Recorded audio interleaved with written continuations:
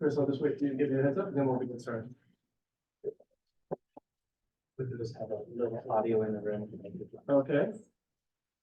So is working for our folks who are joining us online. Sound good? Almost checking. We'll start in just a moment. Excellent. All right. Okay, so welcome to our regularly scheduled meeting. It's December 12th. I would like to welcome our student board members. Thank you again for joining us. We do have a new board member, David Lazaro. Thank you so much for representing your school, Alta Vista High School. And Major both, right? Alta Vista and Major, General Raymond Murray. David is a 12th grader. He's a student athlete and enjoys working out, boxing, and running. Thank you so much for being with us, David. We appreciate you being here. Thank you for having me. And as I mentioned before to our board members, we have a couple of student board members who are out. One's at an athletic event and the other's sick. But we may make it to the action items this evening with you still here. We know that you don't stay for the duration of the meeting because you're trying to keep your grades up as well. So if you're here during the action item, when our president is elected, that president will ask you if you would like to vote on any action items. And I say that because prior, we had so many presentations at the beginning of the agenda, we never made it to the action items prior to you leaving. So I just wanted to let you know, we were always invited to vote. And be one more piece of information I need to get through tonight before we begin. We had an emergency for one of our board members, a family emergency. Julie Kelly, Trustee Kelly is joining remotely, but in order for us to comply with the new regulations of the state of California, the board has to vote to accept her virtual participation. We can comply with virtual participation because we have a quorum here tonight with board members in person. And so I'm asking for a motion to approve Julie Kelly participating. I will read out that unfortunately, due to a family emergency that is called Trustee Kelly out of state, she's unable to attend the meeting tonight because she's supporting her family with medical purposes. I make a motion to allow Trustee Kelly to virtually chime in and serve as a trustee tonight. One second. I second. Okay. Any discussion? All those in favor, we have to do a roll call vote because we have someone visiting virtually. Trustee Smithfield, say aye or nay. Aye. Trustee Vargas. Aye. Trustee Morocco. Aye. And Trustee Alvarado. Aye. Excellent. And thank you so much, Trustee Kelly. You are now able to participate. Anyone who was wondering, this was not an agendized item. It does not have to be an agendized item because it's based on an emergency.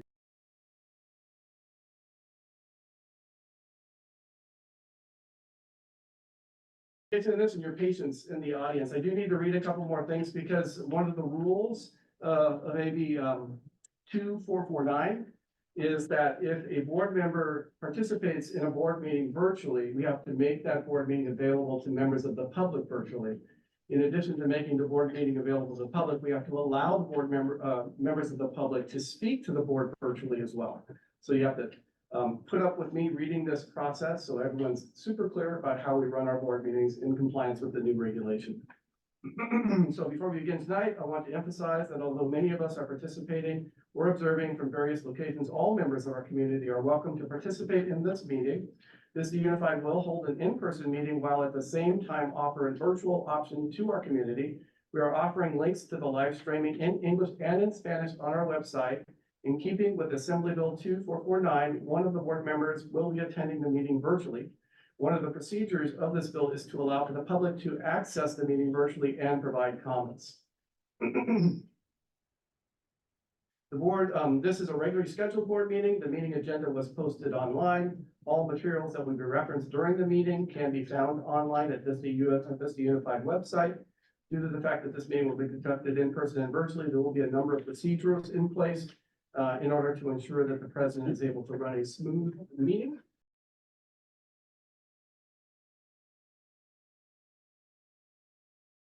Watch and listen to the meeting.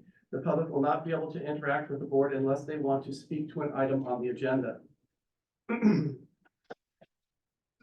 We did switch all of our in-person meetings to the district office boardroom from other remote locations because of feedback from our community that they We're able to hear the audio more clearly when we hold our meetings in the boardroom as opposed to other virtual locations. So we had people ask the question. And here's the appropriate procedure I need to read out. Any member of the public who wishes to speak to an item on the agenda must email Christina Lapola to indicate their interest. Her email address, christinalapola@vistausd.org, is posted on the website. You may also send an email to speak to an item not on the agenda under public comment. Please identify in your email the agenda item your comment wishes to address. Your request for comment should be submitted prior to the item on the board meeting agenda. When the board president is ready to hear comments from the public, or our meeting moderator will unmute any member of the public who submitted poll cards to make a statement. Once the time allowed has expired, the speaker will be muted. The time allowed for each speaker will be determined by the majority of the board. This is a virtual meeting in addition to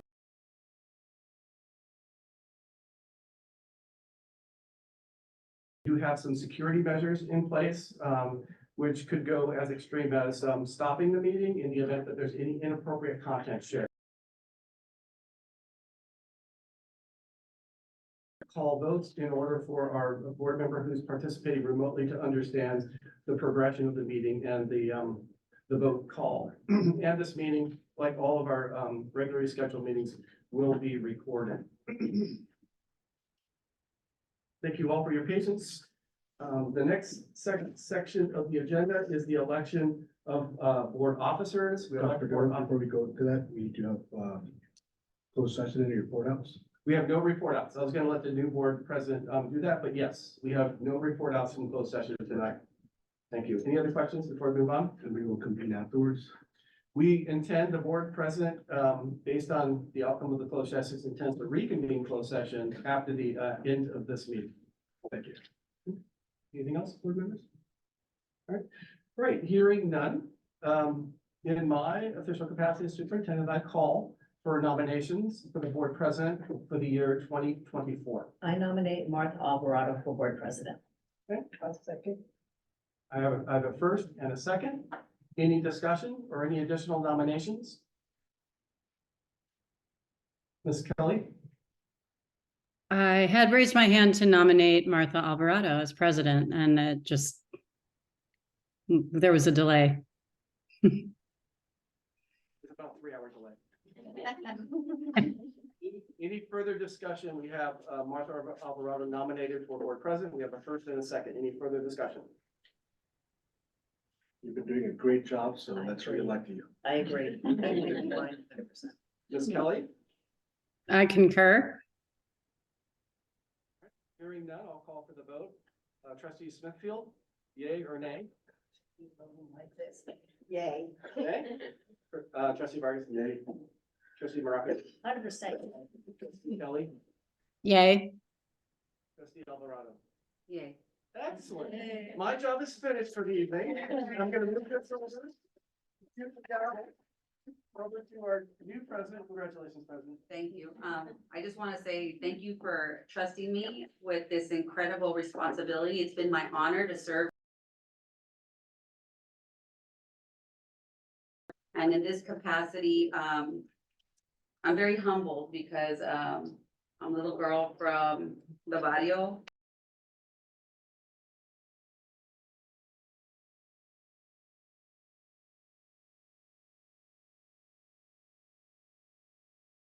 See my reflection. And so I'm proud to sit here in this capacity and lead this school district. Thank you very much.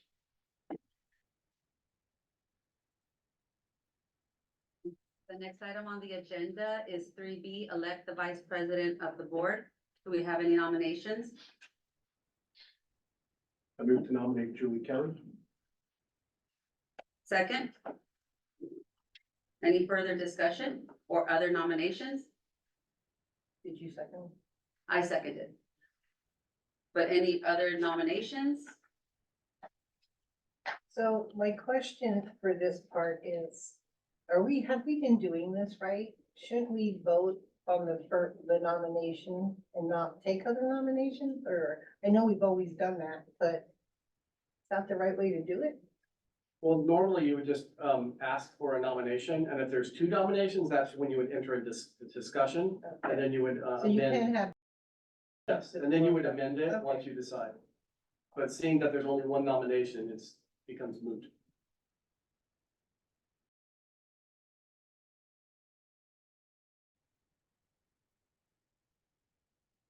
Well, I want to say that, working with Julie this past year has been, quite an excellent experience. She's very thoughtful, very logical, and, extremely organized. And I know that she's having to deal with, a lot of responsibility with her family, and I can completely relate myself. I've also been dealing with a lot of family issues, medical problems in my family and such, and luckily they're in LA and not here. But in spite of that, she hasn't missed one meeting since being elected, so I'm confident in her capacity to serve again.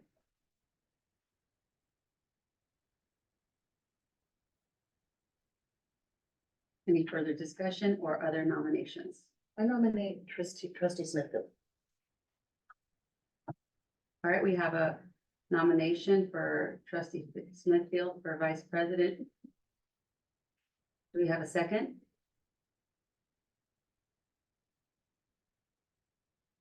Do we need a second? You would need to move forward. I think, my understanding, is it in our bylaws, I didn't read that, but it's in the bylaws, because in Robert's rules, you don't need a second. for We're not nomination. necessarily, In order to move forward to a vote, you would need a second. I'm just not sure. But you still can have discussion, because there's two nominations on the table. Honestly, if you're looking at me to talk, tired. And I've done that. I know it's a lot of work. I do, of course, have concern about, because when you're in those positions, you're working with admin, so sometimes you can lose track of what else is out there in the district, and it can become a rubber stamp thing. That's always a concern to me, but right now, there's not even a second, so there's not even a reason to discuss it. Right. To vote on Julie. we'll call for the vote on, add roll call. Trustee Smithfield, Yay. trustee Vargas, Aye. trustee Morocco. Aye. I vote aye. Trustee Kelly. Aye. All right, so the motion carries. We have our vice president of the board for the next 2024 school year, 2024 calendar year. All right. Next item on the agenda is 3C, elect the clerk of the board. I'll nominate. She does good. We got a nomination for trustee Morocco. I will second. Any further discussion? Any further discussion? Trustee Kelly? No, I concur. Roll call vote. Trustee Smithfield? Aye. Trustee Vargas? Aye. Trustee Morocco? Aye. Trustee Kelly? Aye. And I vote aye as well. The motion carries 5-0. And now we have our new officers of the 2024 school year. Thank you. The next item on the agenda is 4, which there is no report out, but we will continue the meeting after this open session concludes. All right, the next item after that is approval of the agenda. So if I'm gonna pull things from the consent calendar, do I do that now or then? Later. Later. Okay. I'll make a motion to approve. Second. Motioned by trustee Smithfield, seconded by trustee Vargas. All in favor of approving the agenda as is, say, every single one, every single vote we have.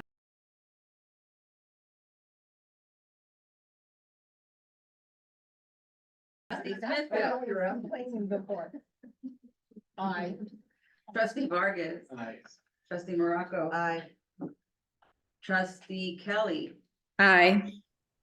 I vote aye, the motion motion carries. We approve the agenda. Next on the agenda. Point of clarification or maybe it's a point of order, point of clarification is, can you ask for any objections? Is that allowed?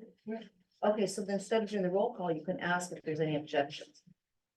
No, not for roll call. Yeah, well, I'm just doing it based on the language that they're giving me for virtual meetings, which is roll call vote. Okay, all right. That's And assembly. there bill. might be some discrepancies between that and Robert's rules, because this is a newer Right. assembly This is, bill. yeah, So I'm just basically following, because we have one virtual member, so that the virtual member is clear about what each of the board members voted for. Gotcha. That's the rationale. Not always start with me. And the hard one. Yeah. well, once we do that, I always do it in order and make sure everyone can go first and we all take turns. I Okay, appreciate that. I do We have that. some hard ones. Yeah, no, I do that.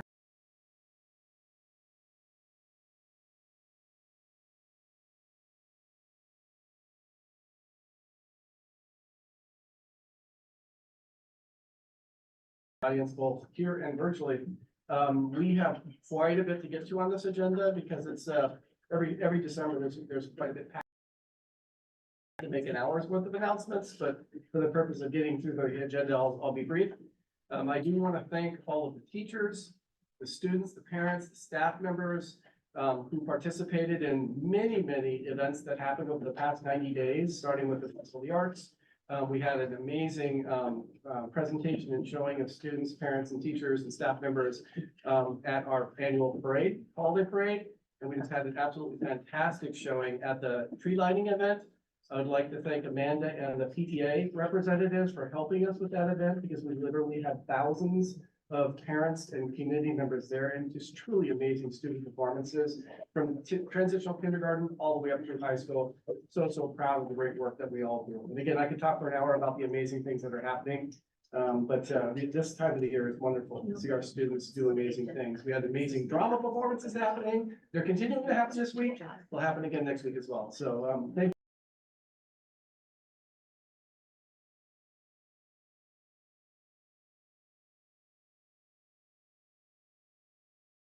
November, so give me a moment to get this set up. I hope the audio works.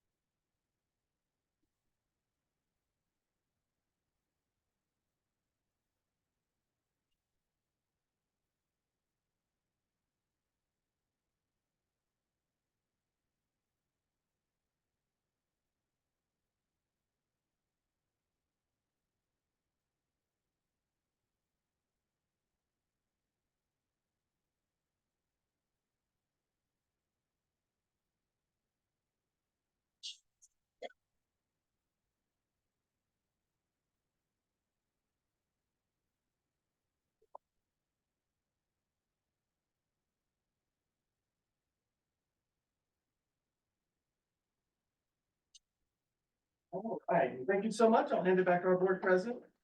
All right, thank you so much. Congratulations to all of our stars. Next on the agenda is number 7, presentation by community members, public comments. Community members, any member of the audience who wishes to hold and speak to an agenda item or at the appropriate time speak to an item not on the agenda should complete a hold card, which we have up here, and present it to the board secretary before item 2A, which was done. And I would have read this normally before I opened up the meeting. So I'll continue. If it sounds redundant, I apologize. Before item 2A, or before the meeting begins, in an effort to gain as much public input as possible, individual speakers will be limited to 3 minutes or less. A total of 20 minutes will be held for public comments under 7A. Item 7A, the remainder of public comments will be continued after completion of the discussion action items if necessary. And I would also like to remind our speakers that we do have our values, and I I would hope that you would adhere to them, especially because our children and that you please address the board, when you come up here. All right, Before you call the first one, I just want to double check if we're running yeah. virtual correct. and so Chris, are there any virtual or are we aware of any virtual hold cards? No. Not at this point. So we'll interrupt you if there's virtual hold cards. So please proceed. All right. All right, the first person to speak is Gray Prieto. You will have 3 minutes to address the board. Yes, sir. Come on up. Hi, I'm Gray Prieto. I'm currently enrolled in Rancho Buena Vista High School, and I would just like to bring up the fact that Rancho Buena Vista is very familiar with vaping at our school, and I feel like it's been a really big problem that we have been having lots of false alarms just from these students continuously smoking in the bathrooms, and I just came here just to wonder of what Rancho Buena Vista is going to do, because there has been multiple emails sent out saying that they're going to look forward into it, and they're going to see what they can do just to help out the situation. But there has been too many occurrences taking out of our own students and teachers' times during this really hard time of reviewing for finals, and these breaks usually last for like 10 to 20 minutes. And I just would want to know of what Vista Unified District is going to do of vaping in bathrooms and how we can help get this problem solved. Thank you, Mr. Prieto.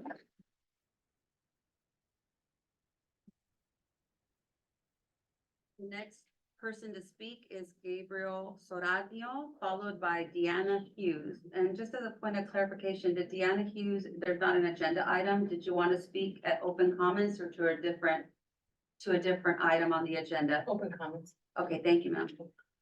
Hello, ahead. my name is Gabriel Sweden, and I am here to present an issue revolving around the nutrition time and what is provided. I feel like what is provided is not enough considering. A little bit Louder. louder, just so our trustee who is virtually can hear you well. Of course. I feel like not enough time is provided to students when attending nutrition. And I feel like that is exemplified by students cutting the line very often. And that being kind of an issue that has been accounted for on the intercoms over in the morning.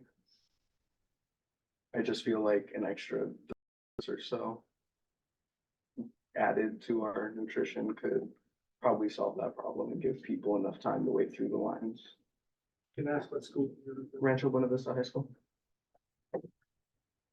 So just as a general, are you done, sir?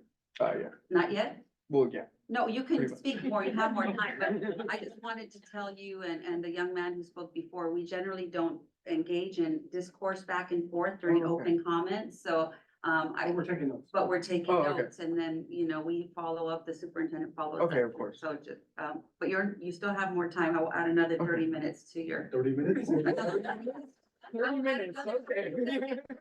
I don't know if I was ready for 3, but. No, another 30 seconds.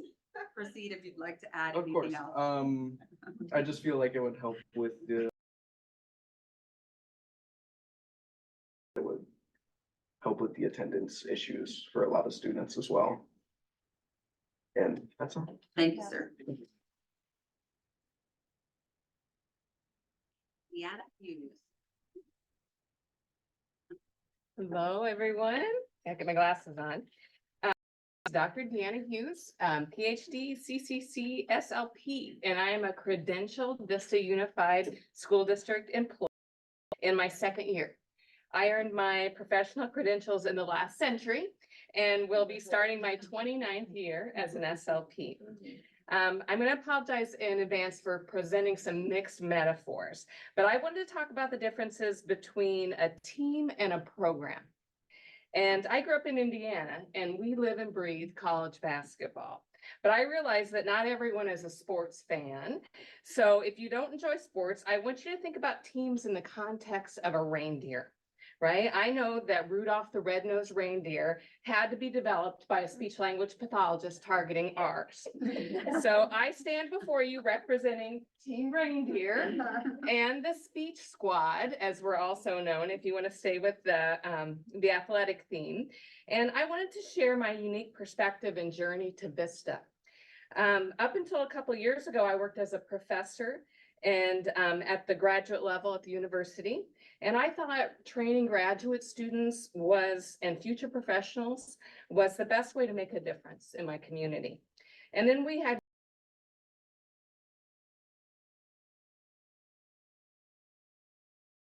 public schools. Over the last decade, I had continued providing clinical services in the area. Thus, I was aware of all the school districts in North County. By far, Vista had the best reputation for clinical service and professionalism because they had developed a program. And instead of just an excellent team, right? So for example, in basketball, I'm going back to the sports, one can have a group of athletes that work well together, right? And they can have a great team and they may go to a championship for a year or two, and then they fade away. What Vista had, and I hope continues to have, is a program. And that has outstanding reputation year after year. Or for a reindeer, not just a great Christmas delivery in 2020, right? We need to be consistent. So what makes a program successful?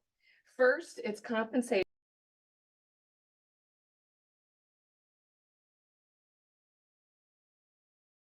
Participate in decision-making and continuous training, as well as recruiting. Great programs have 20-year seniors like myself, as opposed to a 6-year senior, veteran leadership, middle players who can bridge the gap between veterans and the newbies, and then fresh and motivated new recruits. Miss Christine Gorin shared at the last meeting how engaging in supervision is critical to this process, but few of our SLPs, approximately 2/3, do not supervise, and this is primarily because of the workload. Unfortunately, Vista has lost many of its veterans. Thank you, ma'am. It's my That last is line. 3 minutes, but please Oh. send us, It's the so rest of good. the rest of the. Thank you, ma'am. You want me to do last item or Yeah. All right, the next person to speak is Amanda Remen. Hello, wonderful board trustees and superintendent. Good evening, and my name is Amanda Remen. I am proudly the president of Vista Unified Council of PTA. Today, I have the honor of sharing a report on behalf of our dedicated PTA members. I am thrilled to announce a groundbreaking collaboration between PTA, What's Next, the City of Vista, and the USD Winterfest, the much anticipated tree lighting event. Our 8 schools showcasing incredible performances ranging from ballet folklorico to steel drums and choir, just that our schools possess is truly something to behold, as well as over 40 students, high school students that volunteered, and a shout out to Vista High basketball team for all of them coming out to help. But that's not all. PTA has taken a step further by introducing a crafters market, shining a spotlight on our own local family businesses, PTA's booster groups. This not only enhanced the Winterfest experience, but also supports and promotes the incredible talents within our community. Moreover, the Vista Unified Council of PTA has seized the opportunity to raise funds that will contribute to feeding our children, particularly those who will be gracing the stage at Vista's Arts Under the Stars. It's heartwarming to see our collaborative efforts making a positive impact on the lives of our young performers. I want to express my gratitude to everyone involved in making this collaboration a reality. Together, we created an event that not only celebrates the holiday season, but also strengthens the bonds within our community. Let us continue working hand in hand for the betterment of our schools, our children, and the wonderful city of Vista. We have been fortunate to not only sponsor, but also join forces with the Vista Stars team. The exceptional team is dedicated to celebrating the outstanding staff within Vista Unified School District, who embodies our core values. The Vista Stars initiative is a testament to the unwavering commitment and exceptional contributions of our school staff members. By supporting and collaborating with the Vista Stars team, it shines a spotlight on the incredible individuals who go above and beyond in exemplifying the values that form the foundation of our educational community. Together, we acknowledge and appreciate the hard work, dedication, passion that these outstanding staff members bring to their roles every day. I want to share a decision made by our council, one that reflects our commitment to prioritizing mental health in these challenging times. Given the hectic nature of this season, with many of us stretched to our limits, our council has decided. I'm just thinking. I spell that out to you. Thank you so much for that information.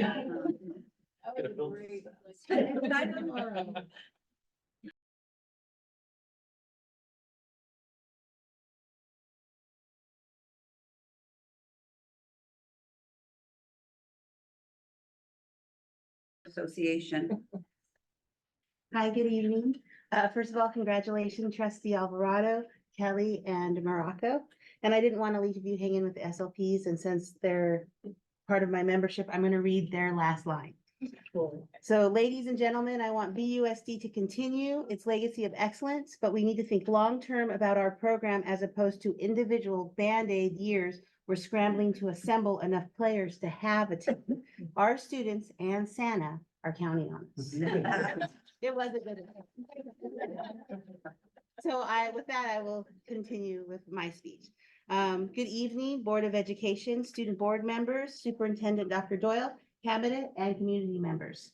I am pleased to present the Vista Teachers Association, VTA report, highlighting our recent endeavors and partnerships that contribute to the growth and success of our students and educators. 1, partnership with the Rotary Club of Vista. With the Rotary Club of Vista. This month we successfully completed the first grade literacy project, an initiative.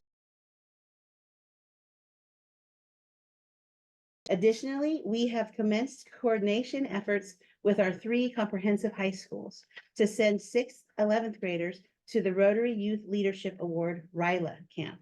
RILA is an excellent opportunity for students to develop essential leadership skills in a unique and immersive setting. We are also right now working in ways that we can work with our alternative high schools. So hopefully more of that to come in the future. 2, we've been participating in district meetings. VTA continues to actively participate in district level discussions and decision-making processes. This month, we were present at the District Community School Steering Committee and the Calendar Committee meetings. Our involvement in these committees ensures that the voice of educators is heard and considered in shaping policies and initiatives and programs. School visits. I had the privilege of visiting Madison and RBV alongside Martha Alvarado and Dr. Doyle. The collaboration between the 2 schools, particularly in their band and construction programs, was inspiring. We had the opportunity to tour the new Career and Technical Education, CTE buildings, which are not only impressive, but also reflect Vista's commitment to expanding pathways toward graduation for our students. The schedule approval for VHS and RBV. Tonight, you will be voting on the approval of next year's schedules for Vista High School and Rancho Buena Vista. We are pleased to share that the feedback from our members who participated in this committee was positive.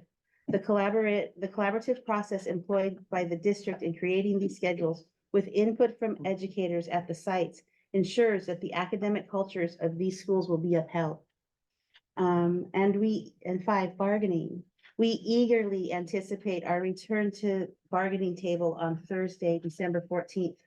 We believe in open and constructive dialogue to address the needs of our educators and contribute to the overall success of our district and ultimately our students. And 6, holiday wishes. As the year draws to a close, the Vista Teachers Association extends warm wishes to all board members, administrators, educators, and community members for a joyous holiday season and a restful winter break. May you find time to relax, rejuvenate, and enjoy the festivities with your loved ones. Thank you for your continued work and support as we're working together, and we look forward to a successful and collaborative 2024. Thank you. Ms. Avila? Employees Association.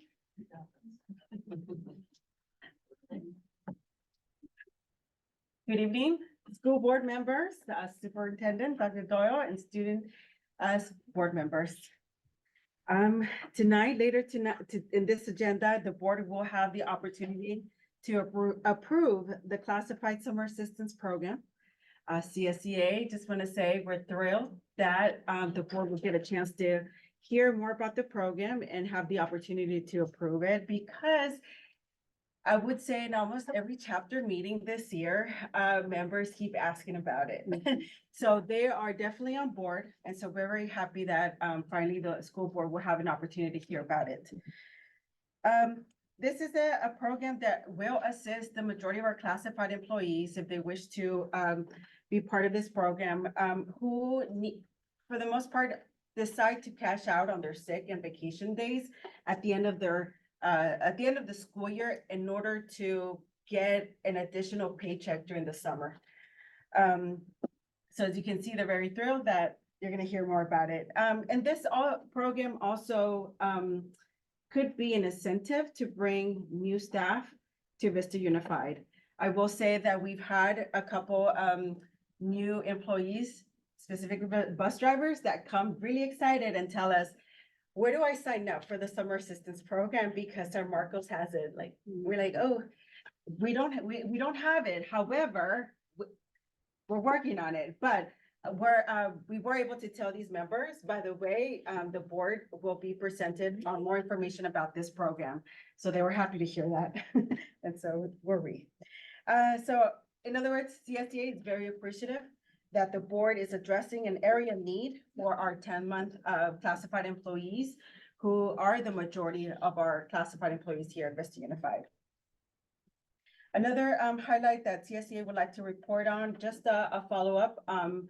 In our last report, we mentioned that the district has scheduled meetings with our classified employees at Beaumont and Rancho Minerva Middle School to discuss the topic of the consolidation of schools. And CSEA has been very thankful for providing that information to our classified employees. So we're happy to say that there's been follow-up on Thursday. There's going to be their second meeting at both schools, and then they'll have an additional meeting coming up in January.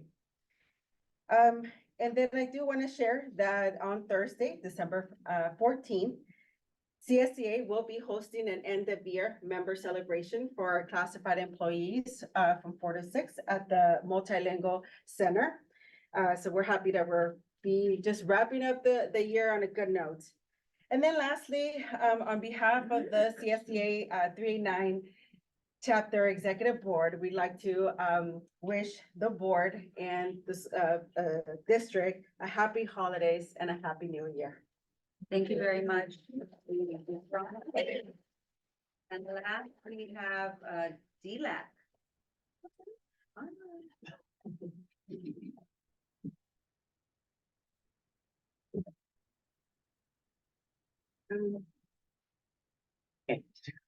Buenas tardes, estimados miembros de la mesa directiva, y felicitaciones a los miembros de la mesa directiva por sus nuevas posiciones. DILA realizó su primera reunión el lunes 23 de octubre. En esta reunión los miembros participaron en la capacitación anual. También se realizaron elecciones para vicepresidente, parlamentaria y secretaria.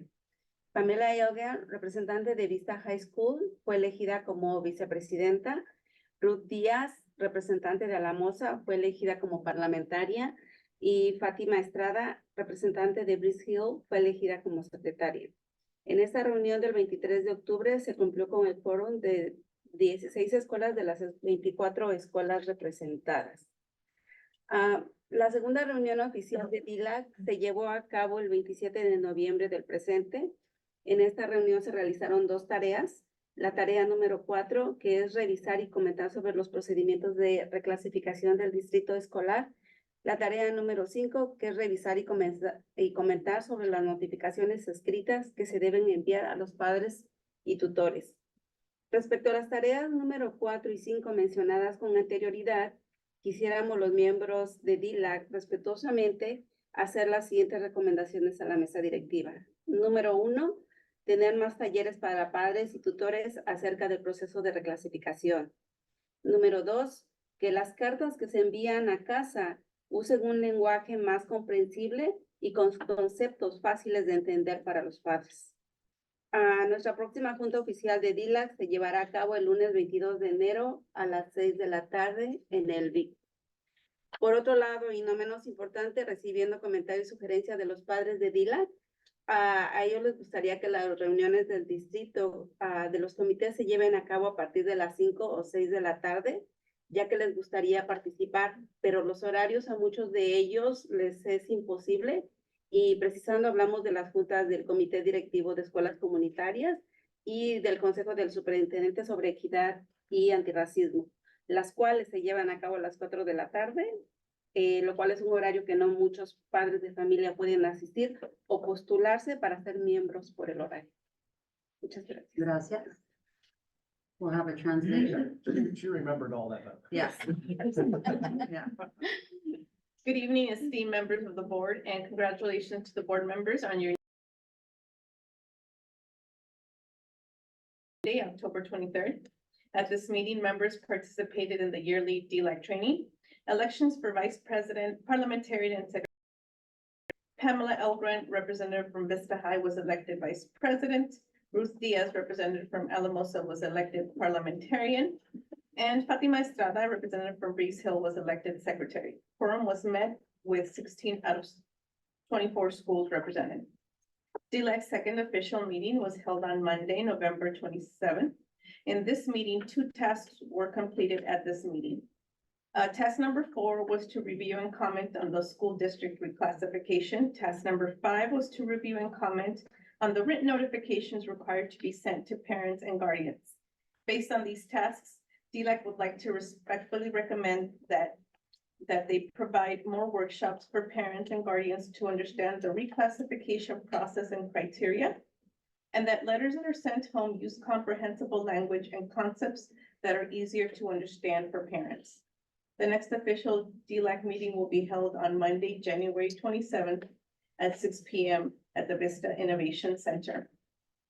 On another note, and no less important, I'm receiving comments from DLAC parents that they would like these reunions from the district to start between 5 and 6 because they would like to participate, but the hours for most is impossible. I'm talking about the Community School Steering Committee and the Superintendent's Council for Equity. Both of these take place at 4 p.m., which is a time that not many parents with families can attend or nominate themselves for the committee. Thank you. Thank you so much. All right, next on the agenda, board member report outs, item 9, starting with trustee Morocco. Oh, okay. I have my cheat sheet because I go back to November. I've had a busy November. All right, so since the last school board meeting, I went to the San Diego Taxpayers Association Annual Golden Symposium and Awards with Dr. Losher. He was there as well. And then furthermore, then Dr. Losher, once again, I saw him at the Climate Action Committee meeting at Rancho Buena Vista, where there was standing room only. Damn, you guys at Rancho Buena Vista, you didn't hear that. You didn't hear that. I mean, like, that's like they're always there, the students, the Rancho Buena Vista students really showing up. That's very cool. So the other high schools, I hope they take notice and start to participate like you. I also, let's see, okay, I'm on the wrong week. There was Thanksgiving, Climate Action Committee. I attended the California School Board Association conference in San Francisco. went to some interesting, sessions there that were interesting. Let's see, I spoke to 2 classes, actually 4 classes at RBB at Rancho Buena Vista, the government classes. Emily was in one of them. And it was basically telling, kind of talking to kids about running for office and what you need to do to run for office. I also went through the process where they can pull up candidates' financials so that they can research candidates and become very informed voters. So I did that. And I think that was the last, oh, no, I'm almost forgetting. I went to go see the Addams Family at Vista, which was amazing. That was just over the top amazing. So good. Kids, amazing. So that was up to the minute. Thank you. Oh, wait, one more thing. I forgot today. I actually went and I helped participated in the mock interview process at Alta Vista with the students, which was fun. Awesome. Trustee Vargas? Yep, participated as part of a CSBA Delegates Assembly. Congratulations to Dr. Deborah Shea from Summit Beach, who was elected Vice President for the state. And so we are definitely well represented at the state level.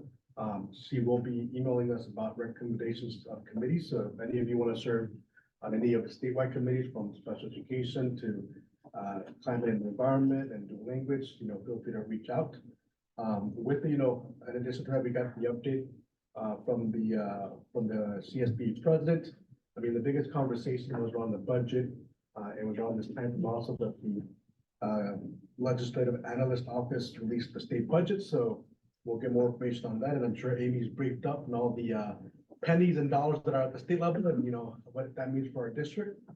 In addition to that, we got to present with Dr. Dill at the CSBA, governing in difficult times. So full packed house. It's an honor to represent Vista Unified and, share our knowledge of what we did and, best practices for other districts that follow. Summer Stephan was also there, another presentation on the fentanyl crisis and how we can be proactive to protect our students, keep our community safe. With that, we followed that same weekend. I missed the parade, but I was here for the tree lighting event once again with Dr. Bill. Definitely working overtime, Dr. Bill. And thank you to, all of our teams that put that event together, our city council, our partners, because it was truly an incredible set of performances. And I know our students, and our parents appreciate that. And then lastly, this week I'll be meeting with Dr. Loescher. We have a workforce housing meeting with the city of Vista. So continue to expand opportunities on how we can support our staff. And so definitely look forward to that meeting.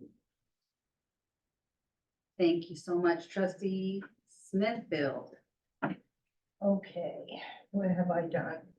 I got to enjoy the Alamosa program, holiday program. Awesome job. They had them playing instruments and singing songs, even the little ones. And then Mission Meadows is on Thursday, so I'll have the privilege of seeing that too. What have I done? The community school, steering committee, I don't know what it is, community school council, the community school group that meets.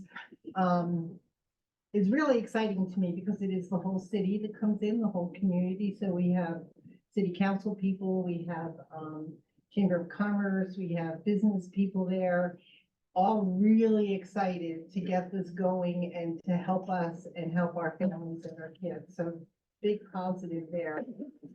Of course, I'll leave that one for last because I think it leads into our next thing. I've had the opportunity to sit in and listen on a bargaining session to hear how things are going. And then I was invited to a question and answer session with teachers in the district, all levels, from elementary, middle school, high school, and some of our resource teachers. And they asked a lot of questions, of which, of course, I will bring back to get to the people that can give me all the answers.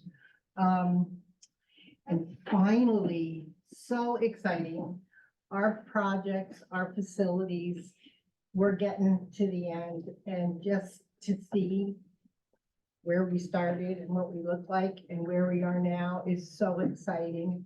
So at Vista High, the two buildings, Building S will be ready to move in soon. Furniture's there. It's just, when we can, you guys have to go and see this. It's beautiful. In the outside area around it, outside learning. And then Vista Magnet, finally, they're gonna get their parking lot back soon, which we've came, a lot of things with that one. We kept finding things underground that we had to fix. So finally, and then the school itself is beautiful, the way they did the front. And they have a very nice sitting area with some inspirational words that the students decided to put around there. And then finally, today, I was at Rancho, and literally the gate opened. I walked up with Dr. Loescher, and we have to go through this, safety gate. And he opened it, and I just stood there in awe. It is so awesome. You walk out, the first thing you notice is the cement, actually, because it's new and it's beautiful. And then you see this big building, but literally you go into this building, you're blown away. It is professionals, like the kids that choose that pathway definitely will have the best training. So the minute they graduate, those opportunities are going to be huge for them. I can't even say enough. You would have to go in and see it. And the more, now they're bringing the machines in, and of course, these guys have to explain, well, this one's used for this. But then today we got to talk a little bit about what this CTE building can do for the entire district. And some of the ideas were, like our drama departments for the staging areas, and just other things we talked about. It's just amazing. And the thing is, when we went into this, we had the trades begging us to get this going. They need these workers. And then when we looked further into it and said, well, if they complete this pathway, when they get out, here's the opportunity for them right away. And now it's here, and they're gonna be moving in soon, so very excited. Thank you. Trustee Kelly? Hi, so quite a few of the committees that I serve on, won't be meeting again until January. And then, one of the items, that stood out for me that I did attend since our last meeting was the, Premier Field Tournament at Rancho Buena Vista High School, which was, incredibly well organized and, entertaining. Between the break for Thanksgiving and me being out of state for a family emergency, I'm going to keep it to a very short report and leave it at that. Thank you, Trustee Kelly. I attended the community schools meeting with Trustee Smithfield, and again, being part of that committee that started with the first 5 in the cohort, it was very heartwarming to see so many people and stakeholders there. And seeing our program expand from 5 to 14, which no other district in North County has. So I'm proud to be part of a board that supports our kids, every aspect that is needed for them to flourish. We toured the schools, both President Carrie Avila, Dr. Doyle and I got to see that gorgeous building. And which leads into the next thing and that I want to talk about. I attended a meeting with the San Diego Building Trades, with the San Diego Workforce Partnership, with our CT coordinator, Robert. What's his last name? I'm sorry, I'm bad with me. Crow. I'm sorry. I'm really bad with names, y'all. Anyways, good things are coming. This hasn't been finalized, but it's just a matter of time. We are going to have a pre-apprenticeship program at our adult school here in North County that is going to be funded by the state of California. Stipends for tools, stipends for childcare, stipends for transportation. And the curriculum is MC3 program, which will prepare our students or anyone in North County, because it's not just for our students, to be highly competitive when they apply for an apprenticeship program. And it'll change lives because basically these folks will be able to apply to the apprenticeship program after they complete the MC3 program and start off with middle-class wages, insurance, and no debt. So for me, that's a game changer, and it kind of brings everything full circle that this board has done to include our pathway and our beautiful facilities at Rancho Buena Vista. So sometimes when I'm extremely tired and I'm like, oh, another meeting, I look at that progress and my cup is full. So that's what I want to end with. And we'll have another program. Oh, yes, and we have childcare. Our partners with childcare will be on campus to give folks involved in the program childcare. So I mean, what else could we do to really give people the scaffold and support they need to get a middle-class job with no debt? So I'm happy about it. So I'll end that. That was a very long thing, but I think we are very proactive. This board is very proactive at attending so many extra meetings and committees, and we're doing the work here and every other day of the week as well.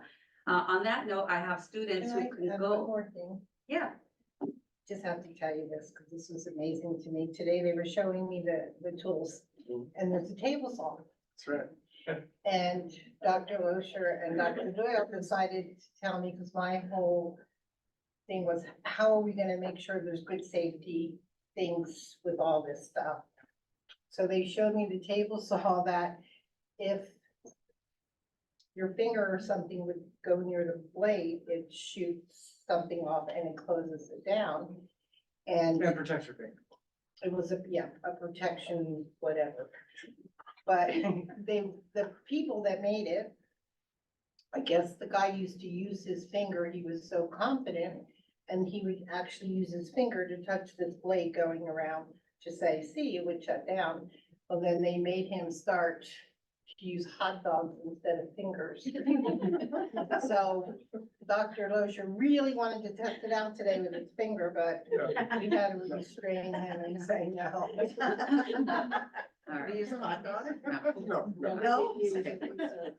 So our students who are here to observe, it's 1 hour, right? So thank you guys for being patient, because I know we started tardy because we always have so much in closed session. We will have some of our assistant superintendents sign their paperwork, and you guys are excused unless you want to stay longer. You're more than You're welcome to stay longer. Right out the yes. door here, guys, right outside the door there. Yeah. All right. Next item on the agenda is items 10, staff committee report to the board. 10A is Measure LL Facility Bond Micro Workshop. All right, we are ready to take it away. Thank you, President Alvarado. We actually quite a brief workshop today to share with you as we come to the end of 2 very large projects that I'm really excited to share with you. And then we have one more presentation after this. Dr. Loescher? Thank you very much, Board President Alvarado. Congratulations on your reelection. Thank you, Looking sir. forward to being of service in this upcoming year, and to all of our Board of Trustees. We do have an abbreviated presentation this evening.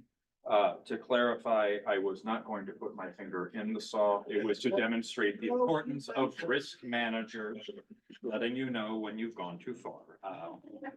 I would have if I had a hot dog.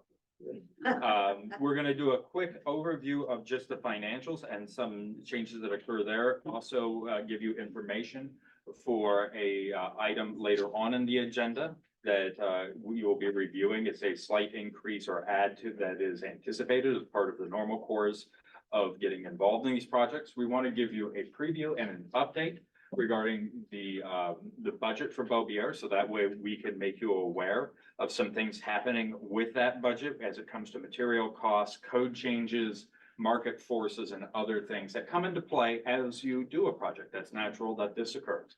But we want to keep you advised there and give you a preview of other items that you will be asked to make decisions on in upcoming meetings, including contingency amounts and other items such as that. So with that, Dr. O, if we can move over to financials, I'll do my best to channel my inner Shackelford. As we go ahead and look at the project estimates, nothing has changed within our project estimates, but as we look over at the actuals did increase up to $96.6 million. It's an increase of about $6.2 million. That breaks across the various projects. Vista High School, 2.1 million, RBV CTE 2.3, as you've heard about the improvements in the facilities and nearing completion. Vista Magnet Middle School, 1.6 million. Administrative costs, about 280,000 over this interim, and Bovier, about $60,000 spent in planning. These are all anticipated costs. And again, these fluctuate as bills come in and go, but they are anticipated. We're going to go ahead and turn it over to Grace at this time to cover the agenda item early, for later this evening, and the increase or the modification, second add to a contract for Nino and Mo. Thank you, Dr. Loescher. Happy holidays. And that being said, we're continuing to move forward on all the bond projects. And as you know, as projects continue and if projects hit snags, they have to be extended in schedule. We've gone through this before.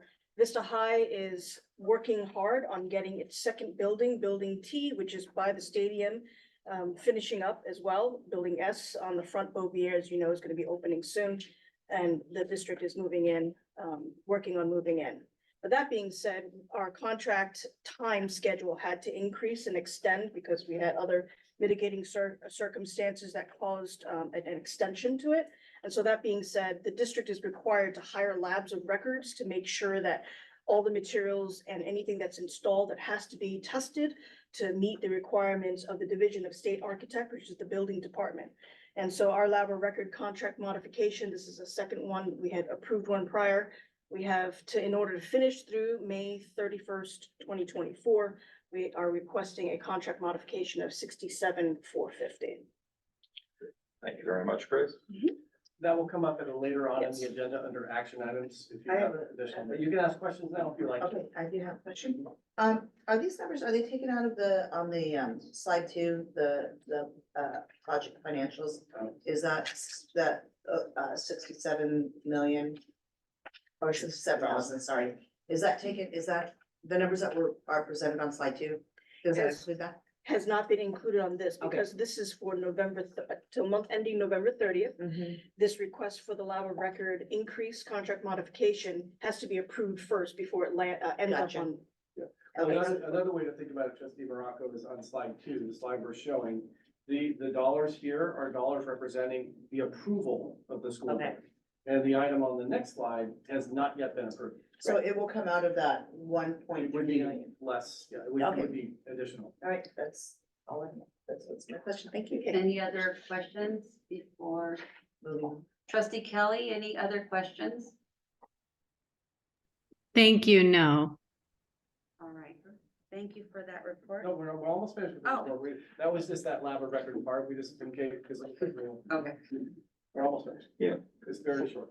For the next slide up, we wanted to give you an outlook and a preview as we go along. We heard about some wonderful things as we come to concluding projects, including Vista High School Building S, Building T, looking ahead to the summer, RBV CTE project and Vista Magnet Middle. But at the same time, we're preparing for one of our largest projects, if not the largest project at Measure Ally, which is the Bovier School reconstruction.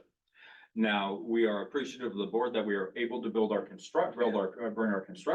constructors on early. And that's with Bernard's Construction, and they help us to finalize those budget items as we get closer and closer to items. And what we came back to report to you at this time is that our estimate is increasing from $65.4 million and is increasing upward of approximately 9.1 million, including all soft costs, due to 4 areas. The first area that we've engaged in is based upon forward feedback. The scope of the project has increased. That increased the cost. That includes costs such as covered walkways, electrical and data, lighting, when we talked about the increasing of EV chargers and infrastructures and the solar panels and all these things. All of these things do increase the cost. Anytime the hard construction costs increase, the softer costs associated with them increase by a percentage accordingly. The second is material costs increase we're anticipating is what we're reporting now. That includes for electrical gear, heating, ventilation, air conditioning equipment, all of these sorts of things. Concrete and plaster is a big one that is looking to increase. That's because of conflicts in the Middle East. That's where a lot of those materials come from for those items. Also, we have changes in code. We're at a time period where the code changes. When codes change, the architect has to comply with those future codes. Those changes oftentimes reflect an increase in cost. And finally, labor market considerations. These are items, as we get closer and closer to building, we're able to more accurately reflect what is the hourly cost? What is it gonna cost for us to build based upon various shortfalls? We heard the need from President Alvarado to develop the trades because we have a shortfall in trades. This is a market force. When we have a shortfall in trades, the cost of that hourly wage goes up in order to attract the trades to build these items. So those are the 4 items. All of that together is anticipated to be about 9.1 million to build according to plan at this time. The second item that is a preview that will be for your consideration is as we get closer to that date of construction, the board will have to contemplate the contingency options. Now, on previous projects, contingency options have been presented to you in a variety of ways. A low number would be 3% for contingency for the district. This is very typical. However, on previous projects, staff, namely myself, has recommended that we look at other options, including higher amounts. Why higher amounts? Because oftentimes we get into the ground on some of these schools that have been there for a while, whether it be Vista Magnet, Beaubier being one of our oldest, we get into the ground, we find things. These are not things you can anticipate in advance. So on other projects, we have recommended the upper end of 10%. What that does is it means we don't have to come back to the board to readjust contracts quite as often. So that way we have that as a planned amount. Again, just in case for unforeseen items that we couldn't have anticipated with ground radar or any other items. So those are things that are out there in the future. It also allows when you have a larger contingency, it also allows for construction to continue. Because there's a time lag and a time delay if we have to increase and add to the project construction cost. But the good thing also is, if you are more conservative at the end of the project, ideally, we don't hit those things, right? So we can give back the contingency that is not used. So we're basically trying to be good stewards to figure out, hey, let's cover ourselves to be able to finish the project. And then whatever is remaining is left, we always put it back into the pot. We also wanted to give you a quick preview as to the timeline, and Grace will walk you through this, just sort of where we are with Beaubier's reconstruction and what you can be anticipating as the next steps as they come forward. And Grace has been leading the day in, day out planning of this effort. So Grace would be the most appropriate person on our team to present it to you. So we are excited that the drawings are in DSA and they're being reviewed. And recently the architect has basically told us that mid-December, which is like now, around sometime now, DSA is actually going to be having their comments ready to give back so that the architect can finalize and finish and revise all the drawings. And we anticipate DSA approval sometime in February. But in the meantime, what are we doing? We're basically preparing for the bid and basically making sure that we have a lot of carrots out there, so we gain a lot of interest, so that the more people who know about the project, the more people are interested in bidding the project, the more competition ideally we can get for the contractors that are out there. And then the anticipation is that the bid is going to be sometime in March, April, because we also have to review the bids when they come in and make sure we get the best value, the best contractors, the best crew for building this project in a timely manner. And then we're looking to bring the GMP, the guaranteed maximum price, for the bid for this project for board approval in May 2024. However, we always need to think about a contingency plan. What if? Because sometimes if there are a lot of projects that are bidding at the same time, there are some scopes of work that, a lot of companies have actually folded and gone under, and not so the amount, for example, glazing. Glazing is notoriously one of the trades that basically there aren't enough, and especially people who can build DSA school projects, which has a higher level of safety factor and codes and requirements they need to follow. So there are not as many subcontractors and contractors who can do that work. So that being said, on the day of bid, sometime in March or April, if we don't have at least a minimum of 2, if not 3 contractors bidding that scope of work, the district, the board can elect to say, you know what, we want to rebid out that project, that scope, so that we can get a better price. And so that potentially could happen. We want to make sure that everybody is full disclosure, understands what could happen. And if that happens, then we would recommend to rebid only the packages that don't have enough coverage. The time period is about 6 weeks that's required because you have to redo and repost. And then we would bring the second GMP approval only for the packages that didn't get good coverage back to the board for approval in July or August. And that being said, we may need to, as time gets closer to May, assess whether or not we need to do a special board meeting so that we can start construction in a timely manner, so that we can open for school 2026. So this is a strategy we wanted to walk you through. Any questions? We're very good at putting extra meetings on our calendar. All right. Let's start with, trustee Vargas. Any questions on this presentation? No questions. Thank you, Grace. Trustee Kelly? Any No, questions? no, thank you. Trustee Smithfield? No, I'm good. Our school board, our, high school board trustees, any questions or comments on this? Nope. All right, seeing none, we need consent items now. Yeah, there's only one item that you'll be voting on tonight. I'm fine. I Oh, don't have any questions. Sabrina, sorry. No, I don't have any questions. I'm good. There's only I one was item. smoking up. There's only one item the board will be voting on tonight. You can see it's the lab of record, even though we presented some numbers with you for both year, that is not a vote for tonight. That's just information, so you're prepared in the near future to have the conversation as well. Right, we can move on to the next. Did we report. want feedback on contingency or no, I think we're good, unless there's additional feedback. like recommendation? Well, is that, so we're gonna vote on the The lab of LR, record, yeah. yeah, lab of record at that time? No, when will we give our feedback on the contingency? You Low, can give feedback tonight, or you can give it in the. You guys in- wanna in give it future tonight? meetings. It's up to you. Board. does anyone feel strongly about one number right now? Our recommendation is 10%. So I sit with these people, so I know a lot of thought and looking and discussion and back and forth with the team. So I kind of go along with what they're bringing, and you go along with what they're bringing back. Do we have that 10% in the budget? Well, the budget will be built around that contingency. Okay. Currently, it's not because you have not approved the GMP. So the reason we're having this conversation now is we need to prepare all those numbers in the future. And Grace, what was our contingency plan for Vista High? Vista High was at 6%. Yeah, it was less. Did we go over or under? We're not done yet with the project, but right now we're within the contingency. However, Vista Magnet Middle School was a 10% contingency based upon it, an older site. And we had to come back to the board for another increase on that. But did we stay with, so we exceeded the 10%? Yeah. Correct.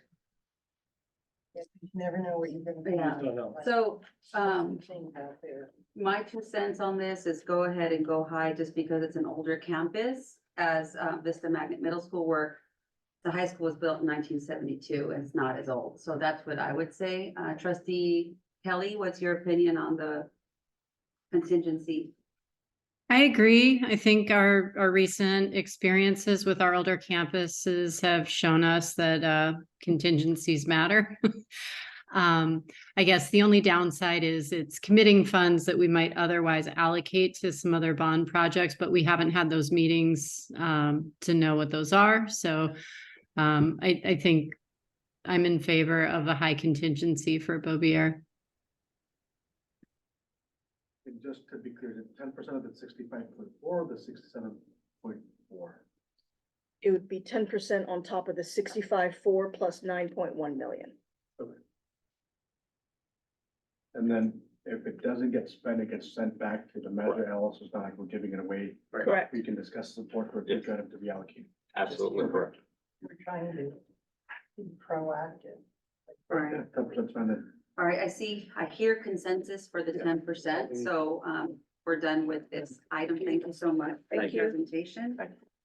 And the next item on the agenda is item 10B, board goal updates, goal 1.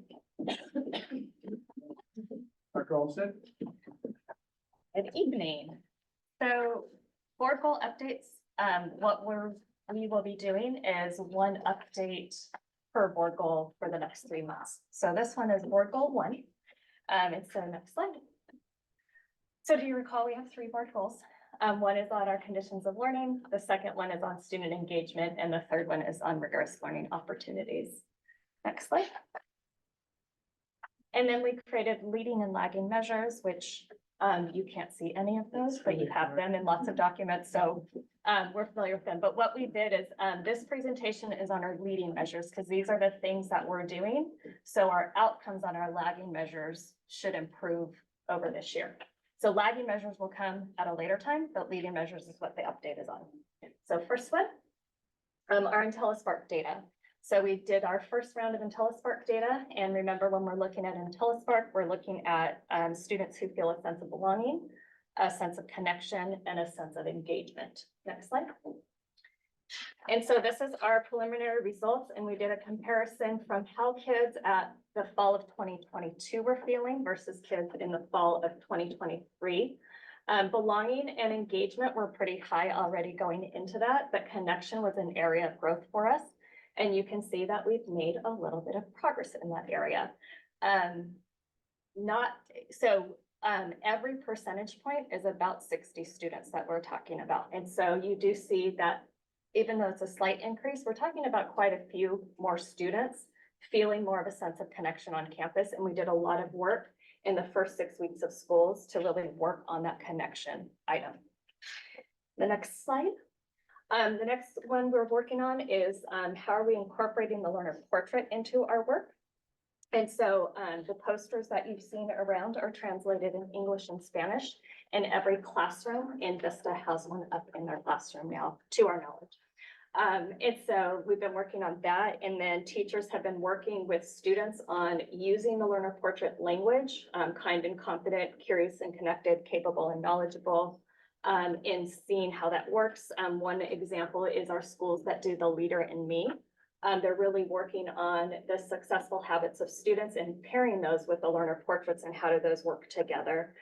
Thrively and goal setting and things like that. Also our progress report for elementary.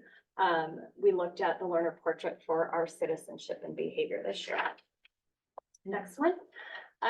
We wanted to see a decrease in office referrals this year, and we heard from our principals that we are down significantly for most minor incidents coming to the office, and they attribute that to the work we've been doing around positive behavior intervention supports, having structured matrices, being consistent across campuses. We're seeing more things, minor infractions being handled in the classroom rather than being sent to the principal. We do have an increase in office referrals for dress code though. As you know, we implemented a new dress code policy, and the agreements with the administrators on campuses with teachers was that teachers would not have to be the ones that provide discipline for dress code, but the administrators do. So students are being sent to the office for dress code violations, and the administrators are handling those ones. Go ahead. Okay. I've been getting a lot of email about dress codes. A lot of there's a lot of equity issues, and there's a lot of feedback that they seem to be enforcing these dress codes against females or female identifying students more so than male identifying students. What is it possible? And this might be another topic. I'm sure Martha will, our president Alvarado will correct me, but is it possible that we could just go to uniforms? Is there a reason why we can't go to uniforms? We have a committee for that? That's a long discussion, but yes, we could put that on a follow-up for you about how dress code and uniforms work in schools, but we can do a future presentation on that. Yes, please do. Your student board members may have some comments on that. Although I can tell you, I wore uniforms growing up, and it's much easier than trying to figure out your academic. You're a uniform, yeah, you get it. Yeah. So we'll explore. We can have a future discussion on uniforms. Yeah. And I would like for us, because I'm getting a lot of feedback too, and sometimes I feel like if we don't walk that tight line, we're gonna get ourselves in trouble for something, and I hear a lot, like a parent came to me and told me actually she had a picture because she was picking her daughter up, and the boys were standing somewhere in their Speedos outside showering, and nothing was said to them. And that was just as offensive as a girl coming to school. So we need more discussion. We do, and I have heard that, so more to come on dress code. We implemented a new policy this year, so. Well, and then if we went to uniforms, there wouldn't be this implementation. That would take care of that. All right, you also know that we've been doing a lot of work around our equity forums and our equity walks. We had our first rounds in this last few weeks. Rancho Minerva Middle School was visited by other schools. We also, Roosevelt Middle School was in our first round of equity walks along with County and Foothill Oak. And when we're going through our equity walks, it's a protocol that we're using. We're looking for evidence in the classroom and then providing feedback to the school principal. But we're looking at 4 areas: culture, identity, relationships, relevance, and rigor as we do our equity walks. And I know some of you have joined us on those, and please feel free to join us in the future. Next slide. Another goal that we looked at for our leading measures was weekly collaboration, meeting agendas, and notes regarding inclusivity, being culturally responsive and identity affirming. So some of the work that's been going on at the schools is they're adding more books to school and classroom libraries that are more representative of the student population. And as you're well aware, we increased our budget this year to be able to do that. Library books being available in Spanish, since we have so many Spanish speakers in our district. Really emphasizing the importance of designated ELD and the monitoring that has to go along with that. We just did a principals meeting this week with our monitoring of our English learners. And then ability awareness is another big push that's been going on. I think you joined some of the schools this year when they did Ability Awareness Week and the work that we're doing around that as well. Next one.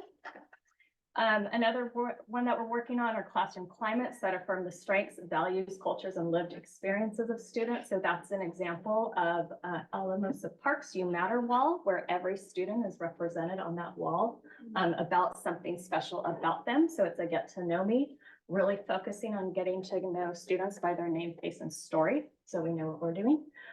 Really looking at strengths and assets assessments and then interest surveys for students. So some of our elementary schools have been piloting a program called Thrively this year that really looks at student interest at the primary grades and then using IntelliSpark and other tools at the secondary level. Next one. You need to go back one. Back one. Yep. So student talk time in the classroom, this has been a focus as well. There are schools that have taken it on as a school-wide focus, really working on discourse in that teachers aren't doing all of the talking, but students have opportunities to talk as well in the classroom. I'm using a lot of sentence frames and sentence starters, a strategy called 10 and 2. So for every 10 minutes an adult speaks, 2 minutes the students get to speak at least. Integrated and designated ELD and really focusing in on small group instruction and how to do small group instruction. Yes, ma'am. How do we make sure this is happening? We monitor. We're going into classrooms. We're asking principals. We're checking for understanding. It's an area of growth for us. So going into a second grade classroom, I shouldn't see kids being disciplined because they're talking, because they should have opportunities to talk. And we have a way to see who's doing that and who's having them sit quiet all day and do their work and listen. The principals are monitoring that. I want to add something to this. So a lot of work we've been doing over the past 10 years with the University of California, San Diego, in particular in early childhood education. And we define that as prenatal to grade 3 of early childhood ed. And they've been working with us for almost a decade, studying what's happening in classrooms, and follows up on what Trustee Smithfield is pointing out. Both of us are primary teachers, so we can resonate with this.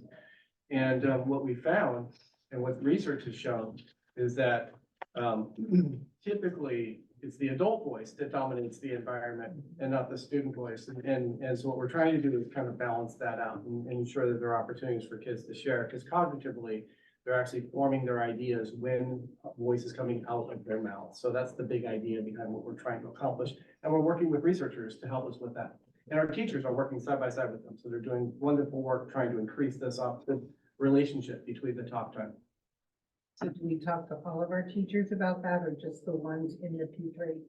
So the No. ones in the P3 were helped us gather the research to be able to follow up, and now we're talking about. the P3. So now we're I mean, kind of getting that message yeah. out to everybody, because it's like what you said, but it's also their language development in those years. Their social development in Correct. those years.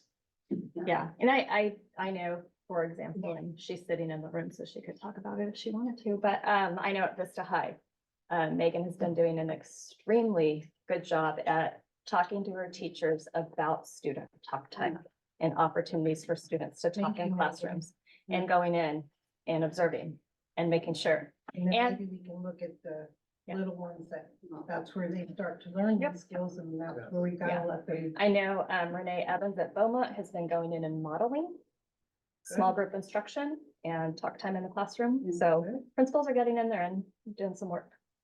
Our ELD curriculum also has a whole structures for collaborative conversation. So if our teachers are doing designated ELD, they need, there's like structures or sentence frames, where kids learn, to repeat whatever the other kid said. I heard you say, I agree, I respectfully disagree. There's all these frames.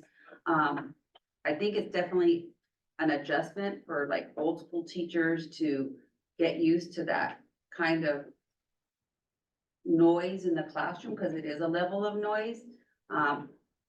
For me, it's been a work in progress where I work, but we know that when kids are, negotiating the language, not just in our dual immersion program, but in all class, they learn more. So by checking on designated ELD benchmark. And I mean, totally for all of our students too, but yeah, that's like, a piece Absolutely. for the RELDs, they need it. Well, and it goes along with our framework for the future and the performance framework that we're building, right? Kids need opportunities to demonstrate what they're learning, and you do that through oral language. So now we're at the spot where We're pushing, yeah.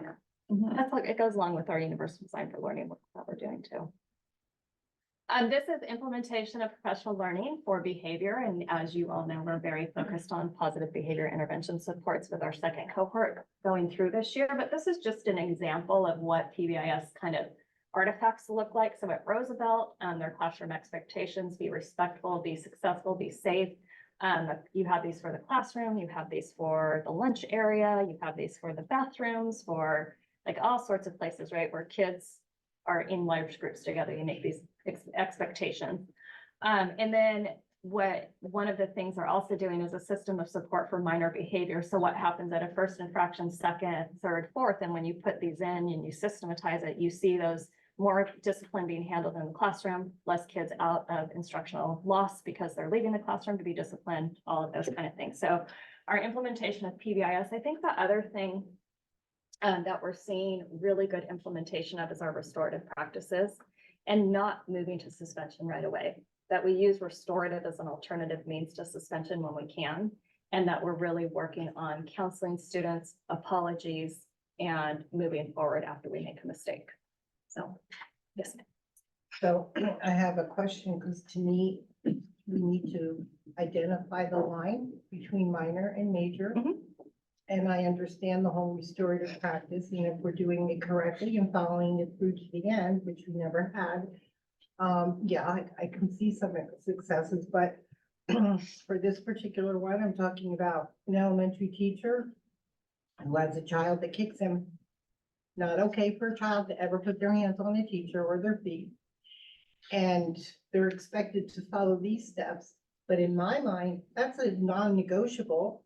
And that child needs the counseling or whatever, but they also have to have a strong consequence because other kids witnessed it. And we can't do that to our teachers. We have got to have their backs.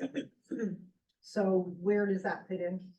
I would need to work with that principal directly to find out why we're But I don't implementing. think it's just one. I need to learn more about that. Okay, so we can talk. Yeah, let's talk more. Yeah. I have a note on that. Mhm. We'll follow. Yeah, well, let's talk more about that. I have a question. Do we have a matrix where it says classroom, teacher managed behaviors, office managed behaviors? Yeah, that's what they're all There's working on. adult, Yep. it's office managed behaviors. Would you like to add something? Oh, yes, because I know that you said you have these like posters around schools. And I can, from a student point of view, I know not just at elementary schools, but at high schools, we have a bunch of posters. And I can say that they have not been effective for at least high school students. Some of the posters end up in the trash or people take them as a joke. And I know that we're in high school, so like obviously like it'll You're get. teenagers. Yeah, We get it. but I think that if we could find a different approach to implementing those, like maybe doing it online or through social media, because I know a lot of high schoolers are on social media and middle schoolers too nowadays, but I know that would be more effective and instead of wasting resources on things that will be thrown away. Thank you for that comment. Yeah, absolutely. Maybe if when students log on to use the internet at the schools, Oh, that's. that would pop up, so that they would know. Like a forced. Yeah, like it would be a pop-up that would pop up immediately, so. I'm gonna take it one step further, a contract for parents and students to sign saying I read it and I understand it. For the PBIS. For the Yeah, expectations sure. at their school. Mhm. Well, they sign their parent handbook at the beginning of the year. Yeah, but- Yeah, but I know what you're saying. More Yeah, explicit. Too. More explicit, yeah. Mhm. Kids too. Yeah. It can be read to them Mhm. if they can't read yet. Yes. Oh, I was kind of going back to like the past slide on the inclusivity and sort of gender, like the identity affirming ideas. I feel like, especially when focusing on the be respectful and like sort of understanding people's identities. Is there any way that could be implemented into like high school level, like collaboration within the classroom? Like and specifically, like the little, like the closer learning, small units, right? Mhm. But like, how does that function in high school and how can that work to like welcome other students' identities in the classroom? Because I feel like there's sort of this gap that's caused because of like a lack of understanding from students and that sort of like creates barriers on understanding other people's identities and the barriers that other people experience, also due to language. Yeah. Yeah, like bilingual students. Yes, it's an area of focus we have right now on what we're calling what's called the universal design for learning. And so universal design for learning has three concepts. One, that you have firm goals, right? And so every teacher has a goal for what they want students to know and be able to do. So it could be a grade level standard you're working on, a math problem, whatever it might be. But then you're supposed to have flexible means of engagement. And so how you learn might be different than how your friend learns and opportunities. And so part of that flexible means of engagement is exactly what you're talking about. I know my students, I know their identities, and I know their strengths. And then the third one is removing barriers for students who may be a student who's learning English as a second language, a student who has a disability that needs extra support, a student who might have had a crisis in the morning and needs some extra support, right? So that's the training that we're really focused on our teachers with right now. And it'll take some time for us to improve in that area, but it's a strong focus area. Their January professional development day, when they come back on the 8th and the 9th, is completely focused on that. So we hope through teacher training, we're going to start to see some of these things you're asking about, but keep being vocal about it, please. Well, we kicked the year off with that. as We well. did. We So it kicked the wasn't year off just in with it, too. January, we did it back in August, so. Yeah. Trustee Kelly, do you have anything to add? Because we've had these discussions here from the dais. Do you have anything? No, to add? thanks. I'm enjoying hearing the voices of our student board members. No, nothing to add, but thank you. So when you say we are bringing this in and we're working with this, are you saying that the people from here are going and training our principals and admin, and then we're expecting them to go back to the school sites and say to the teachers, here's how you're gonna start changing and doing this in your classroom? Or are the principals trained well enough to guide the teachers? And the PD that you're offering, it's not gonna be like over a screen and put to other schools, right? It's gonna be yeah, okay. So they'll get training of what this means and what it could look like, and then where they can get support? Yep. So every principals meeting, we have focused on universal design for learning, and then principals are given a task as to what they're going to do as their next step with universal design for learning. At our last meeting earlier this month, we had an expert, Katie Novak, on universal design for learning, Zoom in to our meeting because she's in Michigan. And so, and they ate it up. They loved it.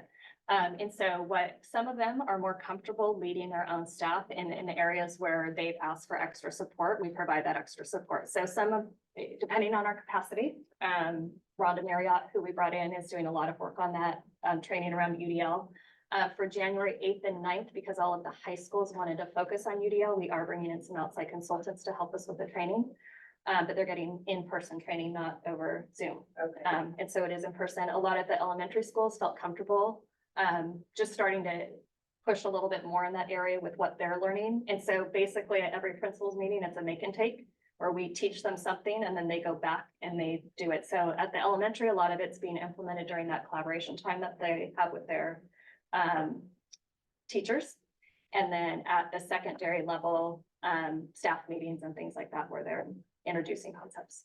Okay, I just have one more thought that just popped into my mind. So at the beginning of every year, it's usually TK, K, and maybe first, we have students that come in that cause a lot of havoc to the other new kids, to the teachers, to the classroom. How does the beginning of the year with those kind of students fit on here? On a classroom What expectation. do we expect our teachers to do with that? When we come in with students who have some really So, for maladaptive instance, behaviors there that need. was kindergarten students this year all over the district that came in and could not be in our system at that point in time for whatever reason, maybe no preschool, whatever, or maybe there were other issues, which we have to take our time and go through that system, which is ridiculous, but, we have teachers and they go in and they're trying to teach kids how to be in school for the first time. And then they have these kids in that are beating, throwing things all day. They have to take these little guys out of the classroom to be safe.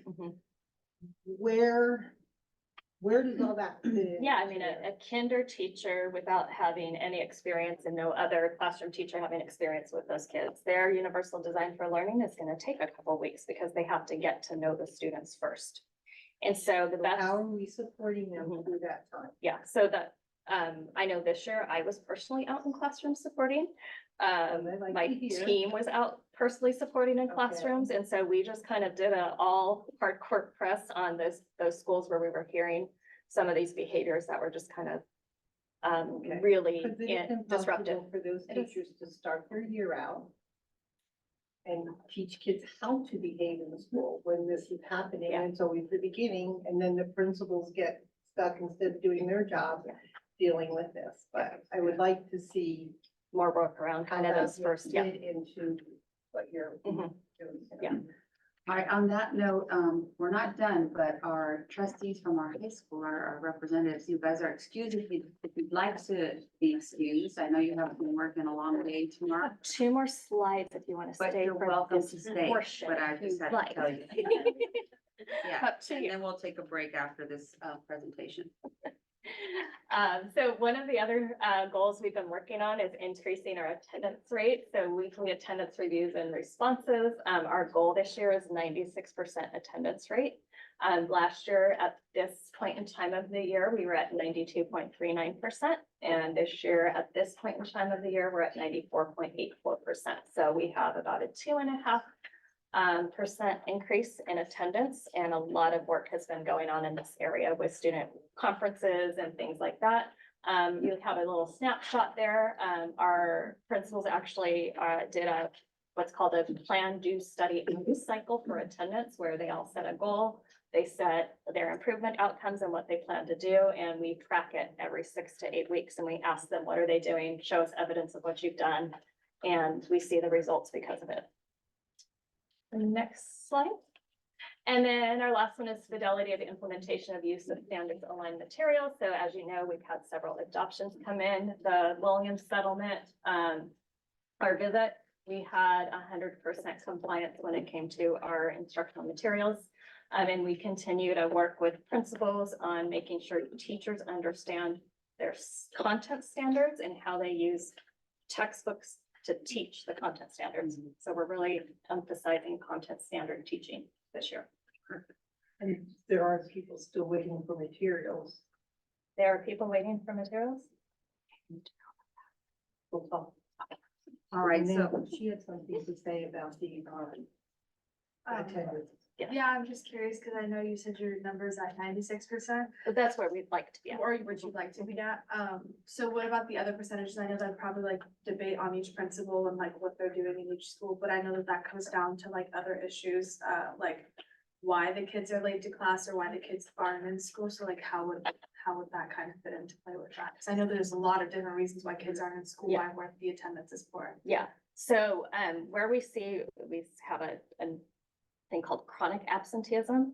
And so when a student misses a certain amount of days of school, it triggers an alert for us. And so then either assistant principals, school counselors, community liaisons are calling students in who meet that threshold and having one-on-one individual conferences with them to understand, why are you missing school? There's lots of reasons, like you said, sometimes it's childcare. They're watching younger siblings because a parent, isn't home right now.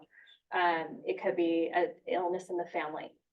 There's lots of things that we know impact a student's ability to get to school. And so it's just having those one-on-one conversations and then also letting them know the supports we have if they need extra support in areas.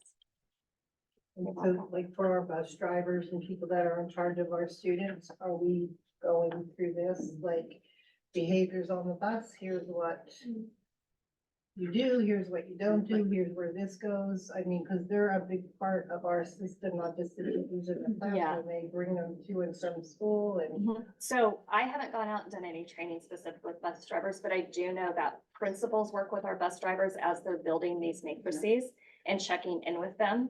And then there's principals who have ridden on buses that help with student behaviors, and things like that. So Progressive discipline for buses would be a great idea, but they would need to know what progressive discipline is. Yeah. So we need to present that to our support staff so they understand, because if we're not giving them all the tools that they need and the understanding of what progressive discipline looks like, then it's not gonna be consistent.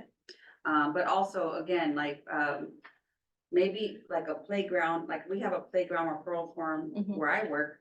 Maybe they could do some type of triplicate form and turn it in so that we can track, like, how often are these things that seem minor, but they're doing it over and over and over again. So if we can provide that to both our noon duties and our support staff, anyone who has to supervise our students in that capacity, then we can really kind of teach them how to use a form and how to keep track. We all can keep track of the data because we don't know what we don't know. So noon duties for sure have been included in trainings that we've done around universal design for learning and restorative practices and PBIS.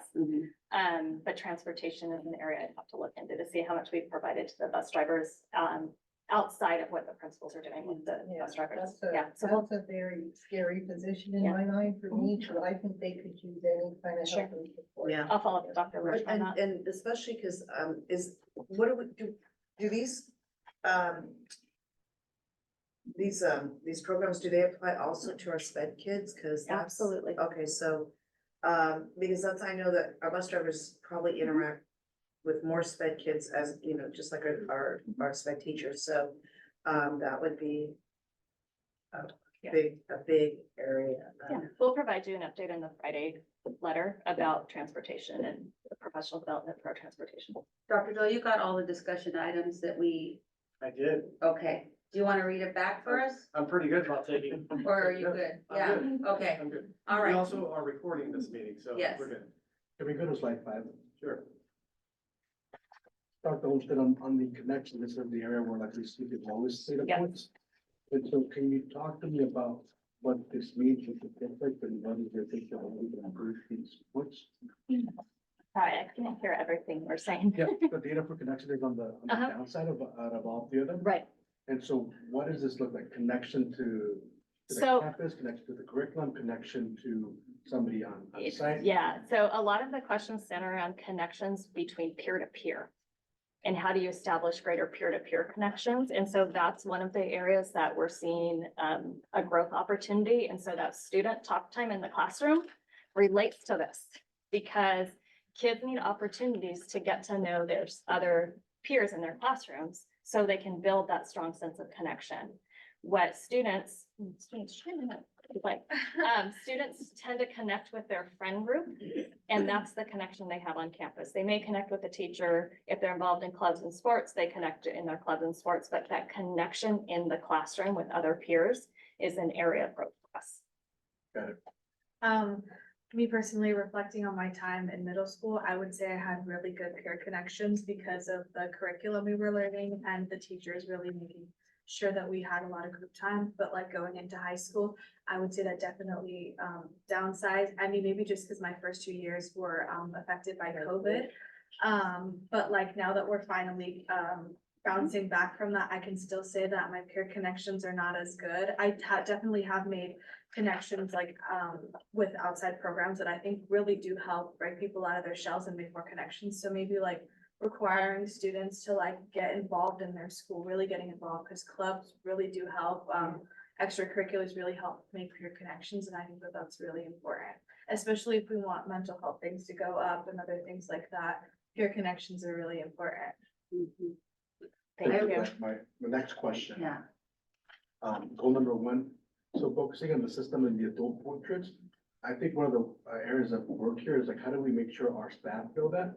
Like, I think it's nice that we get these reports and we, are able to analyze and review, but like, having a family member work in the school district, if I were to ask them, what is the adult portrait? I think, there'd be some ambiguity, but also like, it means something different to every adult. And so what are we doing to like, emphasize and refocus, and this is what we mean when we talk about an adult portrait? So, principals are in staff meetings, going through the portraits and like having teachers reflect, where are you at in the adult portrait? How have you been a compassionate champion today? Linking it. Some do it at the beginning of the year, some do it at every meeting that they have. It varies. Can we get the consistency on that? I hear you. All right. Seeing no more. Oh, I thought you did.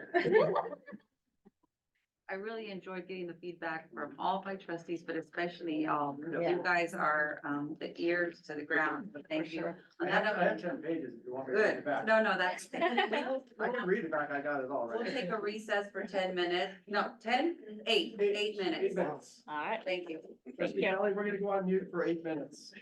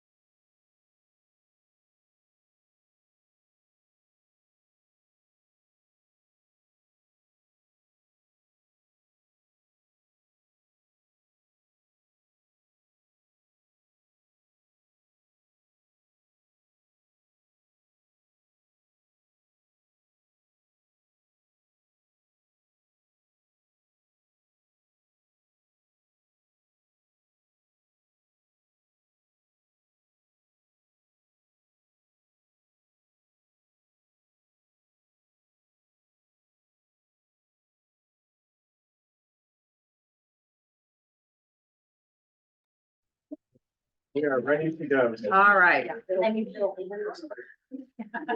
room will come to order. Our next item on the agenda is item 11, the consent calendar. Items 11 through 16, all matters listed on the consent calendar are considered by the board to be routine and will be enacted by the board in one motion in the form listed below. There will be no discussion on these items prior to the time the board votes on the motion unless members of the board, the staff, or the public request specific items to be discussed and or removed from the consent calendar. The superintendent and staff recommend the approval of all these items, but we do have some items to be pulled. We have item 15A, item 15F, and item 16B. Are there any items from other trustees over from trustee Smithfield? Can you repeat them again? 15A. 15A, 15F, and 16B.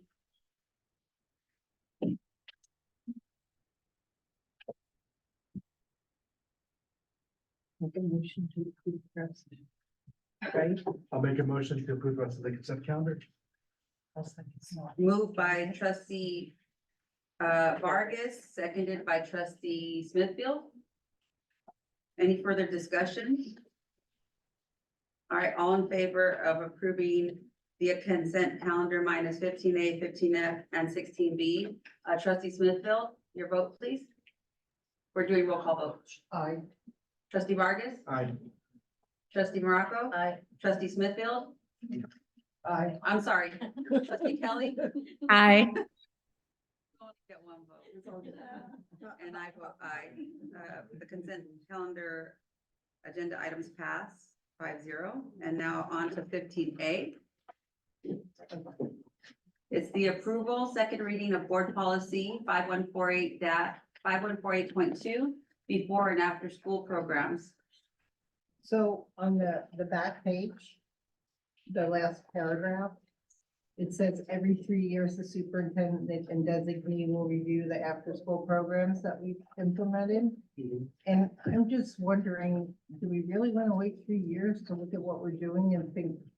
We have to provide a yearly report to the state on ELO now. So we we're really reviewing look it at on a them yearly. every year? Yeah. Okay, that's all. So I make a motion to pass 15A. So moved. Second.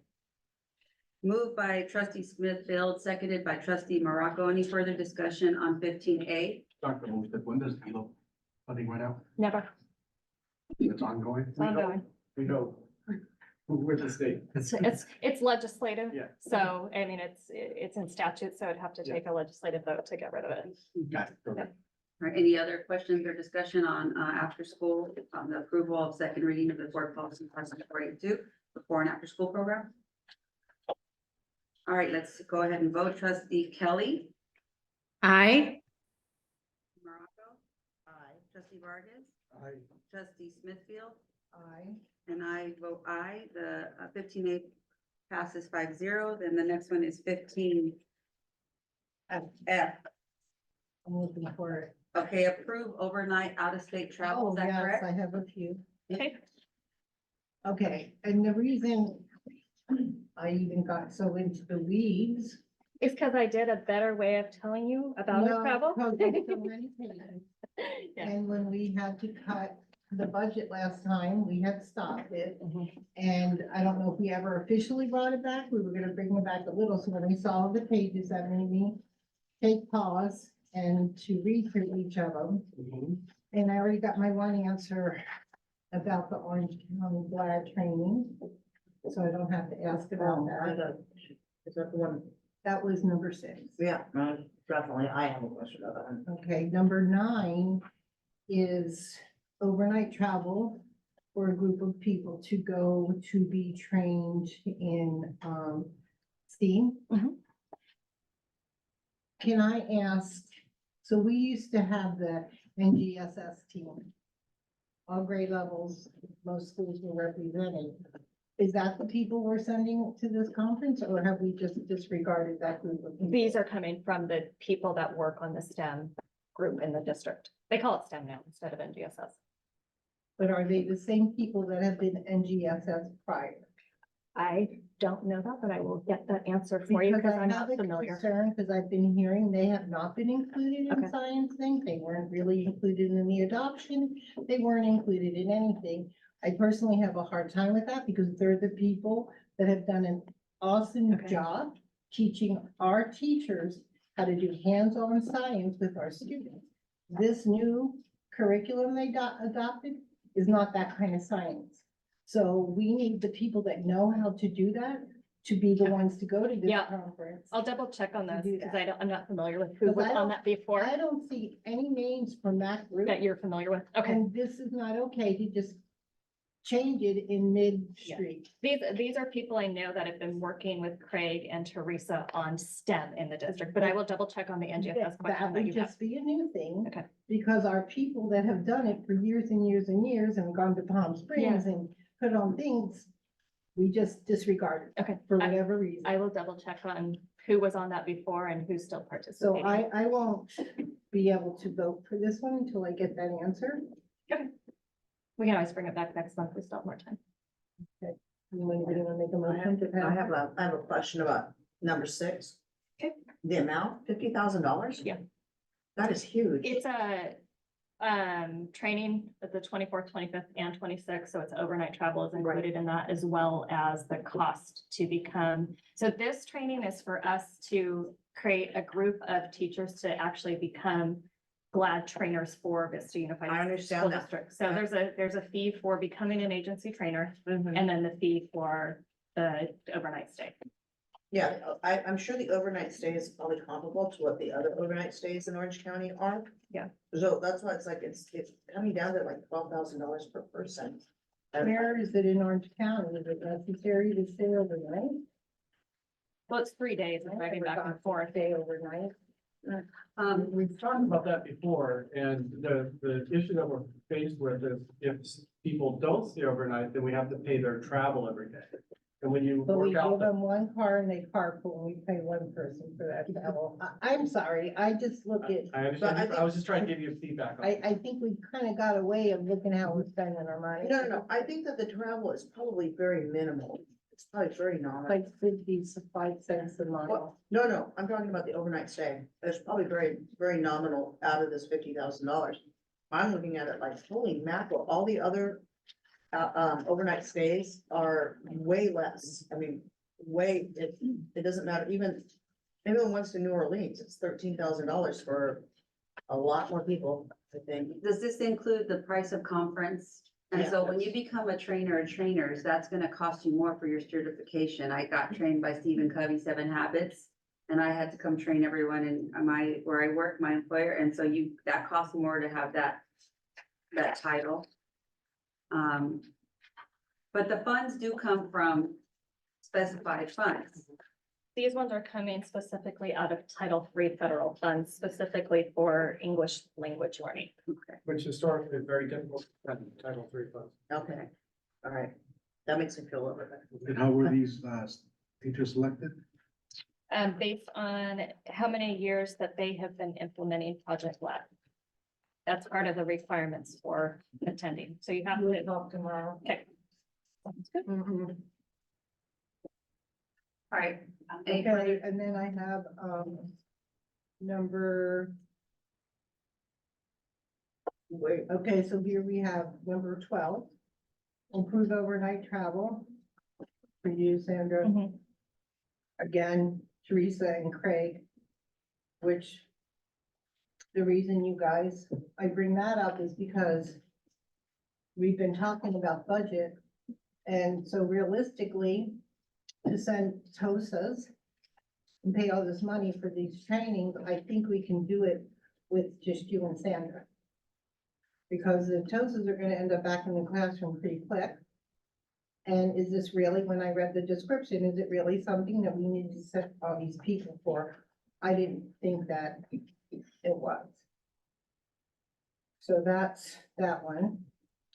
And then on the next page again, overnight travel for you, Matt, Eric, and again, TOSAs to attend this, like we didn't, our TOSAs are TOSAs. we have directors, we have everybody else here, so I'm not understanding the way we're thinking about that. On 17, what is XXSW? South by Southwest. Oh, go ahead. You have a question? Yeah, no, I have something. I did look that up. I have a request. I wish that at least one of you would make an effort to attend the literacy. There's a literacy module that looks really killer. So if somebody could attend that, that would be really awesome. And I haven't attended that in the past, a great conference. Are you or Dr. Shakila presenting by any chance? We're not presenting this year. Neither of us have been to this conference. And so we are going to learn about all the innovation that's there and then hopefully present next year once we learn Got it. what are Yeah. people Dr. doing. Shakila's been there, so. Yeah, He has been there? yeah, Okay, years ago. maybe he hasn't been in a while. I know he said it's been a long time. Pre-pandemic. Yeah. Well, he and I presented there. Oh, you presented with him. Pre-pandemic. Okay. And that's that for that section. The CIS conference, I hear what you're saying about they presented last year on our performance framework, and so there's more sessions around the performance framework, so that's why we weren't including them, but I understand what you're saying. The one on the number 16, that's an artificial intelligence summit that's happening in Anaheim. And the reason we have Teresa and Craig on that is they do a lot of work around ed tech for us. And so we were having them attend as part of our TOSAs that work on ed Okay, tech. that makes sense. Yeah. That's it for that. Thank you. Your questions are answered, so we need a Well, I'm motion. not sure. I think I have one on 16, or that was 16, right? That's 16. That's That was the AI one, yeah. That is all I have. Thanks. So are you requesting to pull that or are you? No, I already did, no. I'm not going to, sorry. What is 16? 16 was the AI conference. Okay, it was on the overnight. Yeah, the overnight. Let me So, just, I don't know if we do each one of those. because, Wait, we have to vote on F. We were talking about F, right? Oh, okay. All right. Is there? Rosemary, is it that it's only the summary of out of district travel that you disapprove of, or that you need more information on, correct? I needed, Cause you're fine with all the other meetings that are on 16F? yeah, I was. I mean, to be honest, some of them I skimmed, like the athletic ones, I skimmed, the ones that had to do with the teachers getting stuff to bring back to their classroom, the IB one. No, that's where I believe our money should go. Yeah. I'm just wondering, are any of these, oh yeah, there's one in January, so we do have to approve this tonight. No. Okay, all right, never mind. But the point of, I think we just have to clarify. When these requests go to your office, you make sure that it's within board policy and AR regulations. So you're following that. So I feel like if there's something we want to change, we might consider it as a board to change it, not now. No, but we had back in the day, we had kind of stopped this except for certain things, and now all of a sudden there's 5 pages of it, and my question isn't to say we need to stop everything. I think my question is, why are we sending some of the people that we're sending? Is it because they're friends with the group that's going? Or, like, again, TOSA's going to be put back in the classroom pretty quick, because there's not gonna be the money. And, To answer the question, I think it's a legit question. Why are we choosing to send the people we've identified? I understand Rosemary's point about TOSAs, but they do fulfill a role, at least for this year. And if that position goes away in the future, then it would go away. But Right. maybe you should answer that aspect of the question. I think it's a legitimate question. why TOSAs are going to conferences? Oh. To go and learn more and come back. They do a lot of the trainings for us when it comes to teacher training. So they're going back and getting ideas and new things and then coming back and actually working with groups of teachers on implementation. So when you say they're working with groups of teachers, are they waiting for a few groups of teachers from their school to say, hey, can you come and talk No, to us about this? They're or- really proactive about, we went to this training and now we're gonna offer this and here's the nights we're doing it and here's how much you'll be paid for attending our training. They've So- actually kept score on that. Oh, yeah. Maybe you could, do another presentation for the board, just so they can see the score of all the different proactive trainings they've provided. Or include it in a Friday Yeah. night. Friday. Yeah, Okay. But the other point. but I that's wa- why we're sending TOSA. The other point I want to clarify that Ms. Smith brought up, which is accurate, is that when we were hit with some significant budget challenges, the board did decide and direct the superintendent to dry up all outside, events and, travel, except for the travel that was required for a grant. The particular grant, that was the exact language, so that's accurate. And we're absolutely committed to following, if the board wants to reinstitute that again, we're committed to doing that. The reason that Dr. Olmsted and the team have identified these is because that's what our staff is asking. So we're simply responding to that. So, And for the record, when something's in Orange County or around here, I never stay travel. So we never pay for the superintendent for that type of travel. so, this might be an Amy question, but, has this already been, taken out of the budget? What's- Yeah, We've already there's- budgeted for there's- We've already budgeted. There's money identified. in So This is all budgeted. perhaps like next year when we Yeah. start to We'll go through that approach process. that financial cliff, Yes. we might have to go back to instituting that policy. Yeah, and a lot of the funds we're still trying to spend down are our COVID relief funds. Yeah. And so while we have an opportunity to get professional development, we're grabbing as much as we can to bring it back to the district while we can. Yeah. So, and my other big concern is the STEAM one, because I, Check on those names. there are people out there that have put years of their life into that. Okay. And then just I'll look into that. Yeah, not we'll follow. okay because this group of people's friends or whatever, we had trained people for years. They're the ones who should be going. Okay, through I'll the look into that. programs. Yeah. All right, I'm gonna go ahead and call for the vote. Is there one that we're gonna pull out or are we, because these are timely, so. No, we're not gonna pull any out. Okay. We just want to vote for the ones that we went, right? No, we're gonna Well, do it's it a- as it's one, a- it's a one unit. item. It's a unit. Okay, Item F. then go ahead. Go ahead. Okay, can I get a motion to approve So I move that we approve items 15F? 15F. Moved by trustee Morocco Second. and seconded by trustee Vargas. All in favor? Oh, no, we have to do it separately. Trustee Morocco, Aye. trustee Vargas. Aye. Trustee Smithfield, Aye. trustee Kelly. Hi. And I vote aye. The 15F is approved 5-0.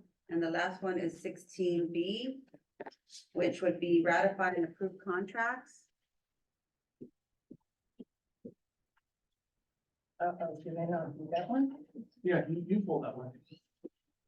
You pulled it. What question do you Did I have about get that my one? question on that one? Oh my goodness. 16. Anybody know what page that's on?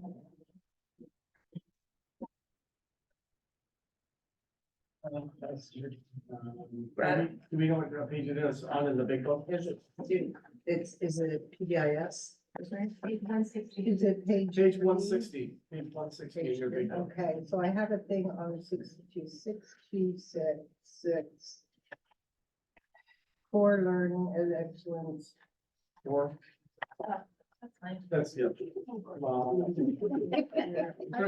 don't know why I did that. I'm trying to. You don't know?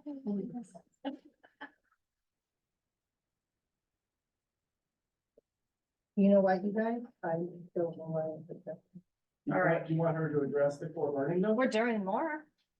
That's what that contract's Okay, for. yeah, go ahead. Core learning slides are really good. I mean, Since I made it. We've asked to Where are increase, we gonna see? yeah, we've asked to increase the contract for our contract with Core Learning. We have more interest in more training. And we're actually going to move towards requiring everybody to be trained in the science of reading. So this is to get everybody So trained. this is the whole core. That's thing. our, well, I'll be coming back to you for more possibly, as we, Expand. Yeah, probably I won't don't stand. know why I even, really, it's something that was familiar, so I apologize. All right, can I get a motion to approve 16B? So move. Second. Moved by trustee Vargas, seconded by trustee Morocco. Any further discussion on 16B? No. Seeing none, I'll call for the vote. Trustee Kelly? Aye. Trustee Vargas? Aye. Trustee Morocco? C. And I vote aye. 16B passes 5-0. The next item on the agenda is 17A, ratify and approve purchase orders. I make a motion to approve agenda item 17A. Moved by trustee Kelly I have a few things for here. for 17A. For the POs, right? Right. Oh, so you have a couple questions. Okay, so my one question. No, needs a second. Need a second Uh, for discussion. I'll second. All right, so seconded by trustee Smithfield. Discussion, trustee Kelly, you want to go first? I have no questions, thanks. Sorry? Since I pulled them, shouldn't I go first? You didn't pull 17B, you just have you didn't pull nothing, you seconded it. Now you have some Oh, okay. questions about this So now I contract. can tell you which ones I have. Yeah, I need you have answers. questions, Thank you. Okay. Sorry. It's an action item. I haven't sat in that seat for a long time, so, okay, and I think that's what threw me off, it's now an action item. So we have, 57375, along with 57257,375, I guess. One is for 125,000, one is for 225,000, and they're to the legal firm. So going back, those of you who are on the board, Martha and Cipriani, you'll remember that we put a lot of time and energy to go through the legal log to see why we were spending so much money. And then we came out with a plan of who was allowed to call it legal and what they were for and everything else. And I pulled these because I know we have to pay them the contract, but I would like to know, are we going above that? And because there's one thing of meetings that I sit in, and it seems like every single time I'm in the meeting, they're always talking about, we have to check with legal, we have to check with legal. In my mind, we pay our assistant soups a lot of money, that most of that, they should figure out themselves. Unless it is a true legal question, but not to say, should we do this or should we do that? So I don't want to have to go through all those logs again from his office, but I will. But tell me we're okay, or maybe I want them to say, okay, we need to relook at how much we're spending, who's spending it all, and do we need to cut back? Well, what we can do, if the board is comfortable with it, is bring back a biannual, 2 times a year, report on the usage by category. That's what we did that you're referring to. Yes. I was the one that created that report with Yes. Amy. And I So spent a lot. of maybe time that with addresses this your law. concern and then we That can would be talk. perfect, that would, I We'll would just, feel we'll really bring back good what with we've done that. before. And that's something we can do, and then the board can give us direction on what level of engagement we want with legal.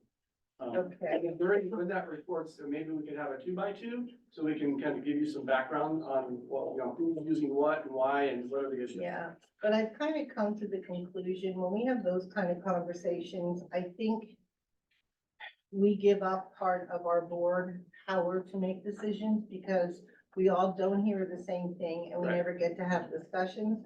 So on some things, I might say, yeah, I have my 2x2, but I want to talk about this with my board members. What we typically do, trustee Smithfield, and I'm more than happy to do that. When we have a 2x2, we typically follow it up with an agenda item. It's rare we have a 2x2 without an agenda item.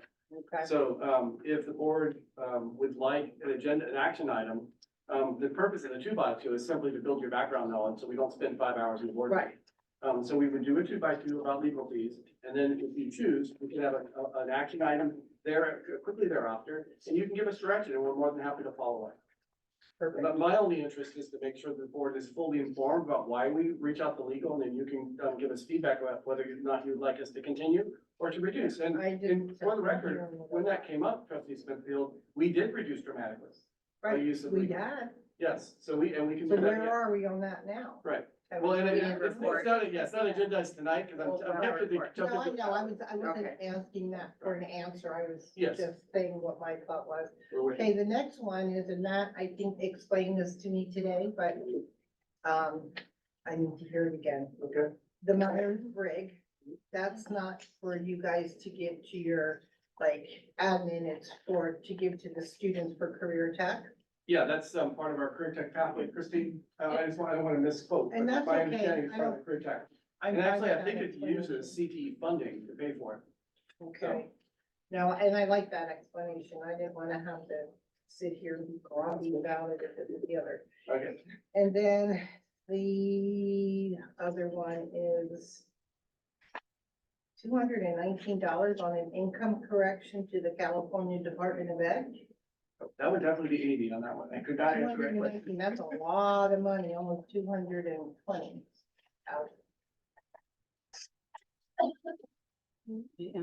she's looking for it now. It's on page 24 or 229 of this.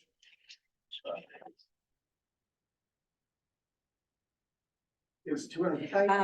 So that is, Title III, so Title Yeah. III, when, I believe it's a, 27-month period, so when we don't spend those funds, you have to give them back. So we had funds that we weren't able to spend with Title III, and this has happened a few times that we had to give back those funds. Very difficult, to spend because the parameters are so narrow. That's why you saw earlier today, the conference, we're trying to find, profits, trying to find ways to creatively spend the money. Because the parameters they give us is so narrow, it's really hard to make it work. Federal funds. Okay, and then the last one that I have a marker on is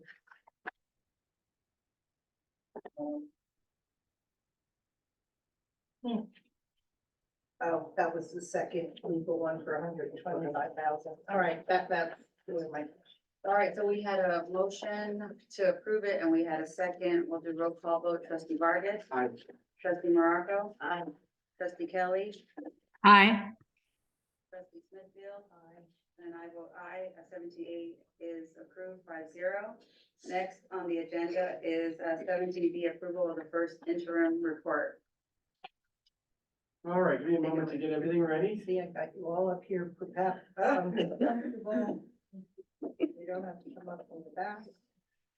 So Amy has put a lot of effort into this. As you all know, this is the first of a number of reports on where we are with our projections for the future budget. Over the past 3.5, 4 years, we all have been working to implement expanded funding as a result of COVID and the pandemic. We're fortunate that the federal government and state government has been very gracious in giving districts funding. And we've utilized that funding with the support and leadership of the board to enhance and expand programs. And if you remember when we started this a number of years ago, we used this analogy, this metaphor of an accordion where we're expanding services, knowing full well that in time, we need to start to contract or reduce services. And so we now have entered that phase where the expansion is absolutely going to be over and we're going to be moving into the contraction phase. And so this report shouldn't surprise folks. Now, the contraction may end up being a little bit faster based on what Amy's about to show, but I did want to draw connections to the conversations we've been having over the past number of years. We always anticipated this. Some people know it as the funding cliff. Amy's going to walk you through it, but this is the first of a number of presentations she'll be giving because again, it's still in projection mode. We don't really know what it's going to look like until June. We're just going to anticipate and work with it. One of the things the board requested and we're committed to doing, we're going to start in January, is to engage the board a little bit more actively in the development of our next 3-year round of our LCAP, which is ultimately our budget. So with that, Amy, take it away. So tonight's report follows a standard format. We'll review the current year revenues expenses. We'll move on to the multi-year projections and talk about the other funds briefly, and then spend a fair amount of time on the state budget update. That's probably the most recent news and the most hot topic that we have currently with our budget. So as Dr. Doyle mentioned, the district has been very fortunate to be in a position with the receipt of those one-time funds that we were able to expand programs. As those funds expire, that moves us into what we have been calling the funding cliff. also looking at where the state is. And so we're moving into that budget readjustment. So we started the presentation tonight with three main budget goals.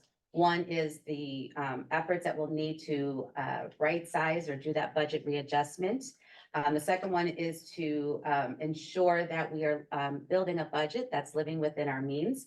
Our goal is to maintain our positive certification each year. And that last bullet is very important. We want to be careful that we ensure that we retain all of our staff. Nobody likes layoffs, and that's one of our goals, is to avoid those layoffs. So first interim reporting, just a quick reminder, first interim is as of actuals as of October 31st. We do have to present a 3-year projection of what our budget is. And then also we have to do a certification at the first and second interim. Staff is recommending that we maintain our positive certification. Please slow us down if we're going too fast. So, starting with the total general fund, revenues did go up. You'll see, Dr. Doyle, we increased by $7 million. That is primarily on the restricted side. So as we close the books for 22-23, any federal revenues not spent last year get deferred to this year. So we have that increase of revenues on the restricted side at the federal level, roughly nets $7 million. You'll see a significant increase on the expenditure side of $36 million. Those are based on primarily 2 items that are down in the reserves. So as we close the books out, we have those restricted carryover funds. And so we roll them over to the next year and we budget them under expense. And so you'll see that restricted grant carryover dropped by $17 million. That's because that $17 million is now budgeted under the expense budget. The other important piece is that supplemental concentration on the unrestricted side. So we had a legislative change a few years ago where districts are now required to document any unspent supplemental concentration funds, and then to ensure that we are developing plans in the LCAP the following year to spend down those funds. So we did close the year at roughly almost $13 million of unspent supplemental concentration funds. So you'll see now that those have been budgeted under the expenditure. So that's those 2 items make up that significant increase of the 36 million, plus that 7 million deferred. We also budgeted under expense. And so ending fund balance projected to be roughly $78 million. That is a reduction of $29 million. That's primarily because of those grant carryovers and assuming the supplemental concentration funds will be spent. I want to spend a minute talking about the required reserves because there is a fair amount in that that is under the required. And so obviously the first one, the 3% economic uncertainties, that is a requirement of the state that all districts set aside for economic uncertainties. Our value of 3% did increase because it's calculated based on 3% of the total general fund expenditures. So if our expenditures increase up above, the value of that 3% set aside also increases. That second item we talked about, the restricted grant carryover. We did not fully budget all $53 million because those funds are good for several years. The primary one is that Learning Recovery Emergency Block Grant that we have until 2027 to spend. So right now there is an assumption that we'll spend roughly $17 million, and that would leave $36 million in our ending fund balance. And we've got the detail in the presentation. The next 2 items are committed funds. So committed funds is a reminder, the board has to take action to put the money aside, and the board has to take action to uncommit those funds. So that first line, the textbooks, about 2 years ago, there was the Muir Highlands property transfer that we negotiated, roughly $2.3 million. We have received payment number 1, and so the board committed the 1.4. We have the second payment, literally the check is in the mail. Didn't receive it by first interim, but that's another $800,000. So I would bring that back at the next board meeting, and the board would take action if they want to commit those funds in as part of the textbook or use for a different purpose. The next item is the decline of future enrollment. So this was the action taken by the board in June. That was a new requirement for districts if they're above the 10% maximum reserves. They have to take action on that surplus. So you either spend it down or the board can commit to a committed set aside. And so the board discussion back in June at the public hearing, and then at the second meeting, there was a vote on the resolution was to commit those funds for declining enrollment. And again, the board has to take action to uncommit those funds. So those are there until the board takes action. And then similar, as I mentioned, the supplemental concentration carryover, we carry those overs and then we budget them under expense. With the concept being is that we should be spending those the next year on our high needs student population. The next row is set aside for salary adjustments. So this is similar to what we did last year. Now that we've entered negotiations, we've set aside an approximate value of what we're looking at as far as proposals. This is just a point in time number, just to ensure that those funds are available. And once we have final negotiations, those would be implemented into the budget. So this is just a placeholder, just recognizing that we are in negotiations. So overall, you'll see that surplus where we were at budget adoption of $27 million above the required reserves, we're at about $18 million, primarily because of the items that I just reviewed up above. On the unrestricted side, we did have a revenue change. It's approximately $1 million. This is currently a projection, but this is charter in lieu transfer. So we won't have a final number of charter in lieu until we get to April. So what charter in lieu is, because we haven't had to talk about it in 2 years because there's been a hold harmless at the state level. And so what the charter in lieu is that the state doesn't want to have to pay somebody twice. So each year we have to do an adjustment of charter students coming in and charter students coming back. And then we adjust the revenue. So until we know those students that either came in or came out, what their attendance was, because we do get funded on attendance, that number won't be finalized until we submit our P2 report, which is in April. So right now it's a placeholder. It can go up or it can go down once we have that information from our charters. And Rena, this is new for you because as you've been on the board, we have not had to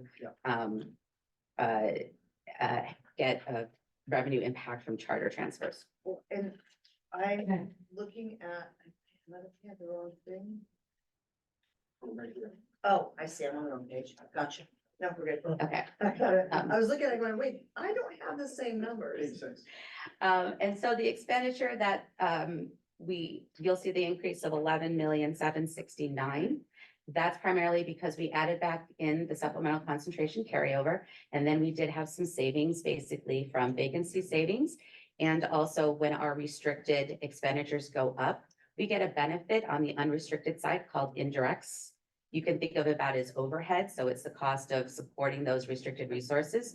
So as we spend more on the restricted side, we get that double benefit on the unrestricted side, so that credit. So our expenditures only went up by $11.7 million. So overall, yeah, you'll see that surplus with the $18 million above required reserves. And so briefly, as I mentioned, we won't know that final charter in lieu number for several months. And the contributions, did want to note that as we have funds that are expiring, one of them was the ESSER paraeducator funds. So able to get relief on our special ed contribution because we were able to move some expenses from paraeducators over to those ESSER funds. So it's going to reduce our contribution by approximately $500,000 to use up those funds before they expire.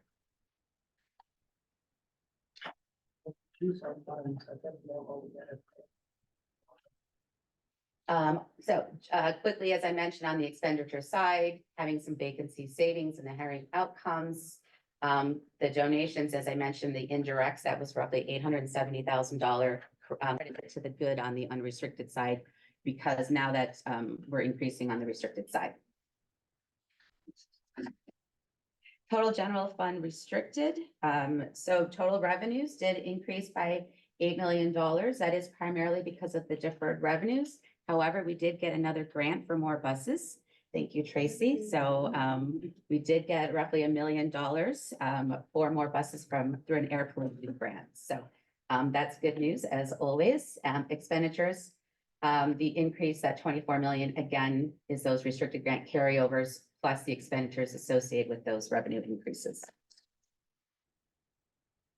I apologize for the little tiny font. That's how the SACS report prints this, but this is the detail of the $36 million that's still in our ending fund balance.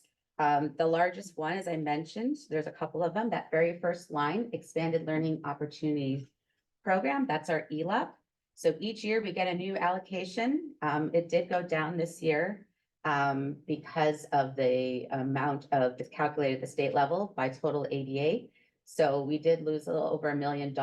However, we have 2 years to spend those dollars. So this $8 million expires in 24-25. So we still have this year, our new allocation this year of roughly 11.5, and then this $8 million that has to be spent next year. And then next year we get another $11 million and then have to, so we're constantly chasing this carryover. So this is something that we need to be mindful of because we need to spend this down so that we don't lose it, because this is one that we've had to give back to the state.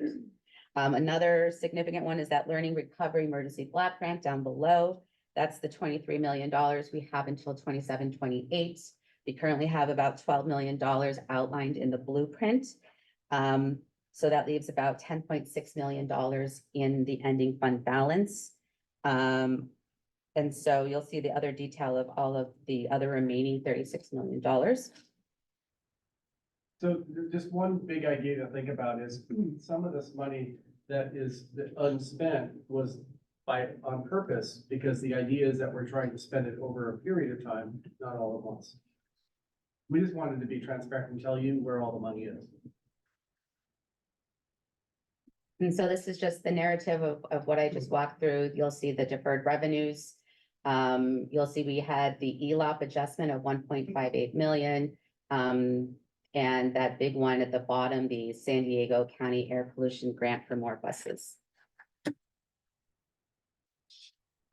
So we've outlined the different programs that where the expenditure increase of $24 million was impacted. Obviously, the large one is the Title 1 through 4. That is the majority of our deferred revenues each year on the federal side. As we defer those revenues to the next year, obviously we budget the corresponding expenditures. So I want to spend a minute on this one because we are getting to the point where some of our significant COVID funds are expiring or have been spent. So you'll see ESSER 3 as an example. It does expire September next year. Currently in the blueprint is outlined roughly $22,947,000. What's remaining is $9 million.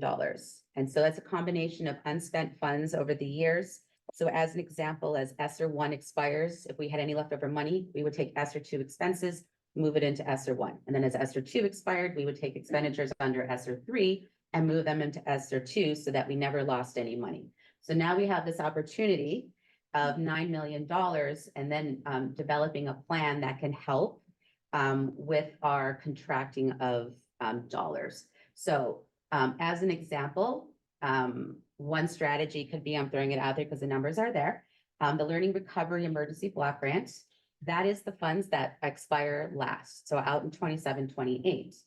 So to be strategic, that would be a resource that you would want to increase the unspent funds. So in theory, we've got in the blueprint $12,779,000. We could take some of those actuals and move them into those ESSER 3 funds that are going to expire in September. And then that would grow that unspent remaining balance of $10,594,000. That would help us continue some of our programs a little bit longer. So that would be a way to utilize those strategic funds. I've mentioned before, we want to spend those that expire first and utilize the ones that expire last. So that would be a way that we could save those learning recovery dollars while we go through that period of contraction with the funding gap.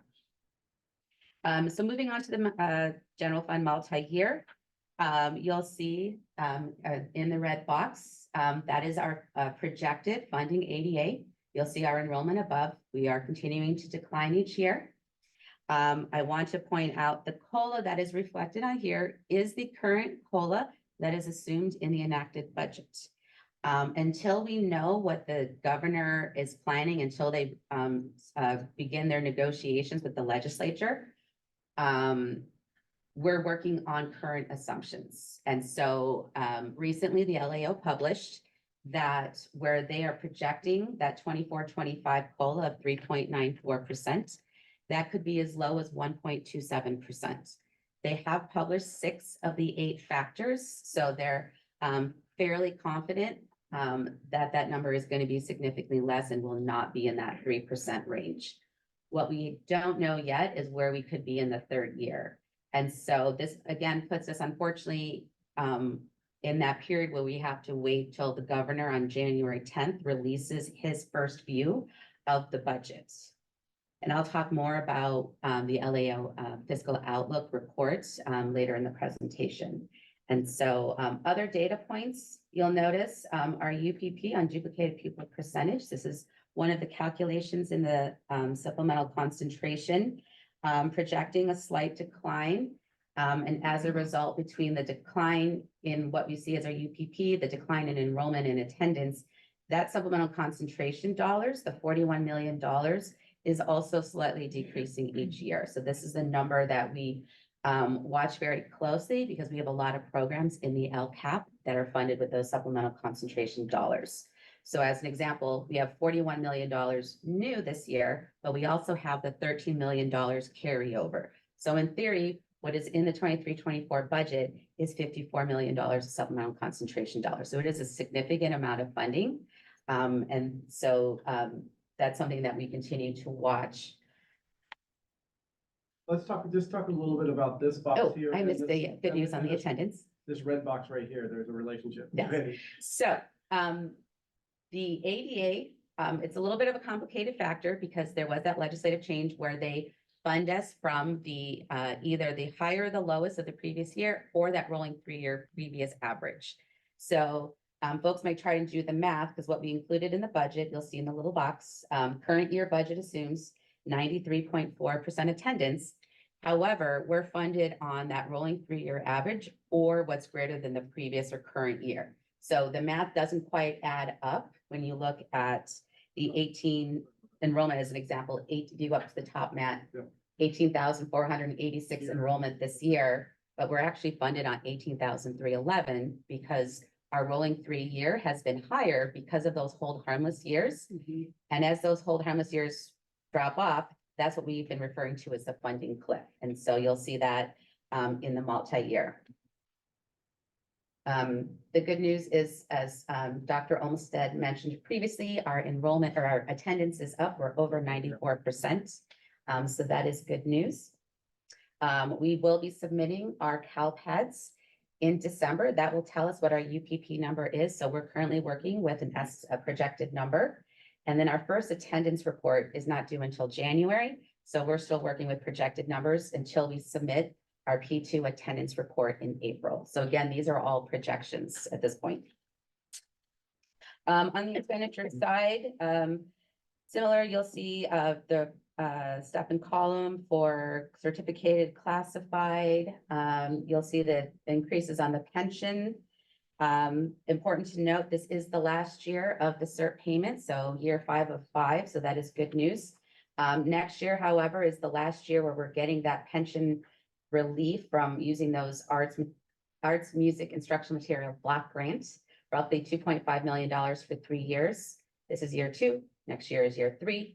25, 26 will have that full value or impact of increasing pension costs in there. And so you'll also note at the bottom, the contributions breakdown. So you'll see special ed continues to grow and that routine restricted maintenance is always the calculation of 3% of total expenditures. I have a question. Anything else can help? Sure. Gosh, oh yeah, so you have certificated salaries and the stepping columns and benefits and all that going across for the 3 years, but did we take into account a retirement, a handshake? We have not yet. It will go down the year that we do it. I did consult with the county and they said you could include it, but they're gonna take it out. Because I mentioned that if we did it in 25, 26, they said it's third year until the board takes action. We're going to remove that from your savings and look at your financials without it. They're not gonna do it. But currently in the multi-year, So we understand where our money is. Because we know we'll be doing that at some point, these numbers will Yes. benefit us a little. yes, that third year, so if we were to do the SERP in 25, 26, our expenditures would decrease as a result of those savings.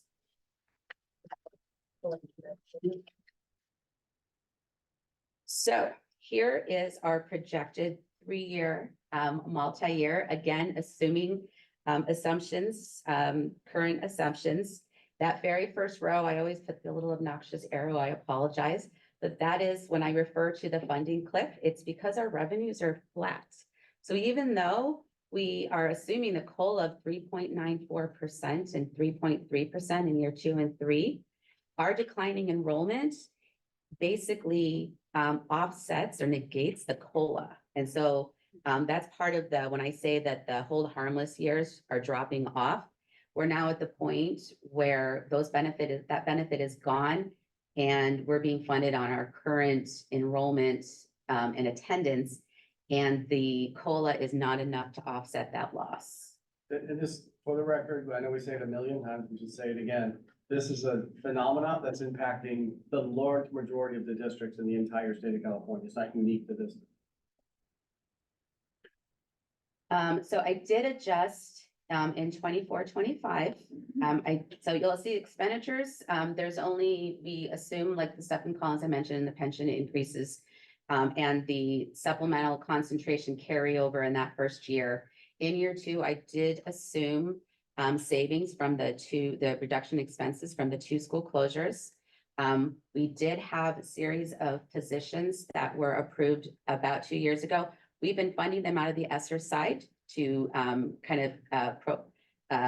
have savings to our base. And so as those ESSER funds expire, those positions would come back into base. So as a reminder, it was, we had some IT positions, the 2 data specialists, the service desk, and the additional technician.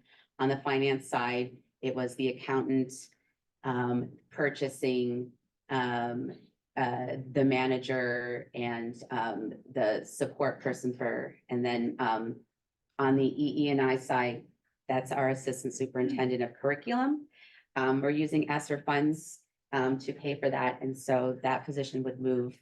If we don't have a restricted resource that we can use in year 2, that position would also move back into base.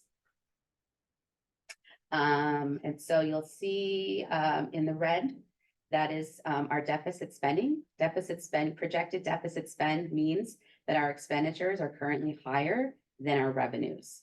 And so getting back to one of the board goals is working with our budget so that we can live within our means, which would mean how can we alleviate or get out of that deficit spending situation. And so as you can see, when you're projecting to deficit spend, your ending fund balance goes down each year.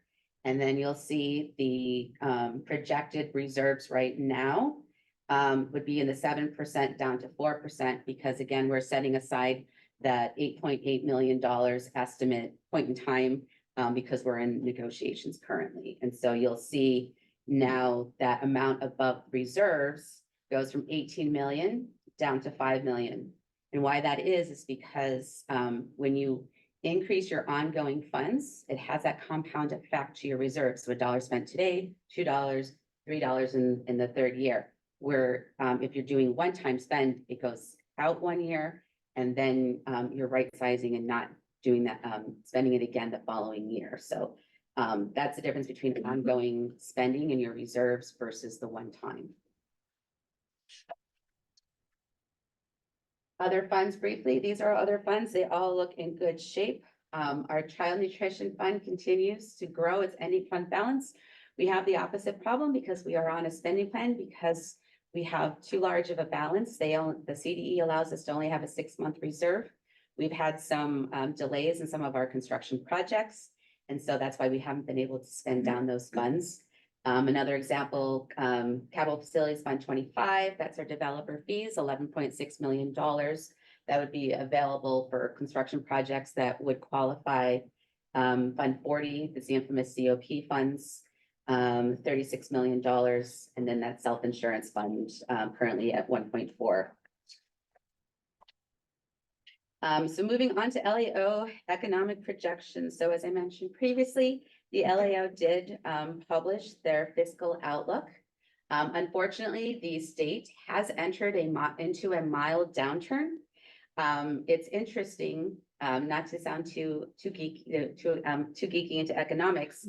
The challenge that we had this year with the federal taxes not being due in April and delaying till October, November, it actually masks that the state was in a downturn back in April, because we had no idea at the time what those revenues were. So the state approved a budget assuming that those additional revenues would come in, and in actuality, $26 billion came in less because of that economic downturn. Whereas if we hadn't had that delay in tax collections, the state would have adjusted their budget, enacted budget down back in May and June. So that situation is what's causing that $26 billion impacts 22-23. So in theory, Prop 98, the minimum guarantee, would have to be rebenched down by that drop of revenue. And so K-12, we are 40% of the budget. So in theory, the legislature would have to reduce that prior year down by $10 billion. So this is where it's going to get interesting. Is what the legislature and the governor negotiate, because they have more tools in their toolkit this year. As a reference point, back in 2007-8, the last time we saw that significant drop of revenues, they were sitting at $1.7 billion in their reserves. They're right now sitting at $24 billion. So they have a little bit flexibility. They've also been conservative in some areas where they've been using one-time funds for future expenses, where they haven't allocated those funds. So another option they can do is pull back some of those funds.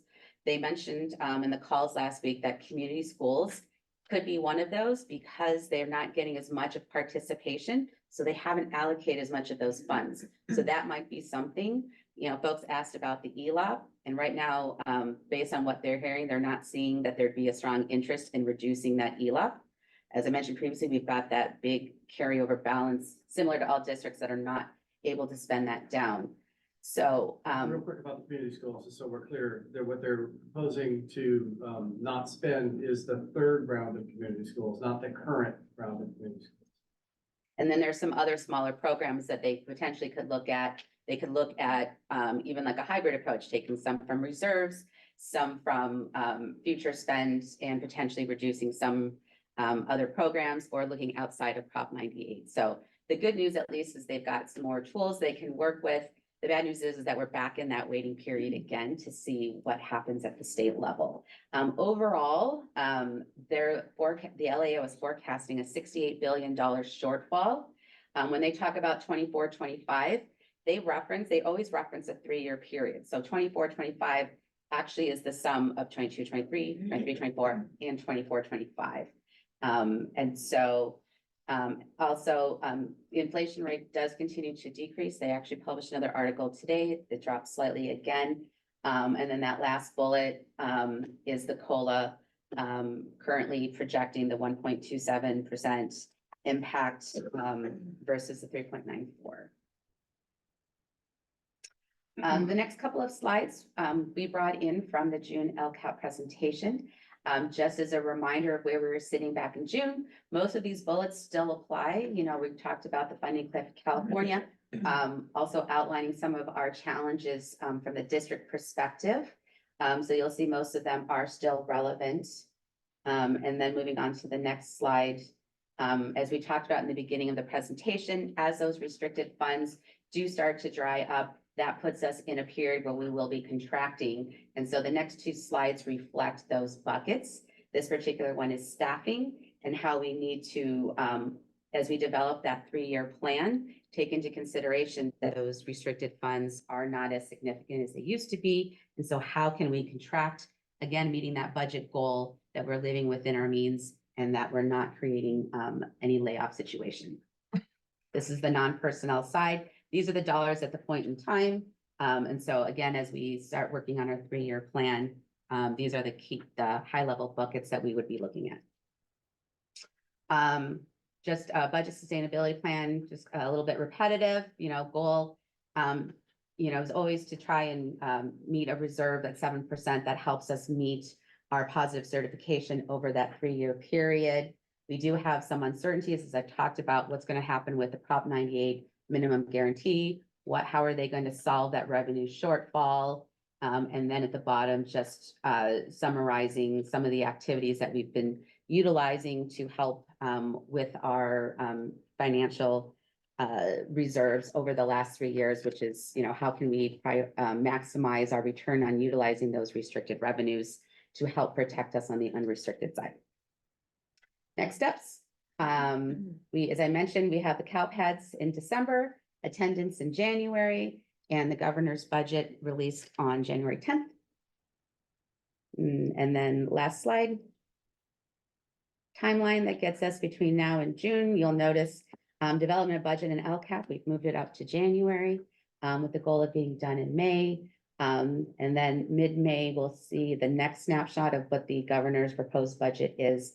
And then tentatively the proposed dates for the public hearing and board approval of the budget, June 6th and June 20th. All right. Any other questions on our very thorough report? Not a question, but just a comment with the new speaker and Senate Pro Tem. It's going to be interesting what the young new leadership does with veteran governors. So we will see. Trustee Kelly, any questions or comments on the presentation? No, thanks again, Amy, for another terrific report and making things very clear to us. Thank you, Dr. Doyle, for the big blue arrow. And I delivered on that. I was armed with a laser pointer if we needed it. All right, thank you so much.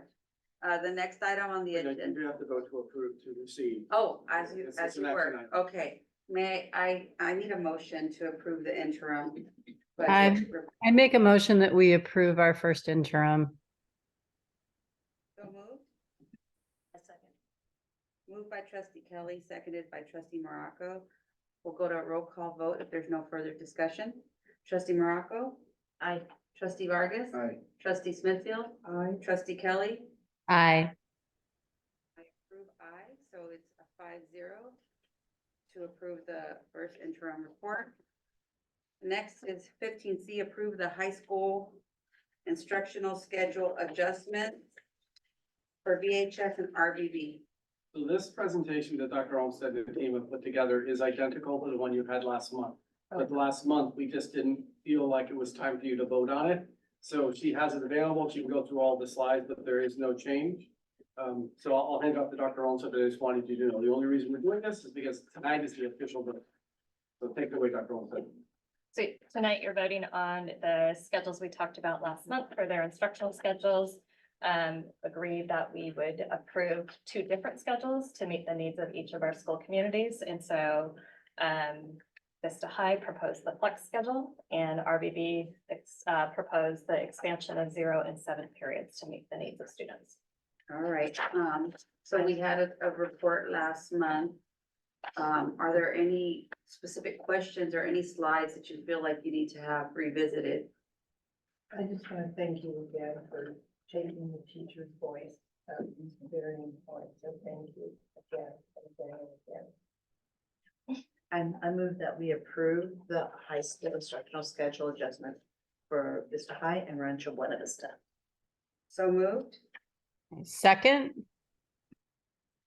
Kelly, so moved by trustee Morocco, seconded by trustee Kelly. Any further discussion?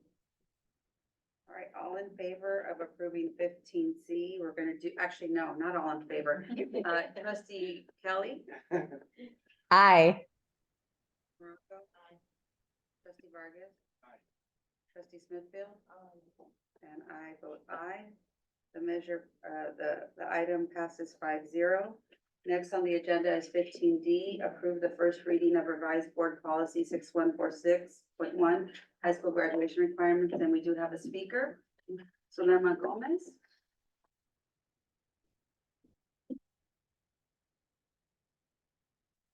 Good evening all. Good evening. So I'm the mother of a seventh grader at Vista.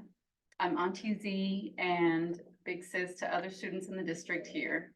When I first talked to my son about these additional requirements that would go into effect with his graduation class, his immediate concern was that there would be students who would drop out. Because I had already read the data, I knew that his gut instinct was not far off from the truth if our district does not budget and plan for the proper support for successful implementation. Some of the exemptions in this new policy are a good start in acknowledging a few of the risk factors for increased dropout rates. However, that should not release us from the liability of supporting all students for academic success. My concern is that much of the work of implementing this policy will fall on counselors at the middle and high school levels. As the department stands now, students and their parents in our district do not have the proper support for the implementation of these new graduation requirements. We personally have a student in our home who attends Vista High who did not meet with their academic counselor until their junior year of high school. Communication from counselors to parents is sparse as well. I understand that there is a plan to increase supports in the counseling department. And this is also not to blame counselors for whatever is happening and the supports that they're providing, but rather to place the responsibility and accountability on district leaders to expand a counseling department that has the capacity to monitor students' progress with consistent regularity and personalized supports based on each student's needs, interests, changes in said interests over the years as they prepare for their chosen career path. The budget as it stands now needs to include, as we expand it, needs to include for more counselors. With that, the counselors should have healthy caseloads that allows them to dedicate their time to students individually. With this, I also ask that in section 4 under personal plan in this policy, I recommend that the board add parents to the language. Parents, caregivers, or adult mentors should be added to these regular check-ins between counselors and students. Right now, the policy only includes parents at the 8th grade creation of the personal learning plan.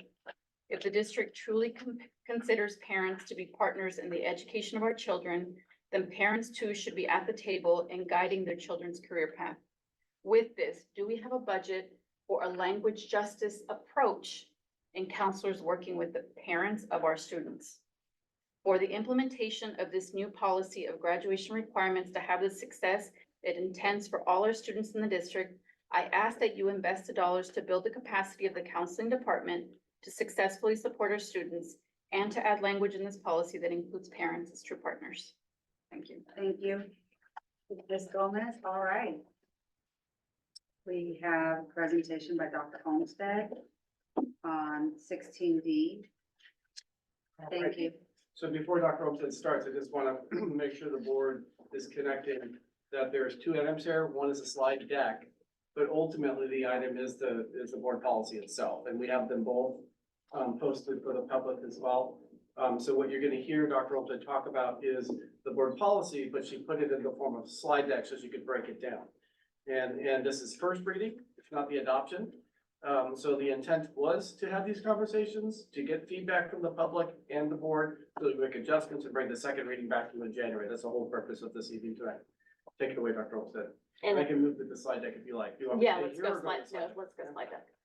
As you recall, when we did the presentation on the high school instructional schedule adjustments, one of the things the teachers brought forward is we need to make some adjustments to our graduation policy then, in order to support what we're trying to do here.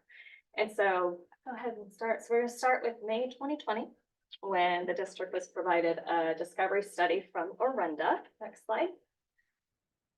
And as you were well aware, the findings were that our student outcomes are most strongly correlated to student demographics, and we needed to launch a district-wide campaign declaring the district intention to shatter historic demographic-related access, opportunity, and achievement gaps.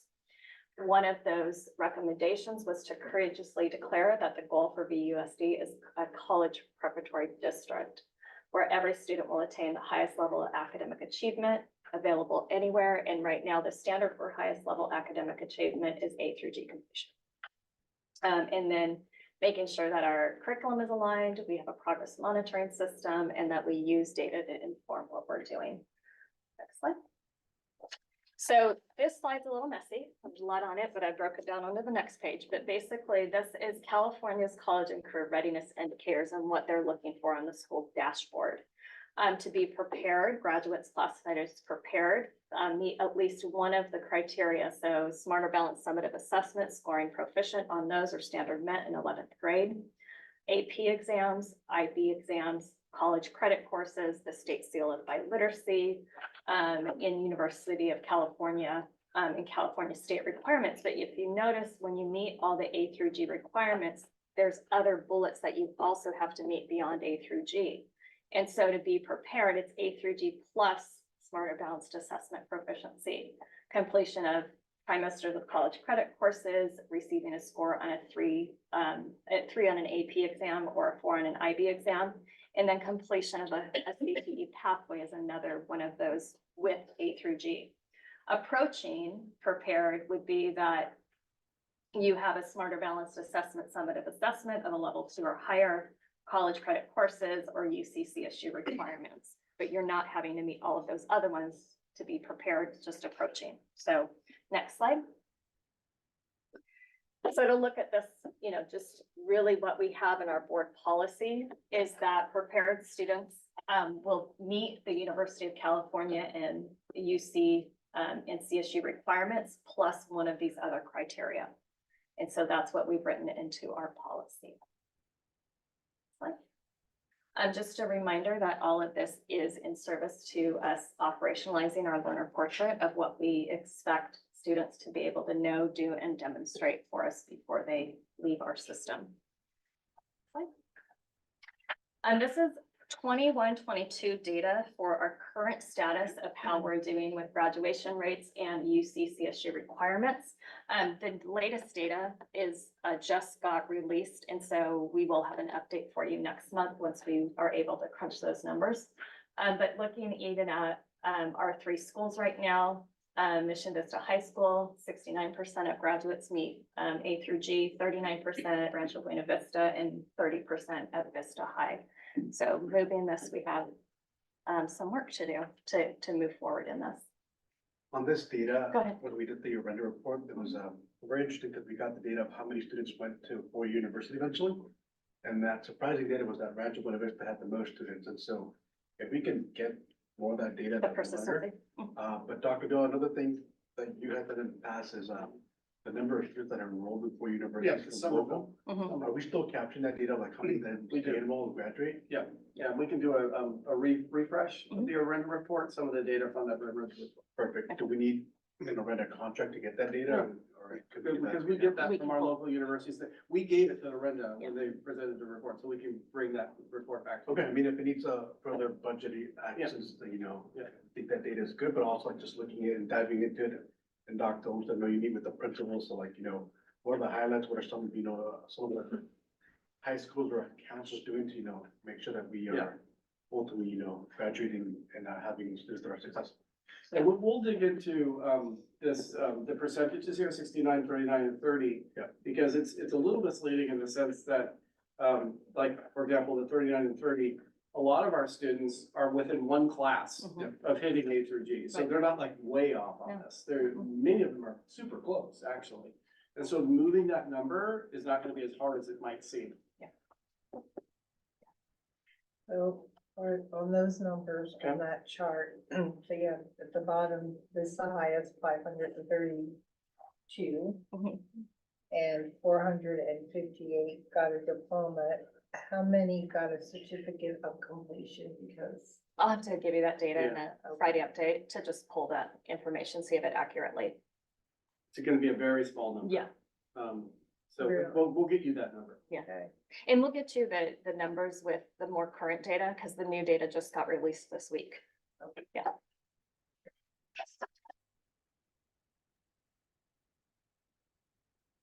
And so just this slide, it just really points to that. This is beginning with a graduating class of 28, 29. So it would be incoming class of 25, 26. So we have about a year and a half to plan for the next steps on all of this. And there's some things that we need to do that I'll talk about in a little bit. But part of this process, and this is actually a new requirement, is that if we have school counselors, students should do a personal learning plan. And so starting in 24, 25, so this next school year, every 8th grader will start that personal learning plan. It's co-created with parents and guardians and counselors and updated regularly. And it covers their academic journey from 8th grade post 2 years of high school. And so the plan will take in all the factors that we need for students' interests, abilities, achievements, and aspirations. And then the plan is reviewed on a regular basis throughout their 4 years of high school. And just to clarify what the speaker said earlier, I think the intent was for parents to be included. We may just need to use more specific. We can be more specific in there too, yeah. And we have to develop our administrative regulations too, where some of those things may come in our administrative regulations, yes. So I've been doing a lot of research on literacy rates in the state of California. I'm making the assumption that we're kind of on a par with the state, that in Vista and our district that we're on a par. I'm concerned about students that are getting, passed from grade to grade who are not able to read proficiently. Is this going to take that into account and help? Because if a student can't read proficiently, it's very unlikely that they're going to be able to meet these A through G requirements. So that starts in preschool. And so we are creating a lot of focused effort in early elementary on the science of reading, reading instruction, how to teach reading, how kids gain reading strategies, those kind of things. But what we did hear from the principals recently is because we do have so many students who, for lots of reasons, need extra support in reading, that we do need to do some professional learning with our upper grades and, upper elementary, middle and high about some phonics instruction and how to teach reading, because there are some students in our upper grades that still need some explicit reading instruction. So we're going to work towards seeing what we can do around secondary reading instruction and giving that support that we're hearing is needed, because it's different. Or just trying to get books into kids' hands. So I have a question. I'm not sure if I'm on the right slide. I don't think so, but I'll ask it because it kind of goes along with what she just asked. She talked about the literacy. I'm talking about the men. So 7 years ago, when I got on the position of very first meeting I was called into the day after I was sworn in, was from one of our high schools. And they bought me so much information on spreadsheets and all the kids that were failing in math because of our system and what we made them do. So for instance, many students entered high school and they didn't have the foundations for integrated math 1. So there was, I think, one thing that they could do was quantitative math, maybe consumer thing, maybe there was 2, but it doesn't go to this, which meant these students who were struggling anyway would have to take this, but they still put them in integrated 1. And then if they failed it, they had to take integrated 1 and integrated 2 the next year. Even though they failed integrated 1, we still made them take integrated 2. Please tell me we fixed that, because it doesn't look like that anywhere here. And if we're still losing a whole lot of kids because for 7 years, nobody said, let's redo our math in the high school. I will be working with the math department and the math department chairs on math, and Jeremy Walden is helping me with that. Thank you. Good answer. We did that last time? Do you want me to go back?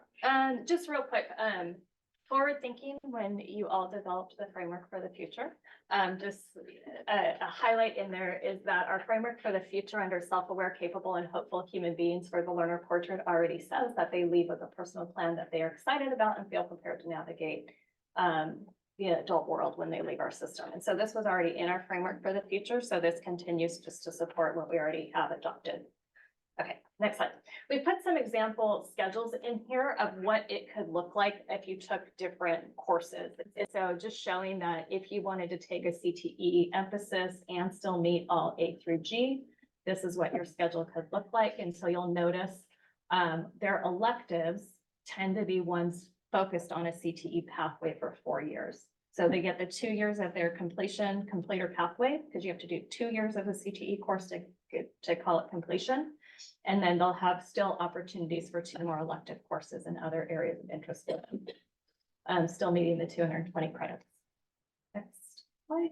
Here's just a diploma bound. You'll notice that their credits rise up to 240. But there is room in a schedule to be able to be an IB diploma bound student and meet all A through G requirements.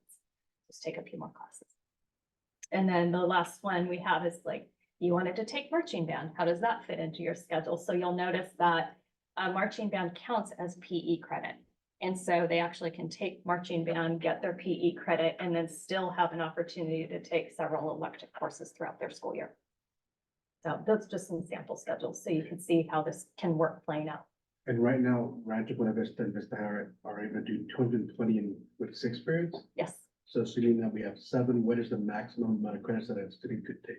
10 more than that, so So at least 30? a year, so 10, 20, 30, 40 more, so 280, 260. That's why this 260. conversation is possible, Yeah. because the 7 period day is making it possible. Yeah.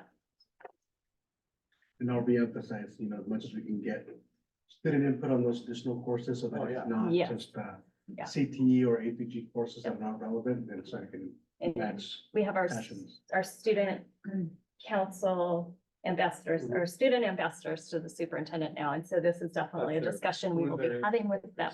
And those are representatives from every school, Every school. including our 2 alternative high schools. Yeah. And then there's already some special considerations built in to graduation requirements. And so giving some flexibility, students who are enrolled in an independent study or an alternative education program already meet different requirements. If you're in an ROP program, taking courses or college university classes, and then continuation classes or students with an IEP. So we'll have some special considerations for that. So do they get, the students with IEP, they can still earn a diploma? Yeah, and we took that policy to you, I think back in June, where we had to already make updates to the special education. And so that's in this board policy. This board policy keeps growing. So we put the special ed ones in there in June. Okay, that's fine. And then here's our next steps. We need to phase out non-A through G courses. We have 22 courses that will be submitted for A through G approval through our A through G approval system in February. And then there's a few like the quantitative reasoning math class that we're going to have a big discussion about because that is not an A through G course. And so. But we have to then do something about integrated Intervention. fund. We do. Yep. So those are the math conversations we'll have. So when you say we're gonna phase some out, so you're talking about the quantitative reasoning, those kind of. Yeah. And we'll give them something else to do to give them the Yeah, skills and that's that what- they need, because who knows, they could be some great chemists or something. Exactly. Yep. Expand more of our CTE pathways based on what we hear from students and their interests. Definitely learning from them. Phase in our new high school instructional schedules, provide professional learning on how to develop these personal learning plans, and then make sure we're communicating with our staff. And I think the expand CTE, we have been expanding Yes. CTE too. We're going to continue to expand because you all are aware of the expansion we've done in the past 2 years. It's been pretty significant, so. All right, so we're going to hand it back to the board. Yes. And it gets to the first reading, so you don't necessarily have to approve it tonight. This is more of a feedback for us to get ready for agenda. Yeah, feedback, starting with trustee Morocco. Just, I think what I said is that, about the literacy, I also am kind of concerned about people that. The students that may not be going on to university and like taking classes like Algebra 2, which is a class they'll probably never use in their life after that, We is don't that? offer that anymore. Oh, they don't. Integrated too, which is yeah. required anyway. It's Similar required. concept. It's a math requirement no matter what. Yeah, but they so. never use that Oh, I- type of stuff, they never use. Oh. This, especially if they're not going into higher education, you know, pursue higher But education. it's a required course, no matter what, by the state Okay. of California, so they have to take it. Trustee Vargas? Yeah, can you walk me through for our English language learners, field they are not A through G, so what does They that are mean? being submitted for Yes. A through G approval right now. So they will be A They through will G be. approved. And who approves that? That's, we do The- or? No, the state? state does. Yeah. Got it.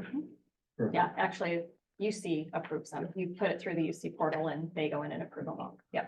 So we write them for Are they approval. approved for other school districts at the moment? Yes. Got it. Then my second point of feedback is on FAFSA. I'm looking at the actual policy. I know it's referenced on there, but I'd like to make that mandatory, whether that be FAFSA or the California Yeah. GMAT. Mhm. I was at a reception the other day for the Fulbright Scholar, it was Mhm. granted to one of our students. Yeah. And she came up to me, she gave, she said the only reason she went to college was because she had a tutor that helped her complete FAFSA. Mhm. Otherwise, she would have not gone into college, and that tutor was my sister, so I'm like, oh, like full circle. Yeah. And then after that, she got her professor to get her apply to become get a master's. Right. See, at Cal State San Marcos, but it's like, if she wouldn't have had that FAFSA Yep. workshop with my little sister, like, she would have gone to college, and so if we can make that into a requirement, like, I think we can, So it's a shall. We wrote, in addition to completing their courses, students shall sliding, complete a personal learning plan and the free application for federal student aid. So So shall's it's a a shall, requirement. Shall's it's a requirement. So we're requiring it, and we're tracking that, so. Oh, yeah. Oh, yeah. Okay. Oh, yeah. Yeah. And we've already started work in that area. The school counselors have been good about like really And it's working been with kids on increasing FAFSA. significant. Yeah. So we're- They did a Well, college application day this year. Yeah, we got the yeah. data for that. I mean, we're still like, this time we're still in the low 40, so. Yeah. We're not at 100%, Oh, so no. that's Yeah. money that we're leaving out on the table. Oh, yeah, for sure. Yeah. Trustee Smithfield? Two things that are just on my mind, and I don't know how to put them in. Mhm. The parent Mhm. input. Yeah. And you said they're gonna sit with the parent and the student to fill out the personal plan. Mhm. What do we do with the parent that we just can't get to come to school to sit and do a personal plan with their student and counselor? The Or same, will it be done at home and then the kid just brings it to school? Because then we really don't know if the parent had any. say. right. The same things we do right now to try to get parents when we need them, home visits, Okay, lots of phone calls. so we'll go as far Meetings. as home Yeah. visits, Yeah, because yeah. it's that important. Mhm. And the other thing is about the FAFSA, yeah, I hope we can do better. I'm just gonna share another little story of one of our students who graduated several years ago, and she graduated with she was a second language learner when she started. And she graduated high school from our district with a 4.0. And right now, she's an IA because, I mean, she's older. Nobody ever told her how to get to college. Nobody ever told her to fill these things. And I just hope we don't have to hear stories like that anymore because it's sad. Trustee Kelly? Thank you. I am in favor of all of this, and I would like to have some additional information about parental supports when we discuss this next, specifically the alignment of ARIES and the data that a parent can see about their students' completed classes, and making sure that there's a place to check. I speak as a parent, who has recently had two of my children graduate from Vista schools. And for each of them, I had to have, like a notebook of where I was keeping track of A through G, because of course there was not alignment of A through G and VUSD requirements. So we're going to take that one piece out. However, it's still a little murky.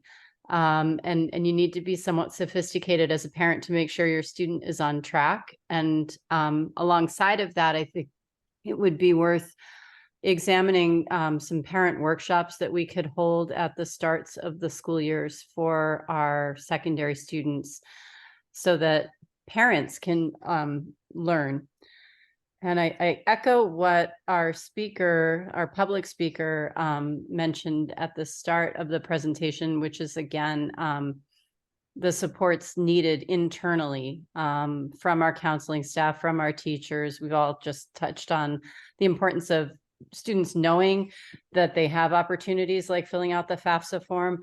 But, you know, on slide 7, where we mentioned that there were quite a few students at Vista High and Rancho who were one class away from A through G, you know, I start to wonder, did they know that? Did anyone counsel them that if they just took that one additional class and filled out a FAFSA form, that, you know, maybe some other opportunities would be available to them for their career and post-secondary education? So I think for me, it's all about yes, and, you know, let's do this, and how can we make sure it implements successfully with a minimum amount of consternation, I guess. And for me, I am so content that this is finally going to be voted on next month. As a person who asked for this study back in 2020. 2019, yeah. To finally see us completing, you know, responding to the recommendations. It really shows, well, number one, that change is slow, unfortunately, but that we're removing barriers from students and obstacles. And, you know, I want to discuss what you said about kids not needing algebra or this or that, for depending on whether they're going to college or not. By them not even having a foundational understanding of those concepts, so many doors close. Whether, you know, if you go to a post-secondary school to be an electrician, to be a welder, you're gonna need technical math. And if you don't have that kind of understanding of higher order math, then that door is going to be closed for you as well. So I just wanna ditto what everyone else said. And I'm excited about the vote next month, and I know that we are moving the needles for kids in Vista Unified. So that's just my 2 cents on that. So, thank you. Thank you. I want to reiterate a question that came to me from a few high school teachers that I told you I met with a group. Because they asked about us voting on this, and I don't feel even the least bit able to answer high school questions when it is. So I was asking them, and what the one person explained it was, we have A through G requirements now, but some schools have easier A through G requirements than other schools. So can you just touch upon that so I understand that if it ever comes to mind? So those are things that we're working on in a couple different ways. So Providing, it shouldn't be, it should all be. it should be pretty similar to what's being offered. And so we're providing more opportunities for cross articulation between our high school campuses. We've changed the format of our high school curriculum council meetings. And so we're talking more about pedagogy and what everybody's doing and what your lessons look like and things like that. My team at the district level is working with Benna Calic and Allison Zamut and Heidi Hayes Jacobs on creating a kind of scope and sequence for how to curriculum map and like really design your lessons so we can be more consistent district-wide. Not that everybody has to do it lockstep, but at least we have kind of some guides and templates. So the district level team is working on that right now and going to bring some things out to our staff to react to and then get feedback on. Yeah, because I don't want to see us dumbing down No. something because we have this preconceived notions that kids can't do it because they can't. If we remove barriers, all kids can achieve at high levels. Yep. Thank you. So just next month. Yes, Yeah, next month, next month we will vote on Yeah, it. next year. So it is 9:55. Thank you so much. It's 9:55 and we have 10 more items to discuss. So that means we need to do 5 per hour if we want to get out here for midnight. So that means we need 9 minutes per each presentation. But isn't there only one long one, the boundary one? The rest are there's pretty- just a I don't know, but I want you Just a guys to couple. be cognizant of that, I just so know we that can get these through are board important business. Things we need our questions. Well, we don't have 2 days, so we might have to call another meeting, which if the trustees and this board feels like we need another meeting, we will. But I just want to know that you guys to be cognizant of that with your questions. What can be answered in a board letter, what can be tabled or whatever. Just think about that, okay? 10 presentations. I'm just 2 thinking hours. we might have need a little bit more time on this with questions, but maybe not, maybe we all know what to do. Well, I get it. I'll shut up. okay, and we also have gentlemen here to talk to us on F. They've been very patient, thank you. All right, the next item on the agenda is 17E. Approve elementary middle school boundary adjustments.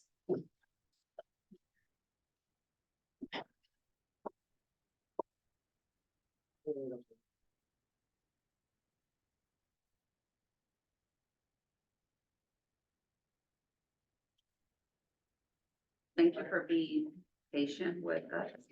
Almost there. Give me a second. And I did realize that with the budget being presented, that it was gonna be a longer night. I knew we weren't gonna be done at 10. All right, I think we are ready to go. If you remember, we presented this at our last meeting and the board gave us a bunch of feedback, so we've expanded the presentation with a lot more detail. With that, I'll hand it off to Dr. Lush. Thank you very much, Dr. Doyle. We are returning to you this evening on the topic of adjusting school boundaries. This is part of the process of school consolidation, where we are closing 2 schools sadly due to declining enrollment. And now we're at a portion where we look at what will we do to possibly redistribute students in different ways. So we did come to you last month. We came to you with an abbreviated presentation. This month, much of that presentation that was abbreviated, you're going to see is located in the second half. So the previous slides, in case we have questions, we can go back to those in the second half of the presentation. This presentation includes data that the team had been looking at and reviewing, but weren't necessarily part of that initial presentation. In addition, we are coming back with information that was requested by the board to make sure we were on this presentation, so that way we could be responsive to all those items. So as we sort of look at the steps as we go through, we had that approach A that we had looked at, that single site approach. We looked at a regional cluster approach and a district level approach. And really the focus of this presentation is on that option D, where we were asked to explore more deeply that regional cluster approach and the different ways of possibly configuring the schools in a cluster approach. And this one includes a consideration from Hanalei. Hanalei had been looked at before, but we're also including it here so you can have some of that data that we have been looking at. One of the items that the board had asked to look at is some of the data we have been looking at regarding the long-range facility master plan. So we provided a high-level overview of each of the elementary schools in particular, because that's where that cluster approach really comes into play versus at middle schools where it's a little different. So as you go through each school, we're looking at Hanalei in this case, we give you the total number of usable acres of the site, the total number of square footage of the site, the year it was built, which of course pertains in part to its condition, not in whole. The current classroom counts are available for you. And then some of the future considerations, and these are samples of the highest level items that we're looking at in terms of developing those things. So there's 21 projects cited in the long range facility master plan that we need to be looking at over the next 5 to 15 years for Hanalei. However, the highest priority work you may recall from the rains of last year with the atmospheric storms and the years previously, the highest level of work for a school like Hanalei is about $4 to $7 million in civil engineering and construction, looking at various flooding concerns at that school. That's because of where the school is located and various items around it. The total anticipated cost for that site over that interim in current market dollars is about $40.5 million. And then in addition, at the bottom of each of these slides, and we don't need to cover each slide, but just for you to have the information, is what is the December 2023 enrollment? What is the capacity of the school site? What is the utilization of the school site at this time? And then other considerations that we think the board might be interested in order to keep all of your options open and understood on the table. For example, Hanalei is being looked at as the DLI program, where it's currently TK through grade 1, but would be expanding. And that would be a draw into the site and wanting to make sure that there was room there. And both of those classes are full, by the way. So as we look at each school and we go through, we can see here with Maryland, built in 2006. Some of the high level are just general updates for the classroom, roughly $1 to $2 million over that same interim term. About $33 million over 10 to 15 years of construction is anticipated. Current utilization is about 57%. This is a school site where we've seen a decline over time. So there was a high level of utilization there of a school site. That is one of our newer sites. Monte Vista, you can see the acreage, the total square footage. Total utilizations is about 69% right now. The highest level items are civil work, engineering, and classrooms, anticipated to be about $1 to $3 million over the next 5 to 6 years. Total anticipated cost for the full redevelopment of that site was about 27.9, close to $28 million. As we looked at Foothill Oak, again, looking at that total acreage, square footage, the current classroom counts, again, 21 projects cited for this site. One of them is actually being explored now, has to do with water mitigation, and it's anticipated to be completed over this next summer. Looking at those items, those are again, civil work and engineering for the classrooms, about $1 to $2 million.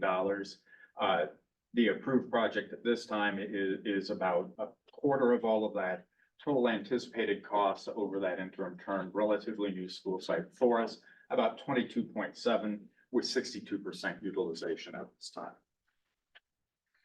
Then, of course, there's Beaubier, which currently has an enrollment of about 493.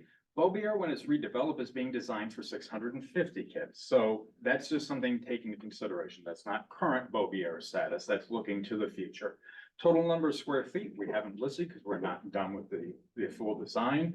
And we want to make sure that we have all those considerations there as we get it back from DSA. The year built anticipated is 2026. And again, that has a anticipated ROM that before this evening was 65 million. Of course, that has gone up as we continue to explore these, and we'll be bringing that back to the board. But this is a new site construction that's anticipated to have additional room. In addition, we're gonna have our friend David from David's Demographics and Amy walk us through heat maps and additional information that had been asked regarding the distribution of students at each of these schools and what it looks like on each of these heat maps. And clearly you have sparse to dense in there as a different way that we're used to looking at it versus the circular. Good evening. Yeah, these maps we produced, this particular map is all your elementary kids. This is of a year ago, but you can see the yellow hot spots, if you will, that's the densest parts of your district. And then red and then blue is just, they're out there, but just not quite as dense. So this is the distribution of all of your K-5 students. Let's go through the next slides. So we looked at individual schools. This was just the Beaumont students as of last year and where the students that were attending that school were coming from. And you can see again, those dense hot spots within Beaumont boundary. And yet the blue, you can see even coming from quite some distances, they're coming in from that area as well, but most of it right there from its boundary. Next one. This one is Beaubier's. You can see that again, the two real hot spots there.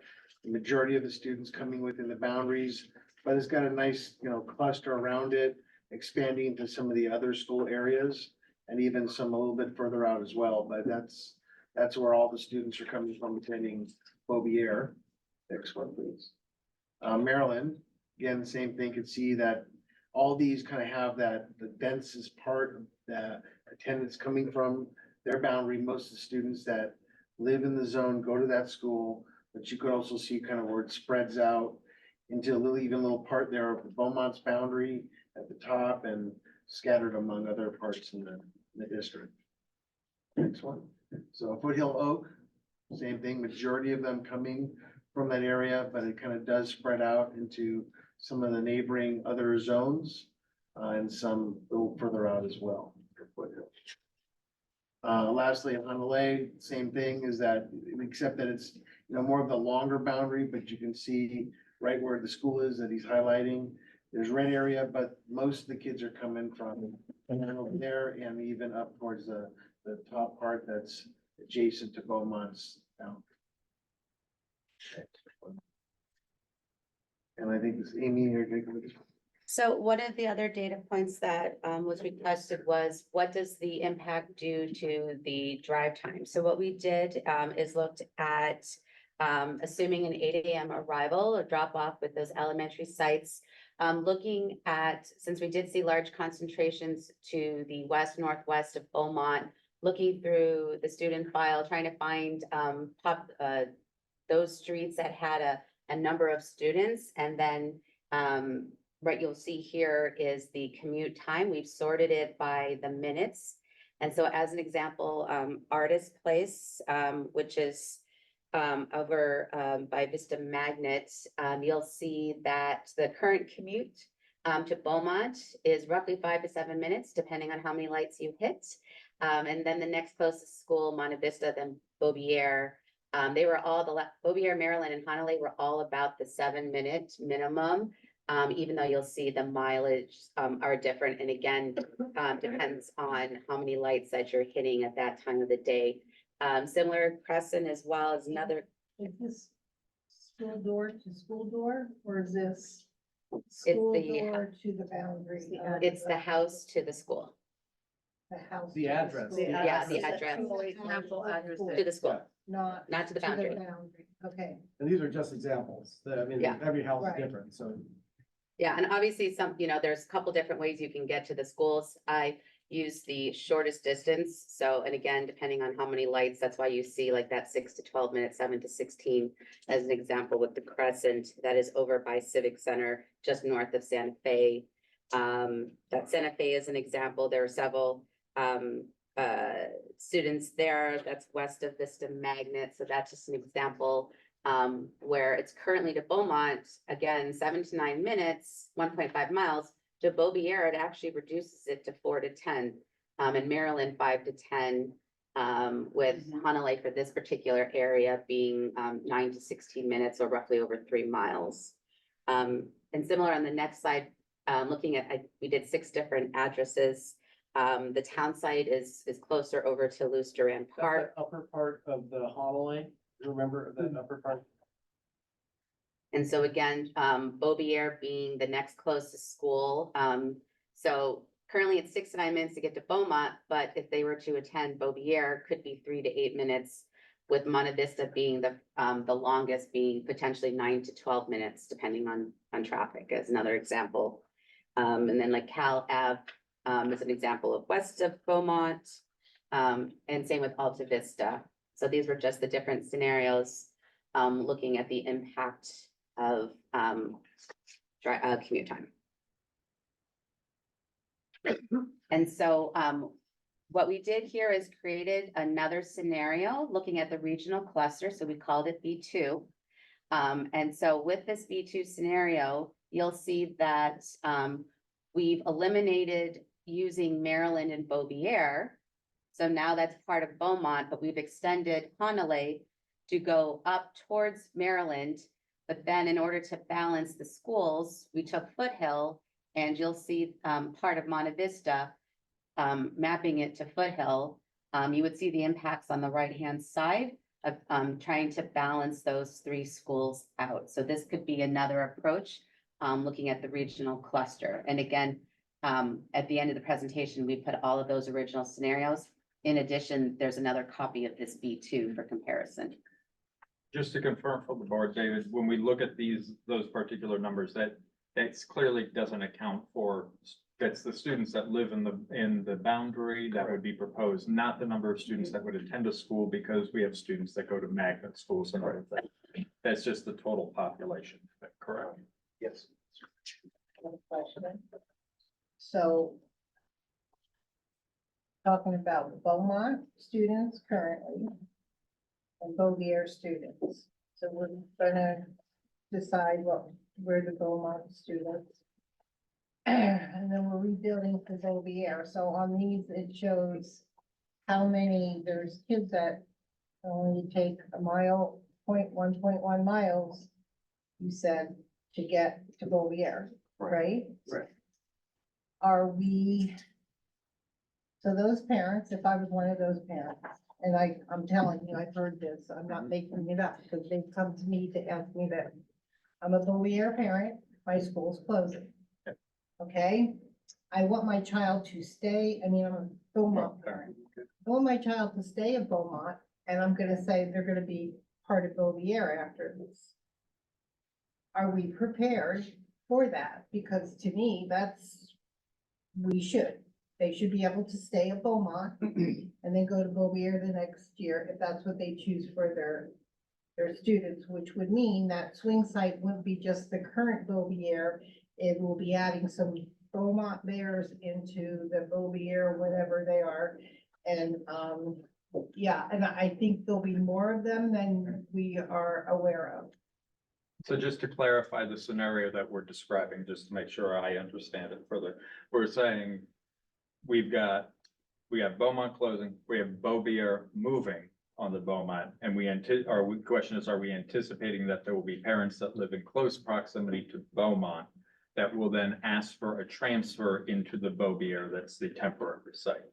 Right. So there will be a new maximum occupancy established for the new Bowier location that would establish how many spots would be available inside of student services. But they would be able to next year stay at Beaumont.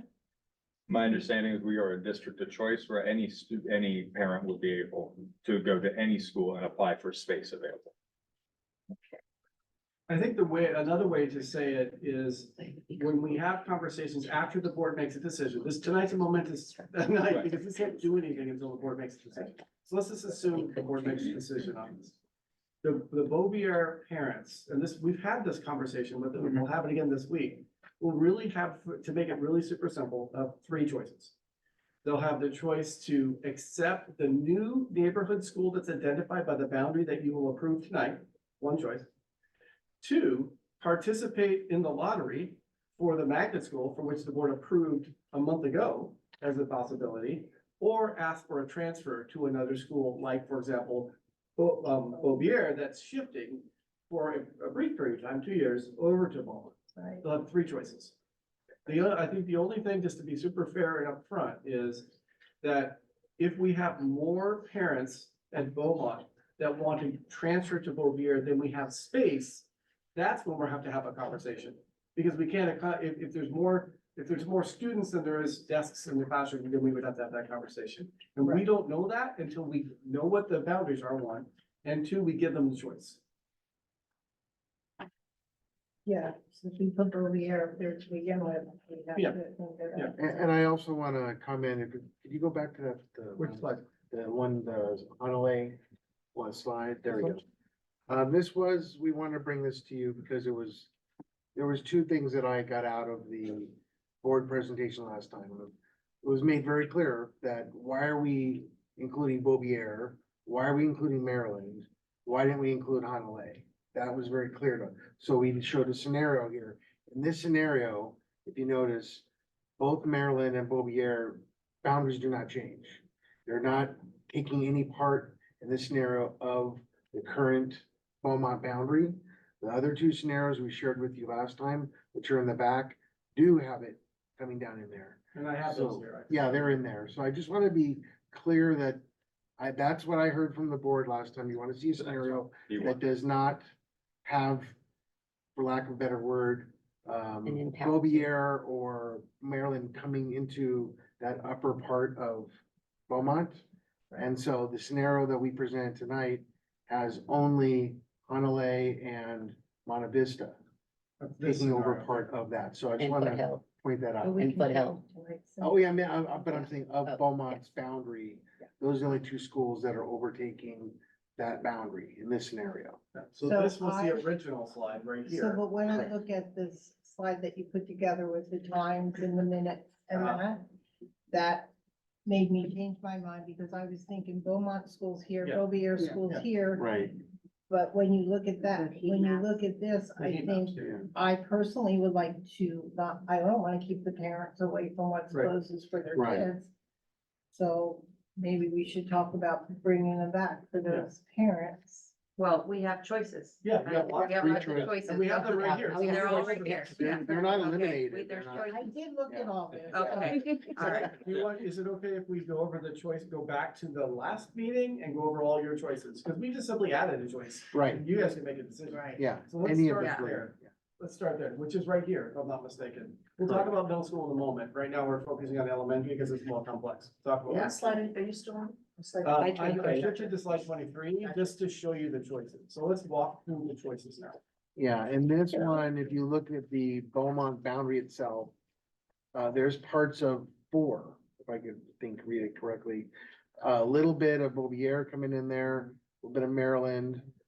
You're having, Foothill Oak coming down, that's the kind of bluish purple area, and then the other part being, Monte Vista coming in there. So they're all kind of taking a part of that. So that is, again, going back to scenario, that's what we call the single distribution model. You take Beaumont as it is and you redistribute it to schools without touching anything else. You just redistribute the students into those new school boundaries. So we didn't touch any of the rest of those boundaries of those schools. We just added to them. Yeah, and then let me give you some nomenclature because it was really important when you do want to make your motion. So we're calling this the simple version because we're simply adjusting the Beaumont boundaries, which means we're adjusting the boundaries of each school to accept the Beaumont kids. Correct. This one is a more complex. This is the cluster approach. This is B1, and then what David has added for B2 are both cluster approaches. One looks at looking at a cluster of schools, taking into consideration Beaubier, Foothill Oak, Maryland, and Monte Vista as a grouping of schools, and redistributes the Beaumont students and adjusts those school boundaries. You will notice, for example, with Monte Vista's school boundary used to go clear up to the top of the screen and now would be halved, so that way people would not be subject to going from very far away to driving south, so it readjusts those areas. And it shifts this around into the scenario that was presented last time, taking into consideration facilities, facility conditions, drive times and transportation times, and those additional factors such as what Beaubier would be holding 2 years down the road. So Let me put out an idea that I could be wrong on, but I think it's important for the board to consider, and you can correct me if I'm incorrect. So the larger the adjustment to the boundaries of all of the schools, the greater the possibility of impacting families who are at those schools. Right. So you could have a family of a second grader at Monte Vista that could be impacted by this adjustment because you're making an adjustment to the boundary of Monte Vista. Correct. So we're not just talking about Beaumont families here, we're talking about theoretically impacting a larger percentage. Is that an accurate statement? Correct. Okay, just want to make sure the board's connecting that dots. But in reality, if you have a family that is going to Monte Vista, just because we changed the boundaries doesn't mean that they're gonna change their school. They would have to, yeah, we would have to come up with a protocol for them to transfer from their neighborhood school, which has now been changed, to Monte Vista. I don't think we would kick them out. I just wanted to make sure everyone was Yeah. connecting the dots, that we would have to connect with those families so they understand that that school is no longer their neighborhood school. Mhm. And that we would have a procedure for getting them, back, keeping them at that school. Is it, if they're already enrolled though, isn't that procedure, they're already enrolled in that? We would, but it's still our responsibility to communicate to them that that's no longer their neighborhood school. It's changed. I don't think that's gonna impact, honestly, I don't think it's gonna impact those families too much. You know, they'll find out, okay, it's changed. It might cause some confusion for them. They might say, oh my God, do I have to send my child to this other school or, you know, so. So this is what we just talked about. Mhm.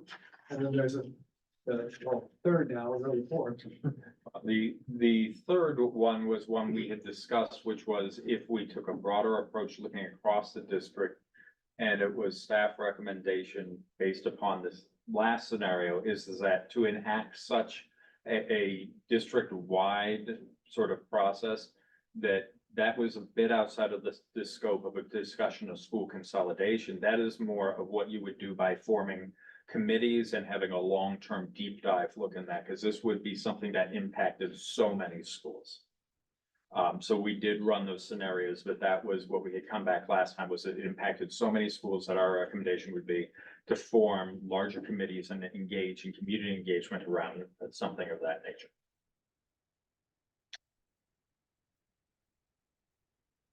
So let's just take a quick pause, because we're gonna come back to the elementary and just address the middle, because it's, I think, fairly simple to address. And then come back to the elementary for discussion, because there's really two things that you're voting on tonight. You're voting on the boundaries for the middle school, and you're also voting on the boundaries for the elementary school. So let's quickly just remind them about the middle, because it's pretty Did simple. we get any community input from the Beaumont parents as to what they would like just to say, like, what are you thinking? Not to say, okay, make this decision, but how many of them want to go now to their nearest school? How many of them were thinking, no, I'd rather send my kids to this school if I can? Have we done any community outreach? No, that was not part of this process. During the school consolidation, we did take community outreach and took But we input. didn't took any, if we didn't do anything about what the community wants to do with their kids at the school, No. because we had that conversation and you said that wasn't under their umbrella of what to discuss. That was not within the scope of the asset management committee to Right. discuss. But when we went out and discussed this at community meeting. Yeah. We did take that input from Okay. parents, Yes. but not So you part of have the asset. talked Yeah. to- Oh, We have many talked to the times, community, many but we times. didn't, we did not issue large scale Did you surveys. get any kind of feeling as to what most of them are thinking? Yeah. No, I think the parent that, what I got, I was at all of those meetings. Yeah. So I was with Sean at those meetings, and what I got from them is that they wanna have options. And that's why, and we outlined those three options for them at those meetings. The options are still the I same just regardless. think it would help us. Yeah. Yeah. I'm Sitting a here little knowing what confused the because things are. if you were having the asset management committee and we had not voted on one way or the other of what was going out there, but yet you're going out and getting input from the community on something that hasn't happened yet? Is that what I'm understanding? No, No, that naturally happens. There's a question and answer form Yeah. that's part of an open. And when parents would express these things, we'd record what they have to say and they shared those items. I also took away that they're interested in options and many were asking then follow up. Once we know our options, what is the process for executing those options? And then what comes after that? How will we learn about transportation? How do we learn about what's next? the feedback I received when we were meeting with parents, because we care about parents and we want to keep them up to speed on what's happening. We've had many meetings with parents, both at Ranch Minerva and at Beaumont, was that they wanted to go to a school that's close to their house. And that's the Well, feedback we got. that's why I'm thinking that would help us to make a decision that they can be there, because it's gonna be their lives, but if we don't really have a good hold on that, we can't decide if using that lens. So the middle school, let's talk about the middle school, so we're clear on that, because that's one of two votes that you have to take tonight. The middle school is a little different. Rather than taking a cluster approach, it really is a single approach because of the number of schools. And what we've recommended is that we should align the middle schools as closely as possible with the high school patterns that are there for the two high schools that are not magnet schools.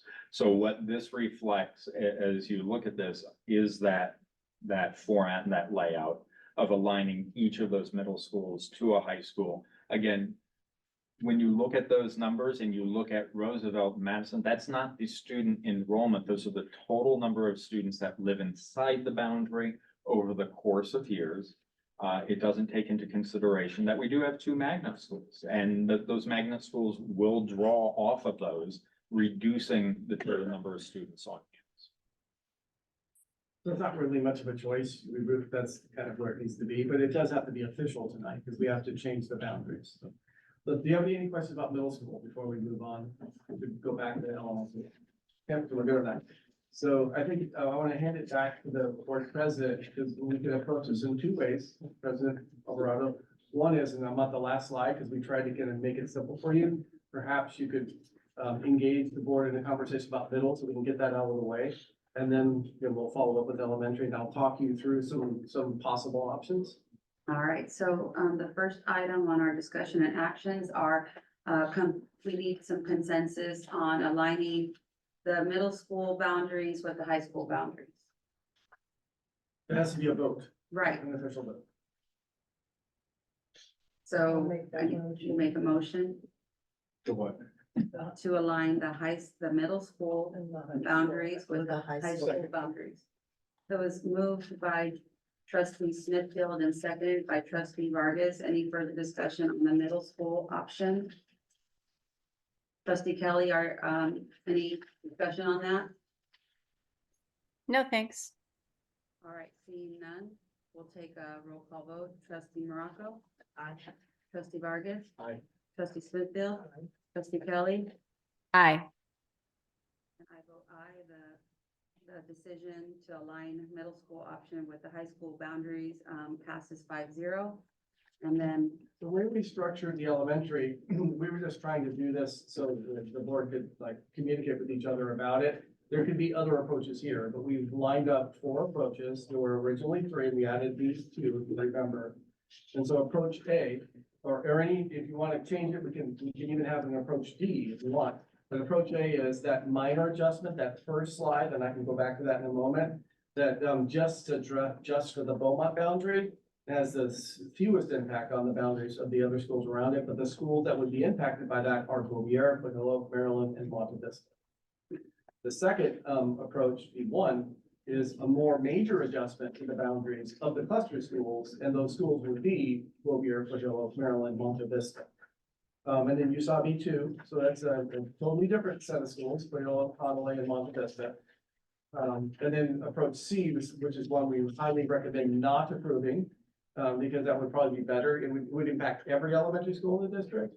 And if you remember that one slide, it might be good to talk about this slide. If we did do this, you would have some significant issues. I don't know if you want to remind them about that. Yeah, and if you want to go back to the map, I think it's just before that. What we were trying to do in this, and this is something that, again, maybe down the line you want to do. Once we were thinking about aligning the middle direct feeders from the middle to the high school, we were entertaining the idea of how could we have direct feeders into certain middle schools and high schools. So if you see that kind of red line down the bottom, that's what we were trying to accomplish.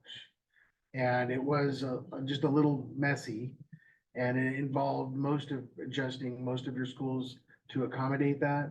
But that was the approach on this, was to get direct feeders into your middles and into your high schools, your elementary. But the way your students are distributed, kind of in the northern versus the south, it kind of didn't quite work out.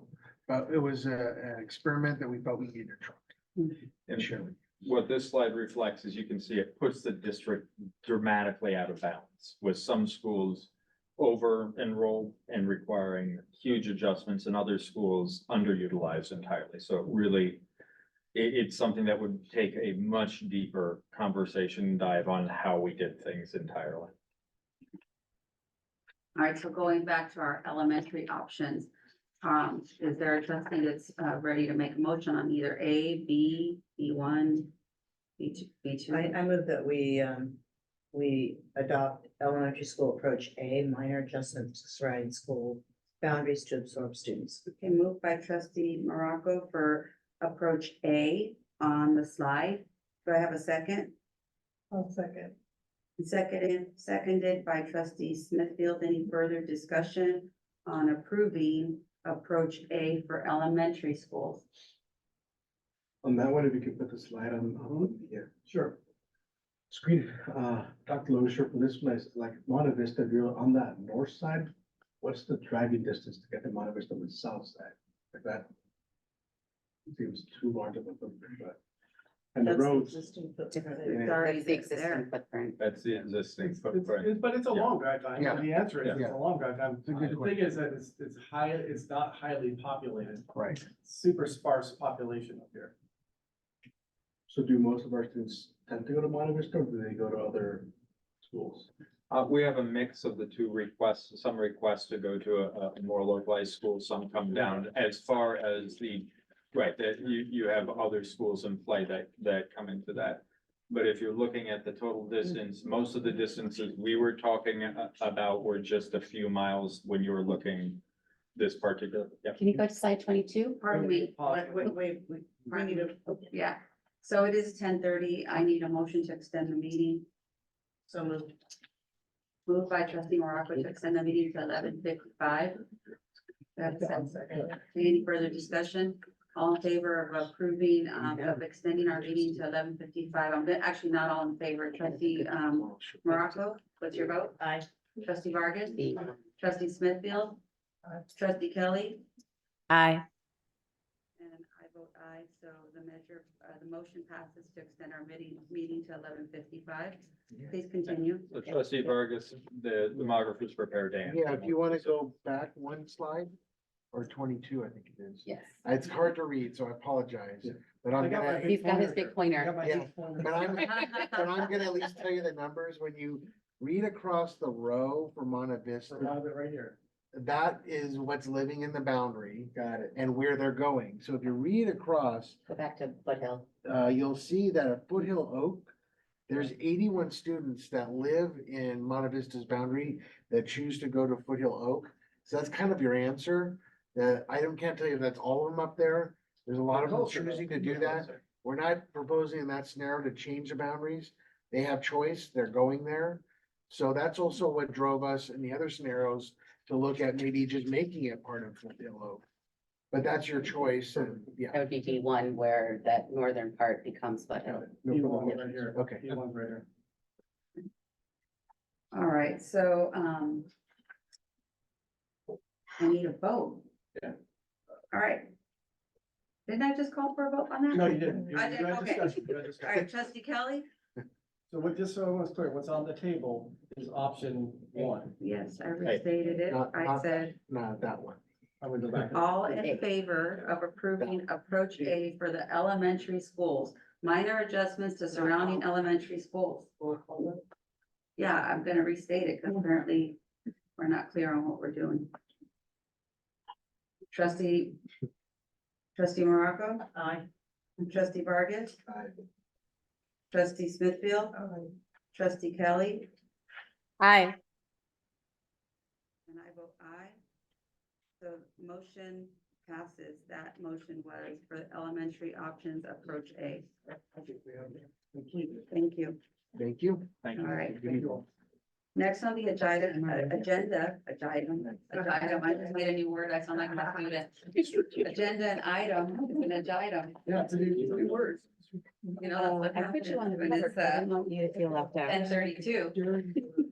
Gentlemen, thank you for being patient with us. We have, Oh, my God. our advisors that will talk to us on the board direction. It's on future bond measures. On July 20th, the board did approve the district to proceed with conducting a community interest survey for a potential new bond. True North has completed the survey with assistance from Team Civic and our financial advisor, Piper Sandler. I will first turn it over to Tim Carney, who will review the results of the survey. I have it right here. I'm good. He has- Clicker. All right. Good evening, Madam President, members of the board, Dr. Doyle, Tim McClarney, President True North Research, and pleasure to be here tonight. So we have a kind of a hop, skip, and a jump presentation through the survey results. We're not going to go into all the details, but I think it gives a good sort of overview of what we accomplished and what some of the results are with respect to the feasibility of a bond measure for November 2024. So shown on this slide here, before we get into the actual results of the study, is the methodology slide, or how we went about conducting the study. Just a quick reminder that this was a survey of likely November 2024 voters. These are voters that we expect to actually cast a ballot in the upcoming November election. We use what's called a stratified and clustered random sampling methodology to ensure that the sample is in fact representative of your likely November voters on all of the dimensions that we know are related to how people tend to vote on these types of bond measures. So we control for age and gender, partisanship, household party type, as well as distribution across the district. Respondents had the option, or we recruited them using 3 different methods: email, text, and telephone. They had the option to participate either by telephone or online, whichever was their preference, as well as in English or Spanish, whichever was their preference. We had set out to do 500 completed interviews, which would allow us to meet the academic standard for statistical reliability. We walked back in the door with 930. And so we overshot in terms of sample size, mainly because your residents were more willing to participate in the study than we sort of anticipated originally, which is all good. And what that allows us to have then is estimates that we'll be sharing tonight.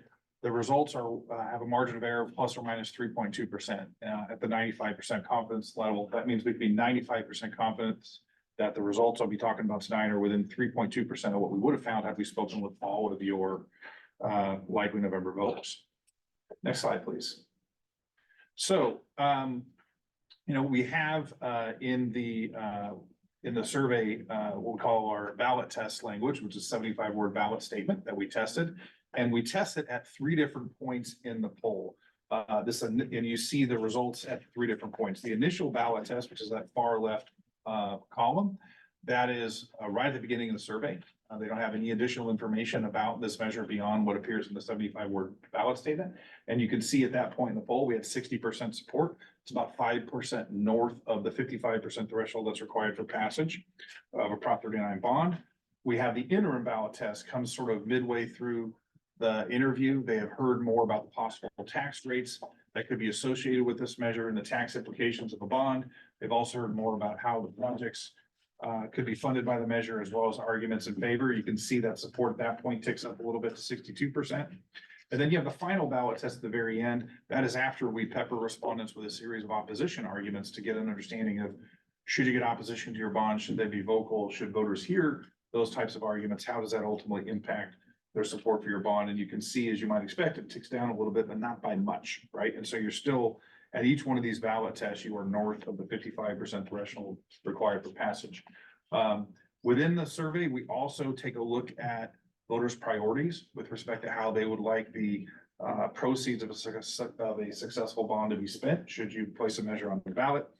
You can see here that most of the items that we tested here had better than 3/4 of your voters say that they would favor spending money on that item. Towards the top of the list are the things that you tend to see that rise to the top of the list in voters' priorities. So basic repairs to your facilities, roofs, plumbing, electrical, that sort of thing. STEM, career tech, those types of projects tend to sort of round out that top part of that chart. But again, all but 2 of those projects on that list had 75% plus of voters say that they would favor spending funds on that item. So in terms of what does all this mean, the main question we're trying to answer with this type of research is it feasible? And what I mean by that is, if you as a board were to choose to move forward with a bond for the November 2024 ballot, does it have a reasonable chance of success? I think based on the survey results, the answer to that question is yes. A lot of the things that we want to see in place for a bond to have a reasonable chance of success, we see in place here. In particular, that voters rated improving the quality of education in local schools as the most important issue facing the community. We had solid national support for that bond, right? That initial ballot test was at 60%. All the projects and improvements that we tested were popular.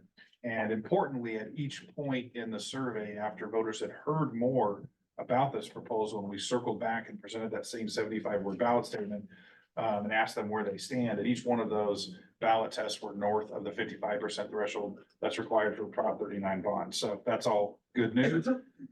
There are some challenges that we want to be sort of thoughtful about in terms of when you're moving forward, sort of, how you would go about structuring this measure. One of which is tax rate sensitivity. We saw some of that in the polls. So deciding what that ultimate tax rate is going to be, it's not a decision that you would make tonight or even for months from now, but ultimately you want to make sure that we're choosing a tax rate that's within the comfort zone of the necessary percentage of your voters. We did see some receptiveness to potential opposition arguments, not a lot, about 5% reduction, but we need to be thinking about that.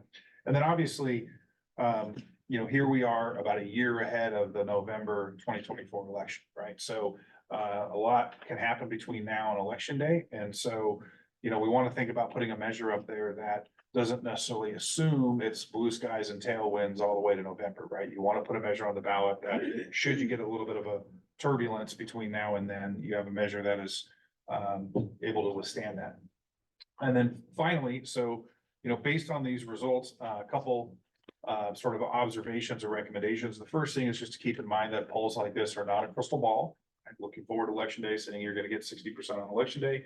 It's a snapshot in time, right? And so what determines what happens on election day isn't what your poll is saying today, it's everything that happens from this point forward. So it's sort of a reminder that, you gotta make smart decisions about how you package this measure in a way so that ultimately it's hopefully aligned with the type of measure your community is interested in supporting.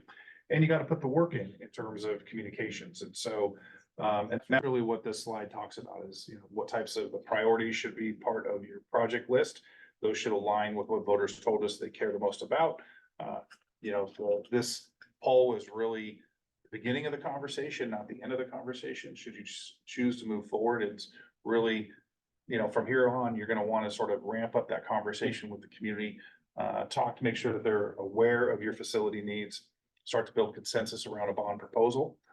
And ultimately, as a board, you wouldn't be making this decision about whether to go or not till well down the line, right? Closer to the filing deadline, that is early August of next year. So there's a lot of time to continue this conversation with the community, get more additional feedback, and then ultimately make that decision. So that's the end of my slides. If there's any questions on these, yes, ma'am. Okay, how did, I refresh my memory because it's been a while. How did you determine likely voters? So the way that works is we can look at the voter file in California, so we know who all the registered voters are.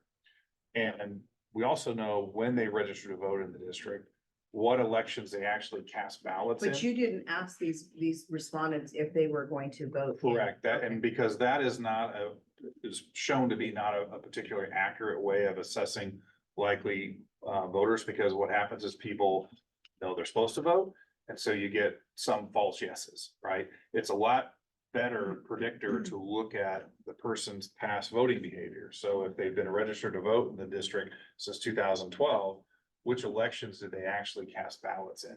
The good news about November 2024, it is a very high turnout election. And so the threshold. I don't know where you're getting your information. All the information I'm getting, I'm looking at all the predictions and they're all predicting low Democrat. For November 2024? Mhm. Yeah, I disagree wholeheartedly. Presidential general elections are the highest turnouts that you're getting in the state of California. Right. and- We're gonna and have there's voter- 80+%. And there's voter fatigue because the two most likely presidential candidates have met up before. Okay, That's everything that I'm looking at is saying that. all right, that we'll there's do a voter- side bet for $5 and then we'll see what happens, but Well, I mean, I suspect it is going to be. not in California necessarily. So, but that's how we predict voter turnout is based on, we can look and know what elections they participated in. And so if you have somebody who has participated in these types of elections in the past, it's a good predictor of whether they're going to be participating in the future. Okay, and I have another question. Sure. When was this survey actually taken? In September. September, so that was Data before, it was before, October 7th. Yes. Okay, so that's another thing that's gonna be impacting voter turnout is, whatever's gonna be going on in Israel. Is causing a lot of, especially with Democrats, and Democrats are the ones that are most likely going to vote yes for this. So, that was September 7th, or September. Did you say September 7th? The data collection period was exactly September 13th through September 19th. Okay. When the data collection was conducted. Are there any other questions from other trustees? Julie, I I'm think, gonna get to everybody else first. Julie, did you have your hand up? No, sorry, I was just moving my hair. Trustee Vargas? So can more polling be done in the future to assess a better assessment of voters in summer of 24? So normally in these types of things, we did a baseline poll, kind of tells you where you are today, gives you some good data on which to start planning and start thinking about a measure preparing. But closer to the filing deadline, typically you're looking at, May, June timeframe. A lot of districts will do what they call a tracking poll, right? So we're closer to the filing deadline, we're closer to the actual election date. And they use those tracking polls to kind of understand where are we now, right? Based on everything that's transpired to this point, fine tune their measure, and then ultimately bring that information back to the board so they can make a decision about whether you're gonna go or not go. So if we get similar data like this in May, June, you still recommend going forward? Yeah, and you need to think about the context, right? So there's polling data, and that gives you some information about kind of where your voters are at, and it gives you an understanding of kind of, okay, voters are with us, let's say. But you also want to sort of step back and look outside of your poll and say, you know, okay, what else are we hearing in the community, right? What are we hearing? How's the board feel about this, right? What other measures might be on the ballot? Kind of what's the overall general sense of how things are moving forward in terms of the economy? You know, there's been this sort of talk about recession for 2 years. It's never happened, right? And now all the indicators are starting to say, well, we're probably not having a recession, right? But so all of these things are gonna change and evolve a little bit by the time you get to that point. But we'll have a better understanding of what November is gonna look like when we're polling in spring. And another comment, this was a question from the 2x2, but like the polling from this is a lot better than the polling that we did 5-6 years ago with the last one, so. Well, you have differences too. You know, the other thing to keep in mind is, you know, over time, like the ballot language has changed. In 2018 was the first year that you had AB 195 ballot language. Prior to that, you didn't have to have certain ballot language there. You know, ultimately, you know, I like to look at kind of not only where your poll numbers are at, but also what November is going to look like, but what are your alternatives, right? Because if you don't go in November of 2024, what's the fallback? Because your facility needs aren't going to go away. They're just probably going to grow. So your fallback then becomes 2026.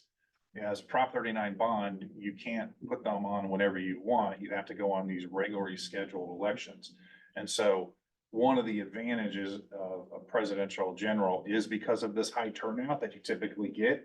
If you look historically at bond passage rates in California over time, that they're generally around 80%, but every time you hit a presidential general, it blips up every time. And the reason for that is when you bring a lot of voters to the polls, right? In a high turnout election, you tend to get an electorate that's a little more tax friendly, right? They tend to be a bit younger. They tend to be a little more left leaning. They tend to have a little different balance of home ownership. And all of those things together tend to give you a little better prospect for bond measures. When you go in really low turnout elections, those tend to be the tougher ones to win in because the electorate itself changes demographically. Thank you. Sure. All right, I have a question. go ahead. So maybe Matt can help me with Uh-huh. this, or Grace, because they were both in these conversations. So we started to talk about this long ago. And then we kind of got, at least I was hearing, I was just the listener. We have to get this going, we have to talk about it because it's getting close to the election. We can't wait till the last minute, but you're kind of saying we can wait till the last minute. No, There's a timeline. We actually have a slide on that. yeah, and Jared would be a good person to sort of cover. We're this walking with through the next timeline, steps. Rosemary. That's what you're referring to. Yes, Any You other want the questions for me? timeline You right want to? now? we have it in the, Right. he's just finishing the actual survey itself. And then Jared's gonna talk about strategy, because it's about strategy and timing. Trustee Kelly, do you have any questions about this portion of the presentation? I do. I was wondering about, let me see how I phrase this. Communities that try to pass a bond and it fails, and then they go at the next cycle. What does the success rate look like? Is it typical that it, you know, you can have a successful vote after an unsuccessful vote, or does it usually go the other way? So, it's certainly possible that you can have a successful vote after an unsuccessful vote, and we've worked with clients that have been in that situation before. I'm a bigger believer in doing it one time, getting it right and winning, as opposed to moving forward, losing, and then trying to regroup and decide what you're gonna put on the ballot after that. Oftentimes, the thing that you kind of want to make some adjustments to your proposal, right? If you go out and let's say you put a proposal on the ballot and you lose, if you turn around and put the exact same proposal back up on the ballot, you know, the next, you know, and sometimes you'll see where they do it in March and they miss, and then they come in November and they try again. if you put the same exact measure on the ballot, it tends to look like you're just not listening. And so the districts that have done this, sometimes they've shot a little high, perhaps on their tax rate, they miss barely, they come back, they make a few adjustments, they adjust their tax rate, and so they've made some changes that are more in line with what voters' sentiments were, and that's how they've been successful.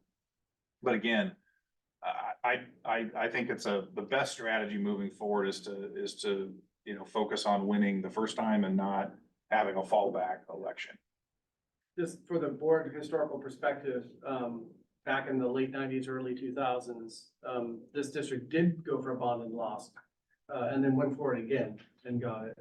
And then earlier, just 8 years ago, there was some consideration on the part of the board to go forward with the bond, and we chose to pause for 2 more years. And then we went forward on it. So we've been kind of been involved in those processes. I don't know if Jared, you were part of the initial one. But yeah, so that has happened in this district. Did you, poll, do you know if the people you polled had kids in the district or? That's a question you have to ask, because that is not on the voter file. And we did ask that question, and you had about 31% of the respondents we spoke with had a child attending in a district school, so somewhere in K-12. So we also got the feeling of the people that aren't involved in the schools, but would they be interested in paying? Yeah, and the majority, obviously, of your likely voters are not gonna have kids in your school currently, and that's why sometimes what you hear from parents is a little different than what you hear from voters in general. Exactly. Yeah, that's what it meant. Okay. All right, back to you, Trustee Kelly, are you done? Yes, I am. Trustee Morocco? And so now, am I correct?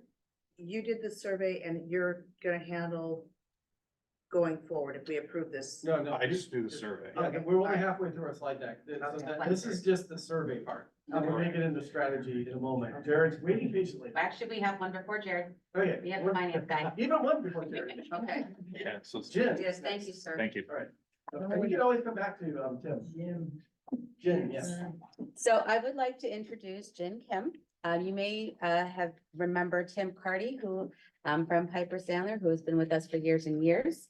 He actually just retired this month after 40 years. Jen and Tim were a pair. So we have Jen here tonight to present the financial components of what a general obligation bond would look like. Thank you, Assistant Superintendent Shackelford. Good evening, Madam President, members of the board, and Superintendent Doyle.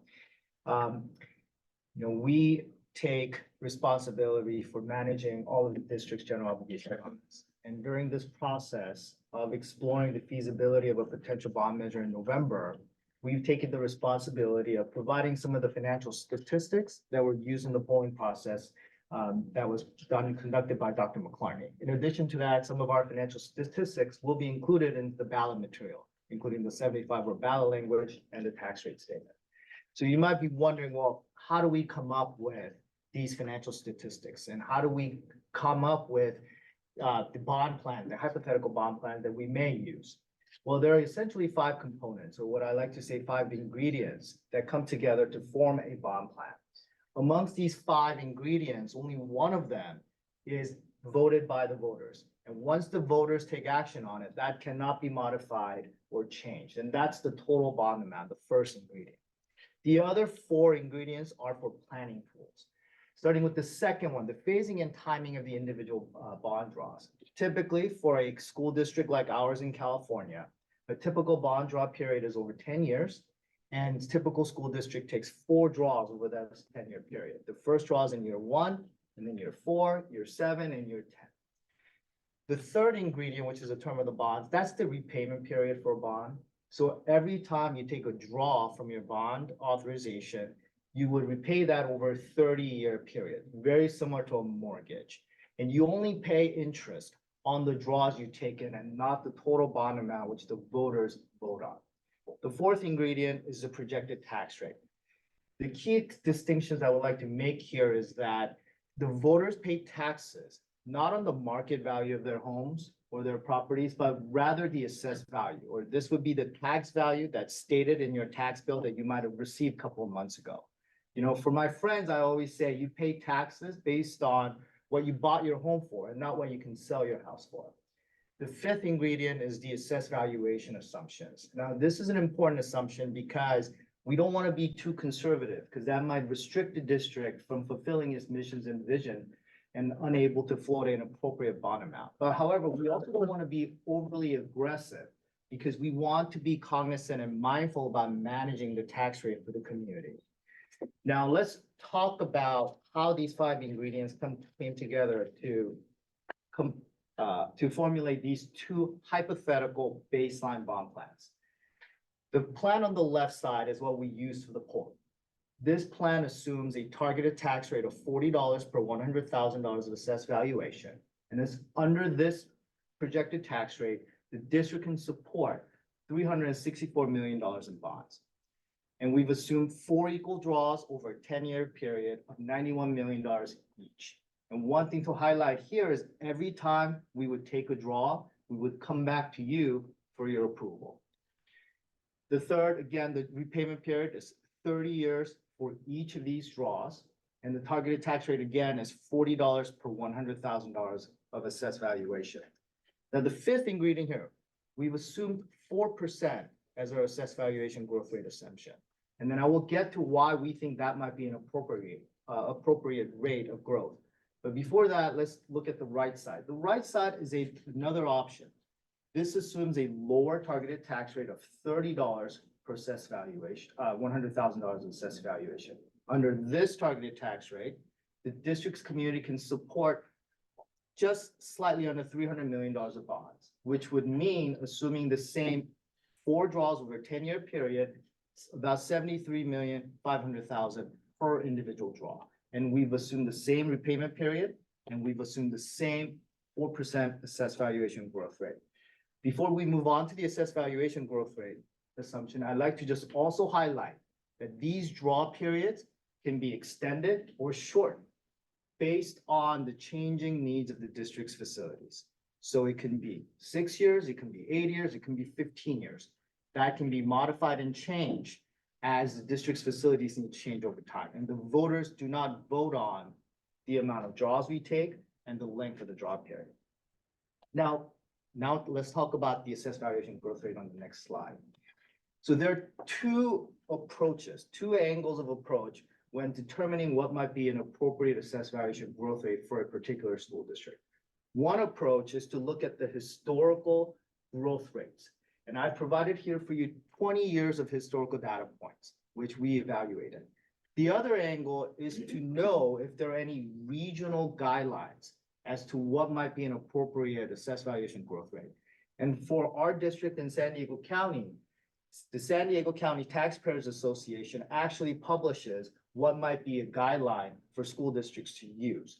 And the guideline states that the school district can use the lesser of either 5% or the 20-year average. In our case, that 20-year average is 4.9%. So we could theoretically use an assessed valuation growth rate of 4.9%. However, we feel that a 4% might be appropriate because when you look at your historical data points, there are some years in which our assessed valuation performed under that. You notice particularly in that teeth of the Great Recession, we've actually saw a slight decrease in assessed valuation growth rate. And then there were a number of years after the recession during that recovery period, which the AV growth rate came in under 4%. However, more recently, we've seen assessed valuations grow beyond 4%. Most recently, we saw about 8% growth rates for the past couple of years. So what we would like to think is that 4% might be appropriate because it's less than the 4.9% because we've seen under 4% growth rates in the past. However, based on the recent growth rate history, it's not too overly conservative where it might restrict the district from achieving its vision and goals. So I know I speak quite fast, and that's a lot of information. So I'm more than happy to answer any questions that you might have. Start with trustee Vargas this time. Questions? Trustee Smithfield? I'm good. Trustee Kelly? No questions, but Thank you. That was an excellent presentation. Trustee Morocco? No questions. All right, seeing no further questions, Thank you. Almost we done. have one more person. One more. Almost Yeah, we have one more person. Jared, thank you for being patient. My pleasure. Thank you for having me. Hi, Jared Boygan with Team Civics. Nice to see you all again.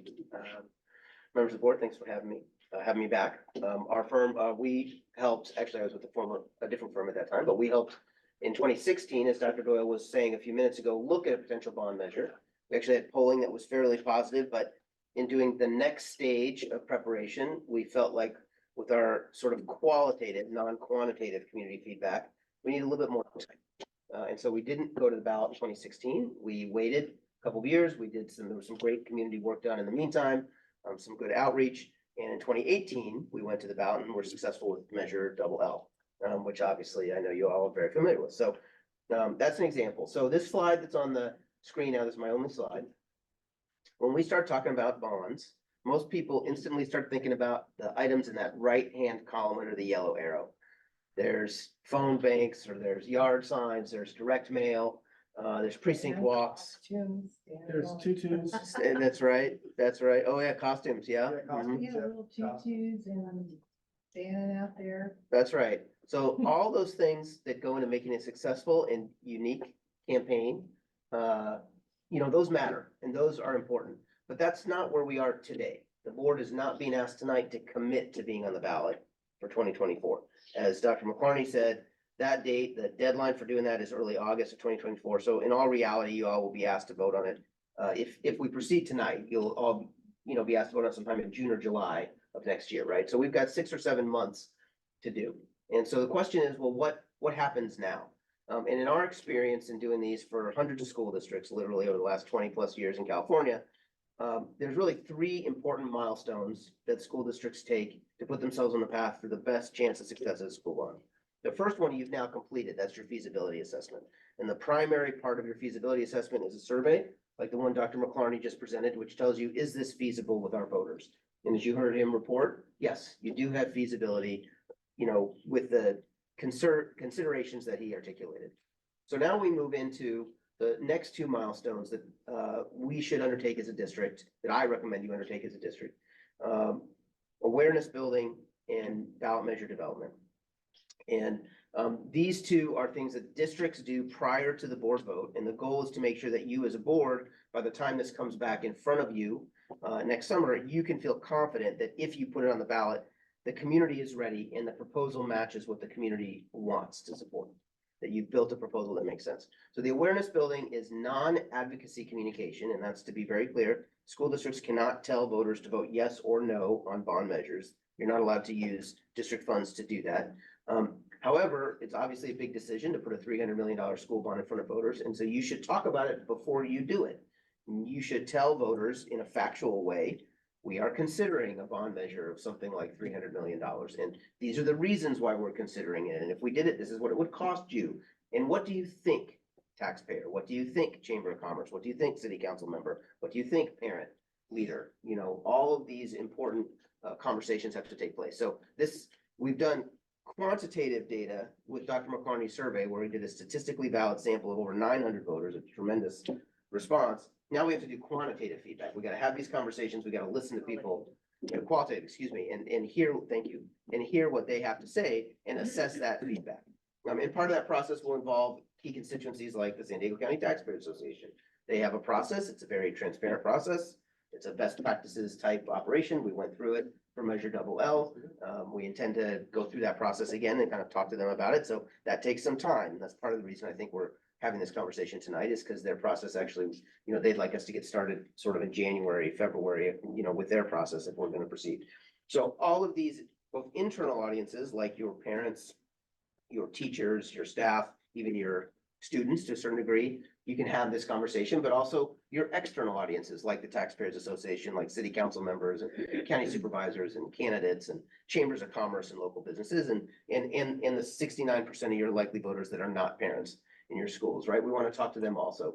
We want to seek their feedback. We want to analyze that feedback. And then at the same time, we're sort of incorporating that feedback into the proposal. So you certainly have a good sense of what your facilities needs are. Obviously, for most districts in California, whatever their bond measure proposal is, it's never gonna meet all the needs.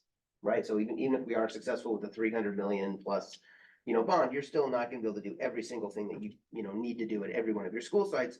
But we will wanna put a proposal together, that your bond council will write, that incorporates what we learned from Dr. McClarney's survey data, but also kind of what we hear from the community as we go through the next 5 or 6 or 7 months of conversations, so that it's it reacts to and reflects community values and community priorities, in particular as it relates to tax rate, right? I mean, Dr. McClarney talked about pricing sensitivity, tax rate sensitivity, so that'll be one of the factors that we'll also keep in mind as we do that. So the goal is to come back to you, if we proceed through this kind of work plan, that we would come back to you in June or July of next year, having done a lot of transparent community outreach in the form of meetings and conversations, also maybe a piece of direct mail or two where we allow people who don't come to board meetings and maybe even don't follow us on social media to have a chance to weigh in also.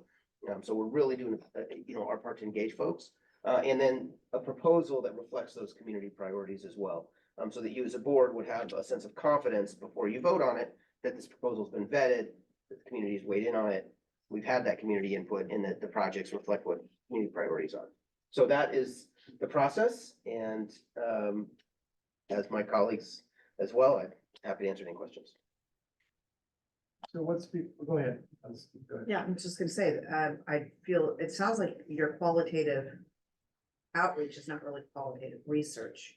Because it's just kind of like willy-nilly, I'm gonna talk to this person and that person.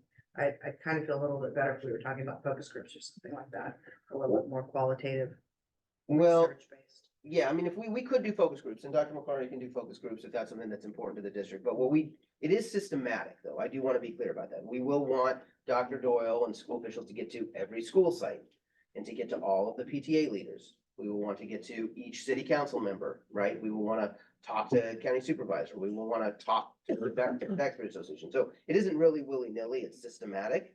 And we may also send out a piece of mail or two to all registered voters, for example, or residents in the district, so that, anybody who wants to give us some feedback has the opportunity to give us some feedback. So we do try to be systematic. We're definitely not willy-nilly about it, but it's not the same as like a 2-hour moderated focus group with a subsample of people. Are you talking about also doing community forums maybe for people? I don't love community forums because the problem in my experience with community forums is you can have a couple people stand up and just kind of take over the entire conversation, and it sometimes isn't constructive. Yeah, So isn't that what isn't that what you're kind of doing, is kind of trying to point people in a certain direction? I'm not pointing them in a direction, but I do want to make sure that we get constructive feedback that you can use as a district. So for example, in 2016, the feedback was we're not ready as a district to go. Mhm. Right? So I'm not trying to point them in a direction that says, yes, go to the ballot. I'm trying to understand, are we on a path where the I see. community is ready to do this, or are we not? So, and what we found over the years is that, I mean, certainly there are some group conversations, like, you may go to a PTA group, RBV parents, right, leadership, that's a group conversation. It's not a one-person conversation. It could be 10 or 12 or 20 parents in a room with the superintendent, and there could be some back and forth. That's not the same as a wide open town hall forum where kind of anything goes. That's a constructive conversation with people who have shared interests and a shared background, and, you can have a real discussion about things. And then a lot of these conversations, are one-on-one, right? I mean, you may talk to, each city council member probably gets a one-on-one coffee with the superintendent to, really be candid, right? So you can hear hard questions and answer hard questions and that kind of thing. So that's how we approach it. Steve Argus? Yep, I saw on your website, so you have Carlsbad, San Marcos, those were both successful. Poway, which bond did you do for them? We worked on the front end work of the last time they went to the ballot, but then they decided not to use us for the campaign committee, and then they went forward and failed. So I'm not sure what happened with the actual campaign, but we did work on the front end work. Got it. So blame the other firm. Well, I'm just saying that's as far as we took it.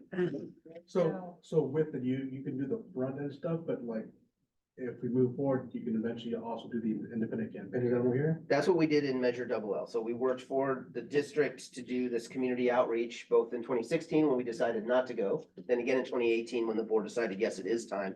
And then the board and the district cannot pay for campaign activity. So a privately funded, volunteer-led committee has to be created, you know, by volunteers. This was led by, you had some very strong parent leaders lead it. We met at the Teachers Association offices. That's where the campaign committee met, and they ran that campaign for Measure Double L, basically out of that teachers union office, and it was volunteer led and private money was raised, and yes, we helped. I was with Jared every step of the way. I was on the team that did that. That's right. So before all that, what is the scope of, so is it just community engagement, education?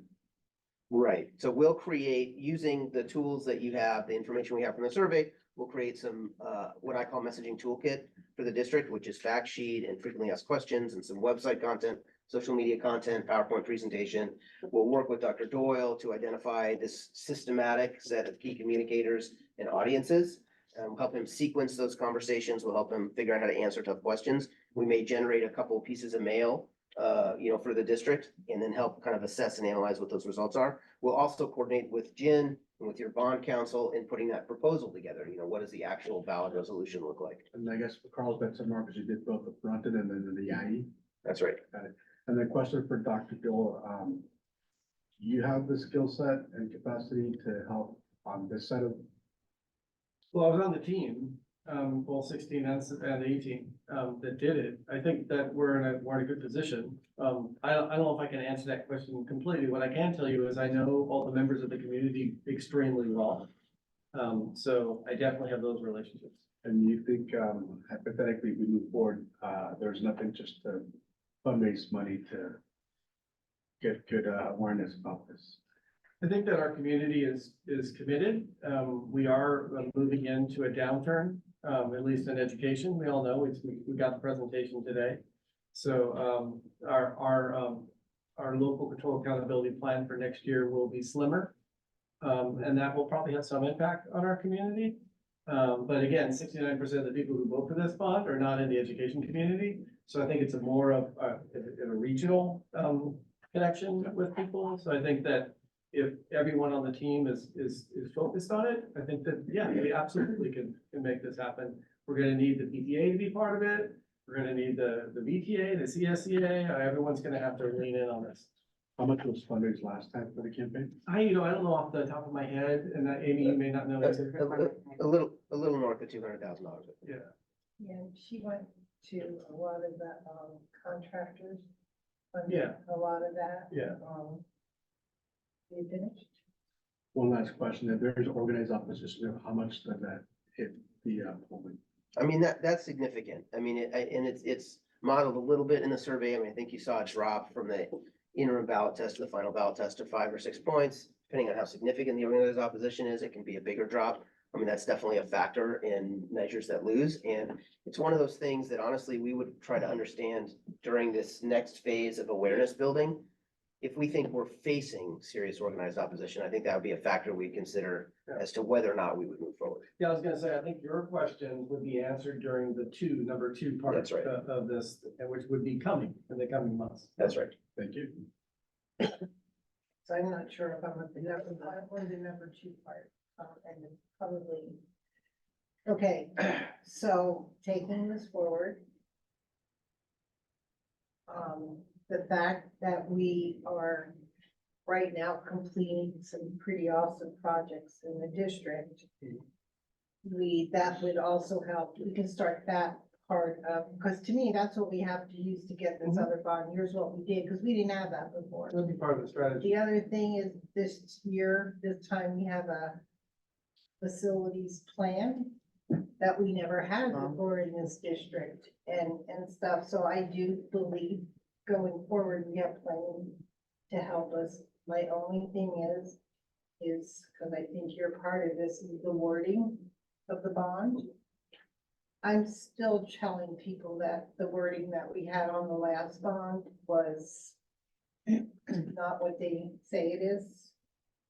And I don't think that was your fault. I think it was the way inside took that message out to get it. It was the messaging, yeah. And kind of did a lot of promising. I see that as people remembering that and saying you didn't fix every single school. Well, honestly, you can't, and it should never, so you gotta cover us on that one. It's tricky because California, sort of the way the rules are set up, you're doomed to fail a little bit in that way because you're supposed to write a project list that's a little bit bigger than you think you can spend now because you may get extra state money later, or cost of construction may be a little lower than you estimate. And if you don't have it on the project list, you can't spend bond dollars on it. So it'd be a problem to go and ask for $300 million and then put what you think is $300 million list together, but then you finish it in 260 million.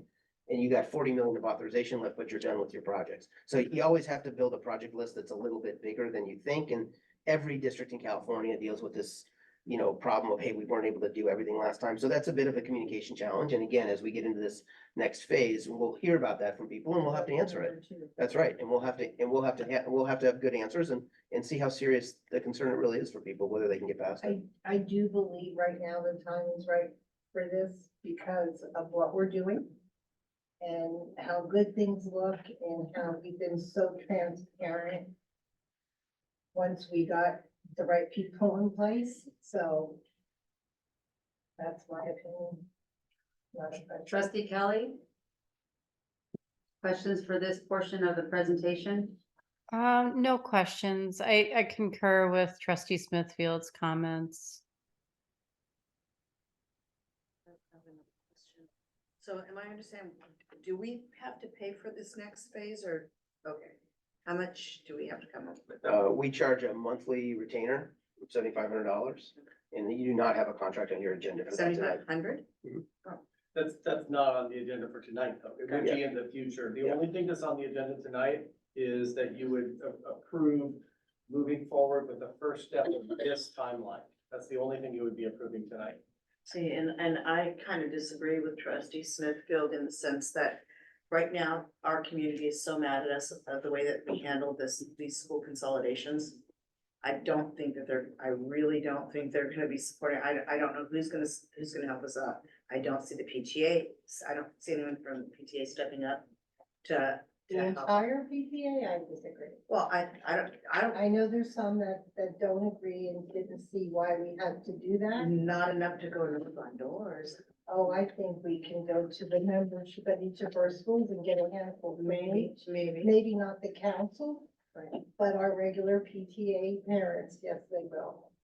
What about teachers? You think they're teachers? Oh, teachers, yes, they want their I think they- facilities fixed. I think that they would vote yes to endorse it, but I'm not sure that they'd show up to knock on doors or dress up as a crayon, Well, I just had a question come to me from that very group saying, are we gonna be able to be really involved in getting this? And then right as that question came through to me, you talked about what you did about how we went to the VTA office and we had our things. So yeah, they're really excited about it. I haven't heard, that's not what I've been hearing, but. Okay. Okay. Well, I Yeah, can I've- show you- I've heard enthusiasm for supporting the bond, and also the majority of people who will vote on it are not currently in the school community. So I think it's possible to get tunnel vision if we're not listening to all the constituents in the community. But my point is that we need more than just, it's not the support from the people in the community. It's the actual going out and being boots on the ground and helping us get the word out and doing the work. Do they support it enough to do the work? That's what my question is. Well, if their president is saying yes, then I think they are. So for me, I think it's the right time, because it's the presidential election. I know our facilities, especially some of the older ones, some of the schools we weren't able to touch because the original list was outlandish and unrealistic, are ready to have facilities upgraded, ready for portables to be removed, ready for things like that, so they don't have to be in a room that is old with plywood falling apart. So I think our staff does want, they do want improved facilities. And yes, it's two things. It's saying officially that our stakeholder groups will give us an official endorsement of it, or if we have a PAC, a political action committee, for them to, endorse it, but then there's also the work of getting folks on the ground, and that's, you know, that's gonna be a task that we're gonna have to organize, if the board chooses to go forward. And, as a person who works in schools that are just falling apart, you know, I understand the urgency of it. Now more than ever, we want to see some of the good things kind of expand to other sites, and all kids deserve facilities that are safe and upgraded and modern. So, I'm going to support the board going forward. That's my perspective. So let's go ahead and, we need consensus to move forward, or it's not a vote. You know, this is direction. Consensus, or set forward, yeah, okay, so, trustee Kelly, how do you feel about moving forward with the plan on the slide, on the second to the last slide? 100%. Trustee Morocco? I've done this for 32 years. Market research, marketing, predicting demographic trends. I know I'm very good at my job, and I'm telling you, I don't see this bond passing, so I'm a no. Trustee Vargas? Let's move forward. Trustee Smithfield? All right, so, there's consensus on the board to move forward with, this timeline on the second to last slide for presentation. Thank you, gentlemen. Thank you for your patience and Feel free your to stay, there'll waiting. be a couple more presentations. We appreciate it. All right, next on the agenda is 17H, Annual Climate Survey Revision for the 2023-24 school year, Better Together. Wait, I think there's one more before. Oh, as you were. Okay, sorry. Wait, I did a presentation. I misspoke.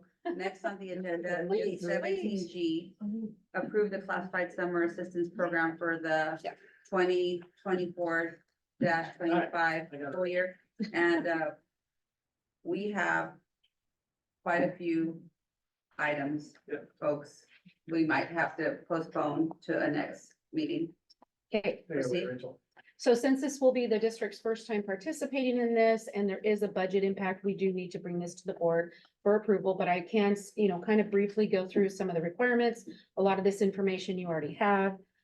This is a state program where they match deductions, payroll deductions from classified employees up to a certain amount. So I have some of those breakdowns. There are some participation requirements. This is only for employees that are 11-month employees. So those that are off during the summer. And they must be employed for at least 1 year prior to taking part. And there is a cap, 62,400. And then they also have to maintain eligibility. So if they change jobs or they don't become eligible, then they would be pulled out. These are the key timelines. I'm actually drafting the memo to classified. If it's approved tonight, they would receive that this week, saying that that we are going to participate. Then they would have till March 1st to complete an application. So I would provide all that information for them. And then in April, we provide an application to the state. In June, we let the classified employees know what the funding is. Right now, there is $90 million at the state level that's budgeted for the entire state. And then the last piece, July 31, and then basically you do the withdrawals through the 24-25 school year. And then you pay the employees. I'll go over that briefly in a minute. And then July 31st is when we seek reimbursement from the state. The classified employee, these are their participation requirements. Basically what I said before, they have to have those deductions. The state will match the funds, specific to what they do, up to 10%. A couple things you might not know, if they have, what is interesting, if they have any hardship during the year, they can kind of withdraw those funds. They just wouldn't get the matching. They can also within 30 days, reduce it or increase it if they'd like to. The district participation requirements, so we would be required to maintain a separate account. We must make payments to the employee over the summer, and we would pay that, then we would seek reimbursement. And it is important, I just want to make sure we all understand that if the $90 million isn't available, then we would not receive reimbursement on the matching funds.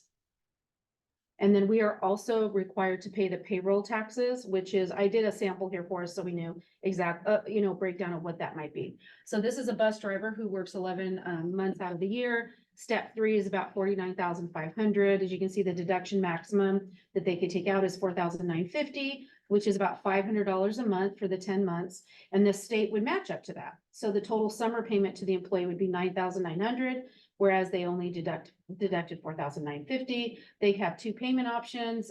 They could do 2 times or 1 time, and that would be during the month of June. And then the district calculation, our expense would be 12.61%. So we would pay the payroll taxes on the state matching funds. Okay.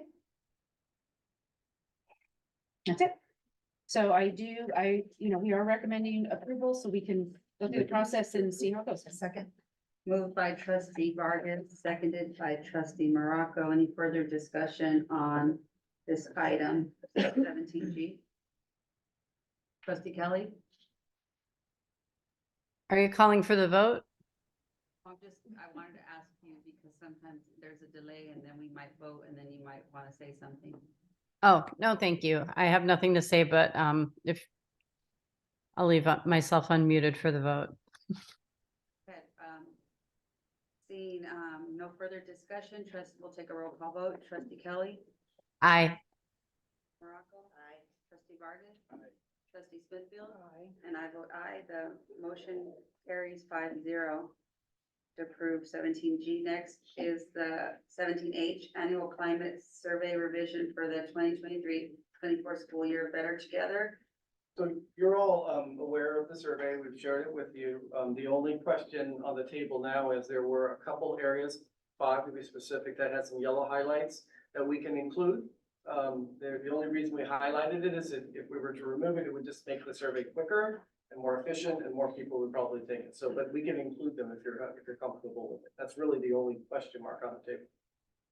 Were they the areas that, if you remember my meeting? They were the principal, or the site administrator sections.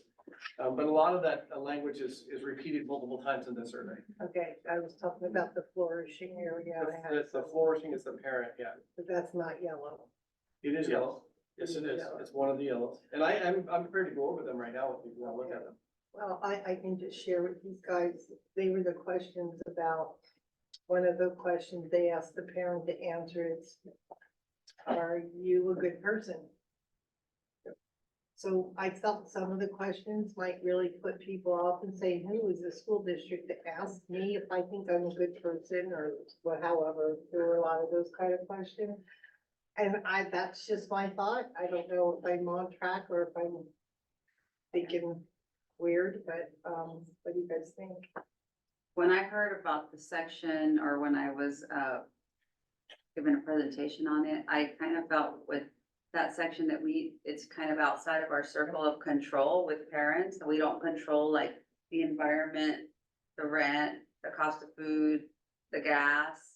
And so if parents don't have their basic needs met or are struggling financially, like we can't really change that. And although it's important to know for one of our students who might be going through obstacles, like what their family situation is, so we can give resources, we really can't change their overall view of how they see themselves thriving or not thriving. So for me, I'd like to take that out. Are there any other yellow areas you want to talk about with consideration for removing? All right, so there was one with instructional leadership, right? And that is being asked of the teachers, right? What they. Well, they're in a number of sections, like one of them is the teacher. Okay, so show me, you said that it might be redundant. Show, where else would that instructional leadership be asking the same questions? They're not identical questions, but they're in other sections like in sense of belonging, spread out in at other schools. This one I'm showing you is the classified survey. They're all yellow highlighted. The other one is, I'm trying to get to it right here. Parent community involvement is another one, so it's not just administrator feedback. we can leave them in. There's nothing, it doesn't hurt the survey by leaving them in. We just wanted to bring it to your attention.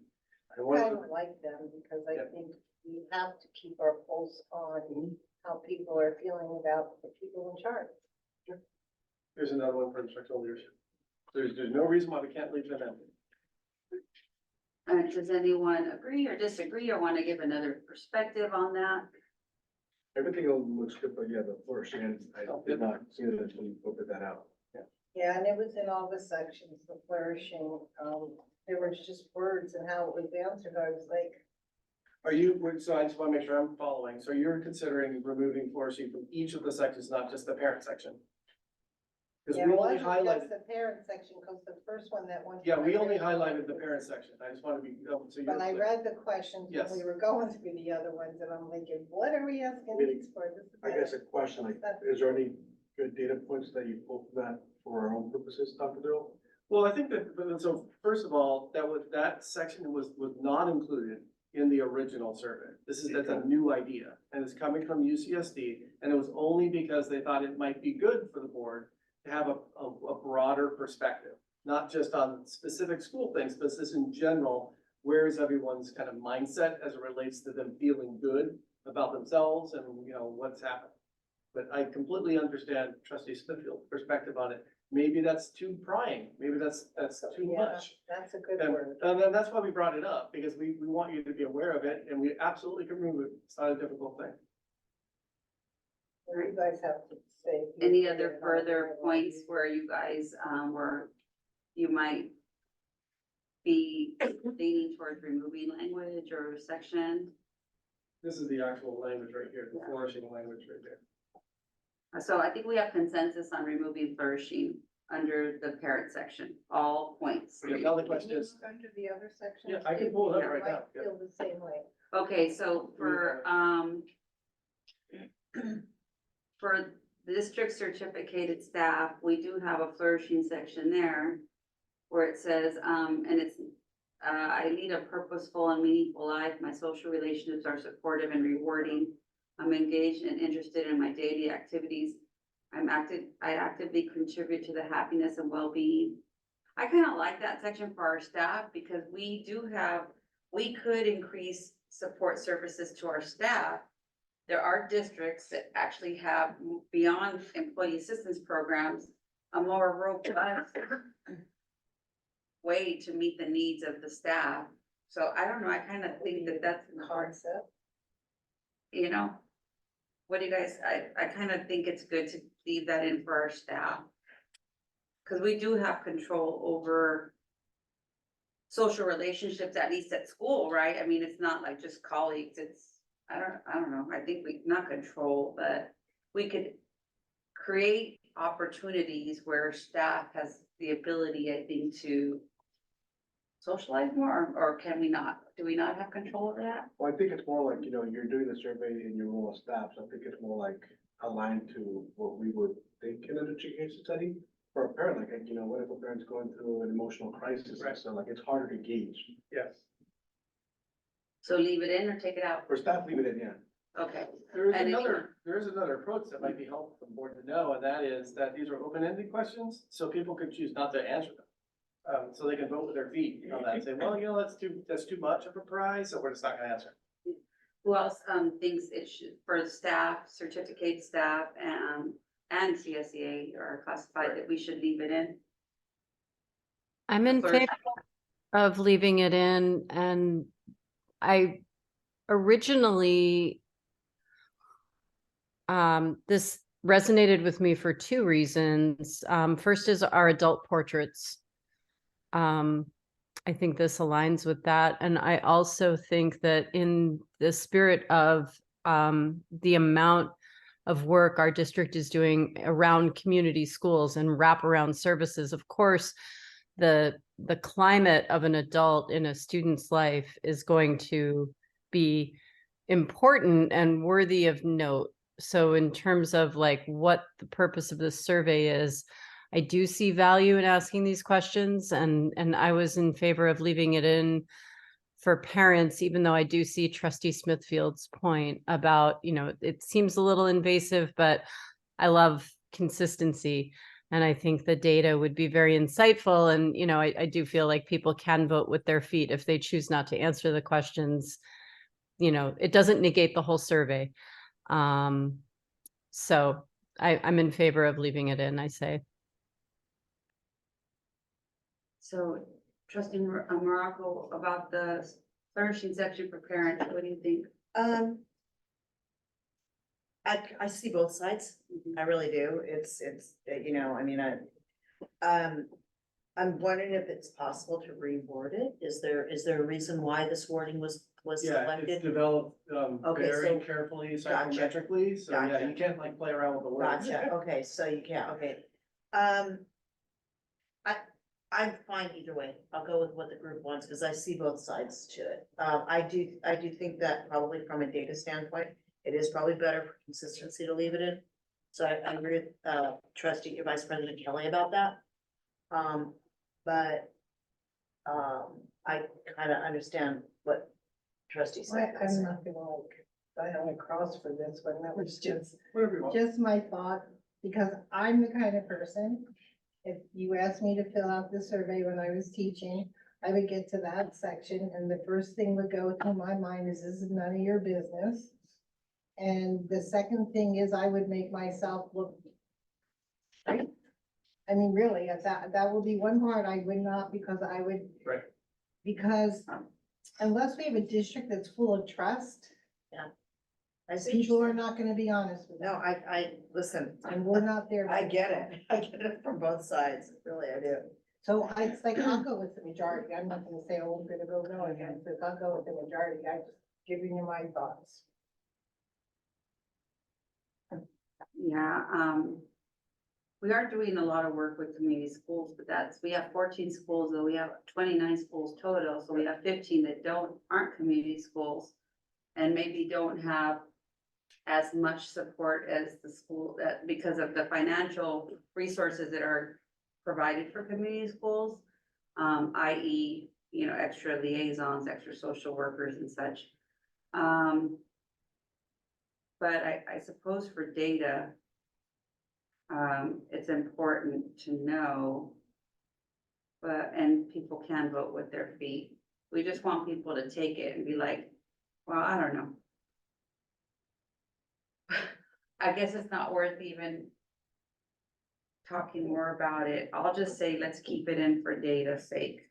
We don't know what you don't know, but I still think we have no control over outside factors, so.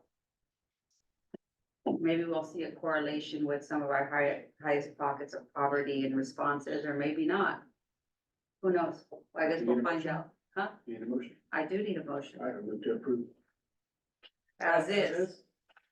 No, didn't we make some, No, that's the whole flourishing section. That was the whole Was that the only section. part? Okay. The whole flourishing Second. section. So, moved by trustee Vargas to accept the annual climate survey revision as is, with no changes to any section, seconded by trustee Morocco. All in no. Calling for a roll call vote, trustee Smithfield? I think there might be a discussion with, Julie. Oh, yes? Thank you for noticing.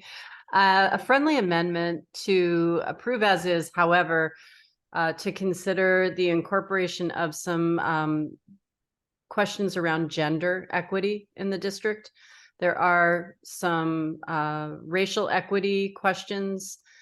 I looked, as we were just discussing it, I was trying to find the page to reference, and I'll have to rely on Dr. Doyle to to find it for me. But when I had my 2x2 meeting to review the survey, one thing that struck me was that we did specifically ask some questions about, and Dr. Doyle, you'll have to share the wording for me, but we were not delving into anything related to gender equity, and I think we need to. There's a whole thing on reverse learning opportunities and everything. But specifically to how people who identify as male or female or non-binary see themselves. Right. Specifically. More like the male, female. that the voice of women, I think, is not uniquely included here. That we were delving into questions about, you know, feeling like your perspective is valued as a person of color. But I think we need to ask a similar question about being female in our district. Well, then we need to get into how do you feel LGBTQ. That's on there. It's on page 46. That's but, on there. Okay, it's on there. It's on there. What I can do is have Alan develop a couple samples, but I would have to run it back by the board again. And that's fine, we can delay it for a month, it's not the end of the world. Is anyone in agreement with trustee Kelly that we should add, information about women? Trustee Kelly, you made the amendment. I'm happy to accept the amendment. Okay. Thank you. So trustee Vargas accepted the friendly amendment to have Dr. Doyle go back to Dr. Daly to add, no? To act, so I mean, Dr. Doyle is gonna have to go back to Dr. Daly. Right. Yeah. Okay. All right, okay, so I have a first, no, it was motioned by trustee Vargas, it was, I have a comment about what we're talking about this one, about the women. School districts are predominantly women. So to say, is the woman's voice heard? I mean, I know we have a male superintendent, but we're mostly women in this profession. So if we're gonna do that, and we're in an equity district, we need to ask everybody. It's a male voice. If you're in a school with a woman principal and you're one of, I've been in schools where we had one male teacher in the whole school. Was his voice ever listened to? Absolutely not. I think Julie was referring to the student part of it, if I'm not mistaken. Yeah, I was referring to the student part and to gender bias in the classroom. And what about the parents too, that they might be scared, that might be going on at home too? I can absolutely take that back with Dr. Daly. I'm pretty confident we can integrate that into the survey. It wouldn't be a major change to the survey. It would be a minor adjustment to the survey. Perfect. all right, so we, had trustee Vargas accept trustee Kelly's friendly amendment of including some type of language that refers to gender and gender equity, i.e. female students being heard in the More represented, classroom more or represented in the classroom, something to that extreme. All right, we'll go to a roll call vote. Trustee Smithfield? Trustee Vargas? Aye. Trustee Morocco? Aye. Trustee Kelly?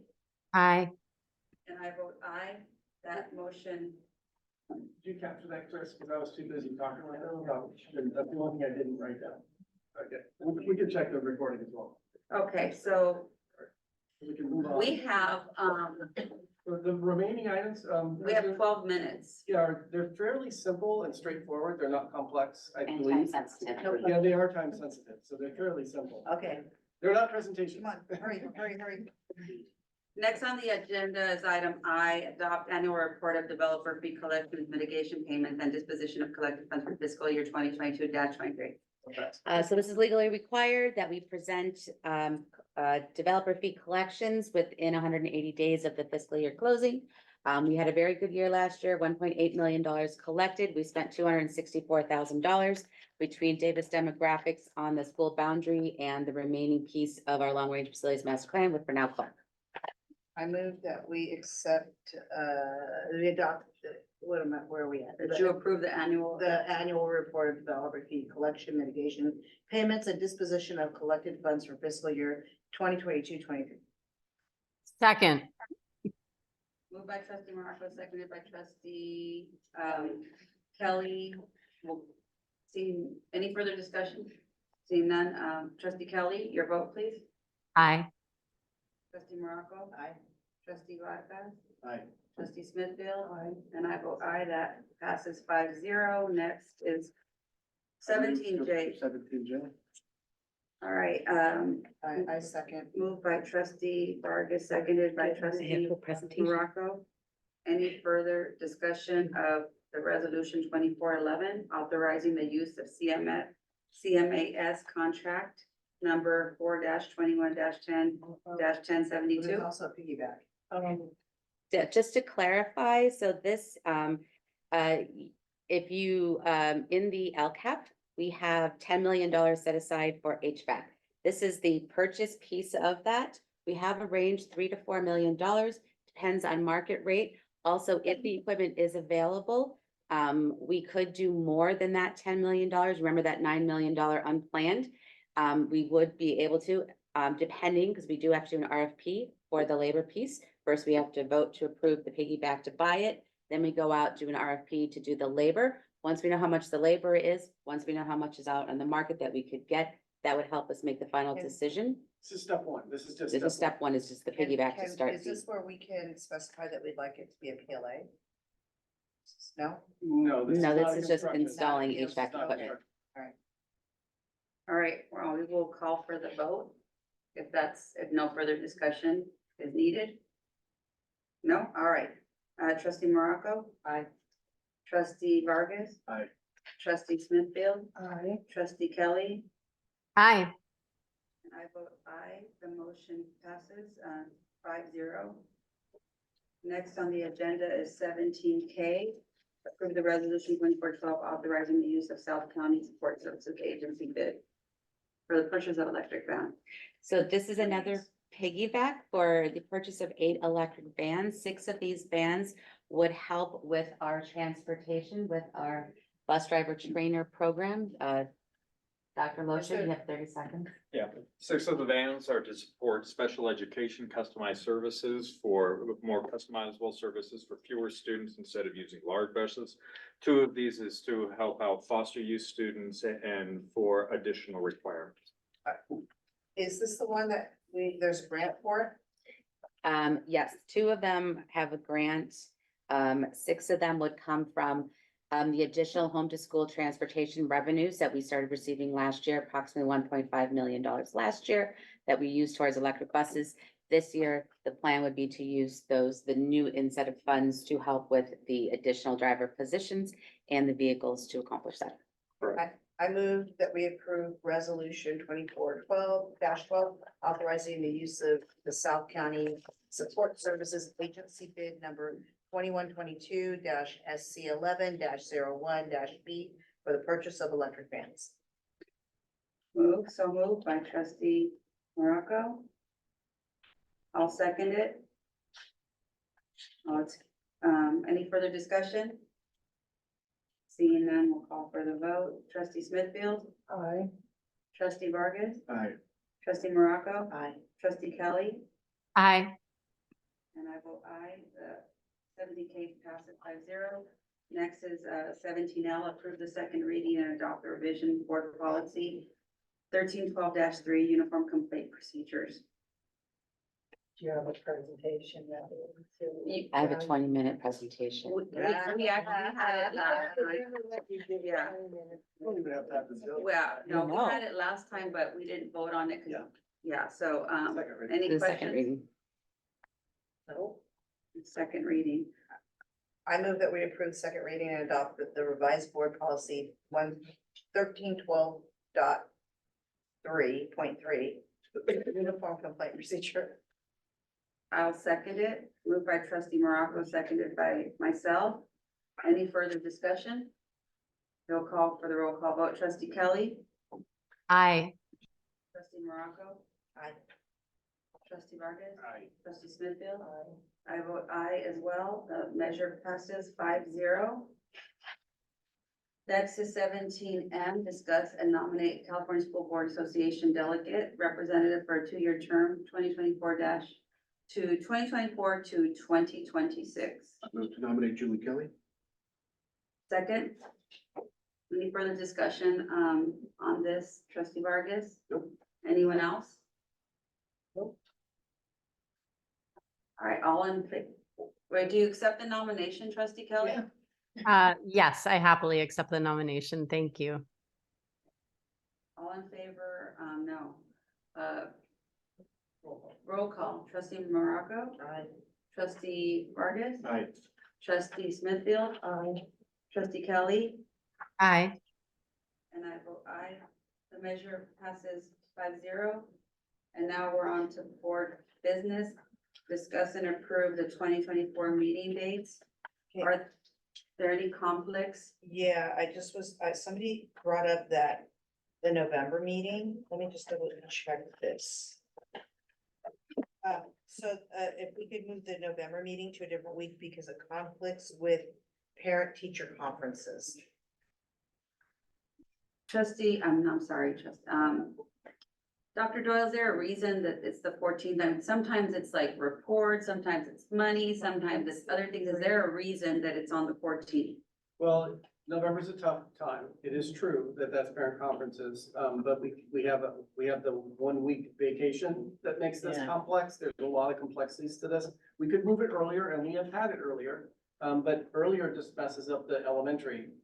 So we have middle school and elementary, so it's a tough situation. What do you mean earlier messes up elementary? We could move it, Explain more. we could move it a week earlier. I don't have the dates in front of me in terms of what the elementary are. Christine, I don't know if you have them.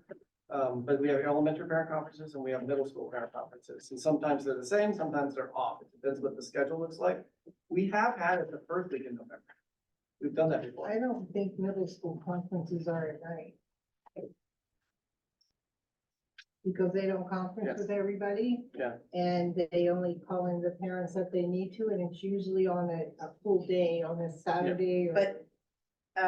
But elementary conferences, it would Yes. definitely interfere. And I don't have the, did someone pull up the Yeah, I agenda did. for next year? I don't know what the So, dates are. Conference week, November 12th, 13th, 14th. For which grade level? It's the 12th through the 15th in K-5, 13th and 14th is 16th. Okay, so we can do it the week earlier. Well, it's on the ninth here, if that works. That's No. not in that. No, it's November 14th. Okay, but I have November 9th. Are we all looking at the same day? November 14th. the board book. That's this year's. November 14th. Yeah, you're looking at the wrong one. This is for this year. So we can move it to, what date would that be? What's the Thursday? November 7th would be the Wait, first week. when is election day? 2024, when's election day? November 5th. The 5th. So we could have it on the 7th and it wouldn't interfere with anything like that. So it could be November 7th. Could be a Okay. possible adjustment. That works. Are you guys amenable to November 7th? Works for me. I do this year's calendar, and I'm like, look at all those meetings. for That works for me. And All there's- right. Trustee Kelly, does the 7th work for you? Yes. And Smithville, it works for you? All right, so we'll move that to the 7th. And then there's two other dates I have here. What is not on the agenda, the proposed agenda, are potential facility workshops. Wait, hold on, before we do that, we still have. Rena, you do you want Yeah, to I say have something? an absolute conflict. I cannot make April 25th for the budget workshop, so.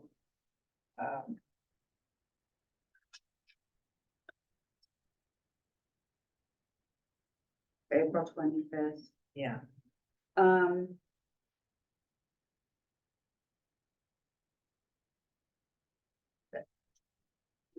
Sorry, I'm looking at the wrong year, online. That's a special workshop, so Right. that can be adjusted. The only ones that can are the regular ones. yeah, but that's the budget one, so we have to get it before the LCAP. Yeah, well, that's one, yeah. May, Pardon me? the second one in May. Yeah, we're doing two with Okay. budget. Yeah. We're doing two with. Yeah, budget. we probably should do. It would have to be sooner, not later. Yeah, so maybe like April 4th. That's spring break. Spring That's break. spring break, Okay, well, yeah. that won't work now. How about the 18th? Yeah. Oh, that's, we have the working, Yeah. okay, so forget about that. Yeah. All right, So, Well, we'll just proceed with it and have more people there, since we're gonna have two. I hate to miss that because it's important, but I absolutely cannot miss All it. right, any other conflicts? I would conflict August 8th, but we need to move on. We're that's fine with me. August 8th, that was a special, yeah, we can have, That's regular. no, it's regular. that's a regular. Okay, so you just won't be here. Unless someone else has a conflict with the 8th. I don't have a problem moving it. I don't wanna move it, cause the next week is like my first day of Oh, like of okay. work That's and tough. stuff like That's tough, that. yeah. When I'm trying, I mean, for me, I have to be there for my kids. So we'll just proceed if no one else has a conflict with the 8th. All right, any other ones that are difficult for folks to I make? have both the ones in June are I mean, it's not a big deal. I mean, I have a little bit of conflict that I can miss that. I can miss that. Yeah, those are tough because we don't have a lot of wiggle room because Yeah. the state requires us to Don't have worry 2 about it. meetings. Don't worry about it. It's not a problem. Yeah. I have a conflict with the May date. I think it was 23rd. It's my open house, but I can ask my principal to have it a day earlier and she's done that for me, so I'll try that. Okay. That was a special board meeting, correct? That's the 23rd? budget workshop. Both those are so So, important. but I'll be at the first one. Yep. So at least we have one.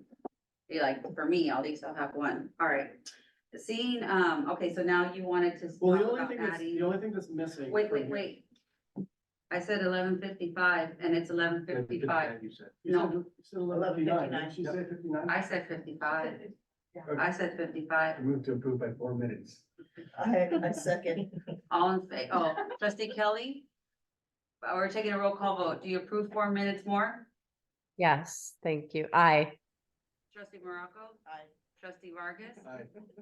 Trustee Smithfield? Aye. And I vote aye. This is why I was like, come on, Fred. Yeah, let's back to well, we're the- almost to there. the- We're almost there. It's all good. So Yeah. January 20 potentially and February 28th potentially could be a facilities workshops in the event that we need them. We just wanted to get placeholders. January 25th and February 28th. We just wanted to have some placeholders. Can't do February 28th. Well, let's start with 25th. It's 25th. January 25th, Yeah, I can do start that. with that. Okay, Julie? Okay. Okay, we're good on that? The next one, February 28th. February 28th. You can't do the 28th. I cannot do the 28th. Okay. Anyone else? We just have a deal like secondary tab for, you can miss it. It's up to the It's board. a placeholder and we Yeah, might we not, have- okay. We have 2 So how about we placeholders. put it down as a placeholder, but then we might not need it? Yeah, I just wanted to get Is that something on okay? paper. Okay, So then someone would make a motion to make those 2 adjustments for this agenda, adding January 25th and February 28th. all right, Make that motion, what he said. I Second. all right. Moved by trustee Smithfield, seconded by trustee Vargas to add January 25th and February 28th as special board Facility meetings, workshops. facility workshops, placeholders. And, okay. We'll take the roll call. Trustee Morocco, Aye. trustee Vargas, Aye. trustee Smithfield, trustee Kelly, Aye. and I vote aye, so that is, that passes 5-0.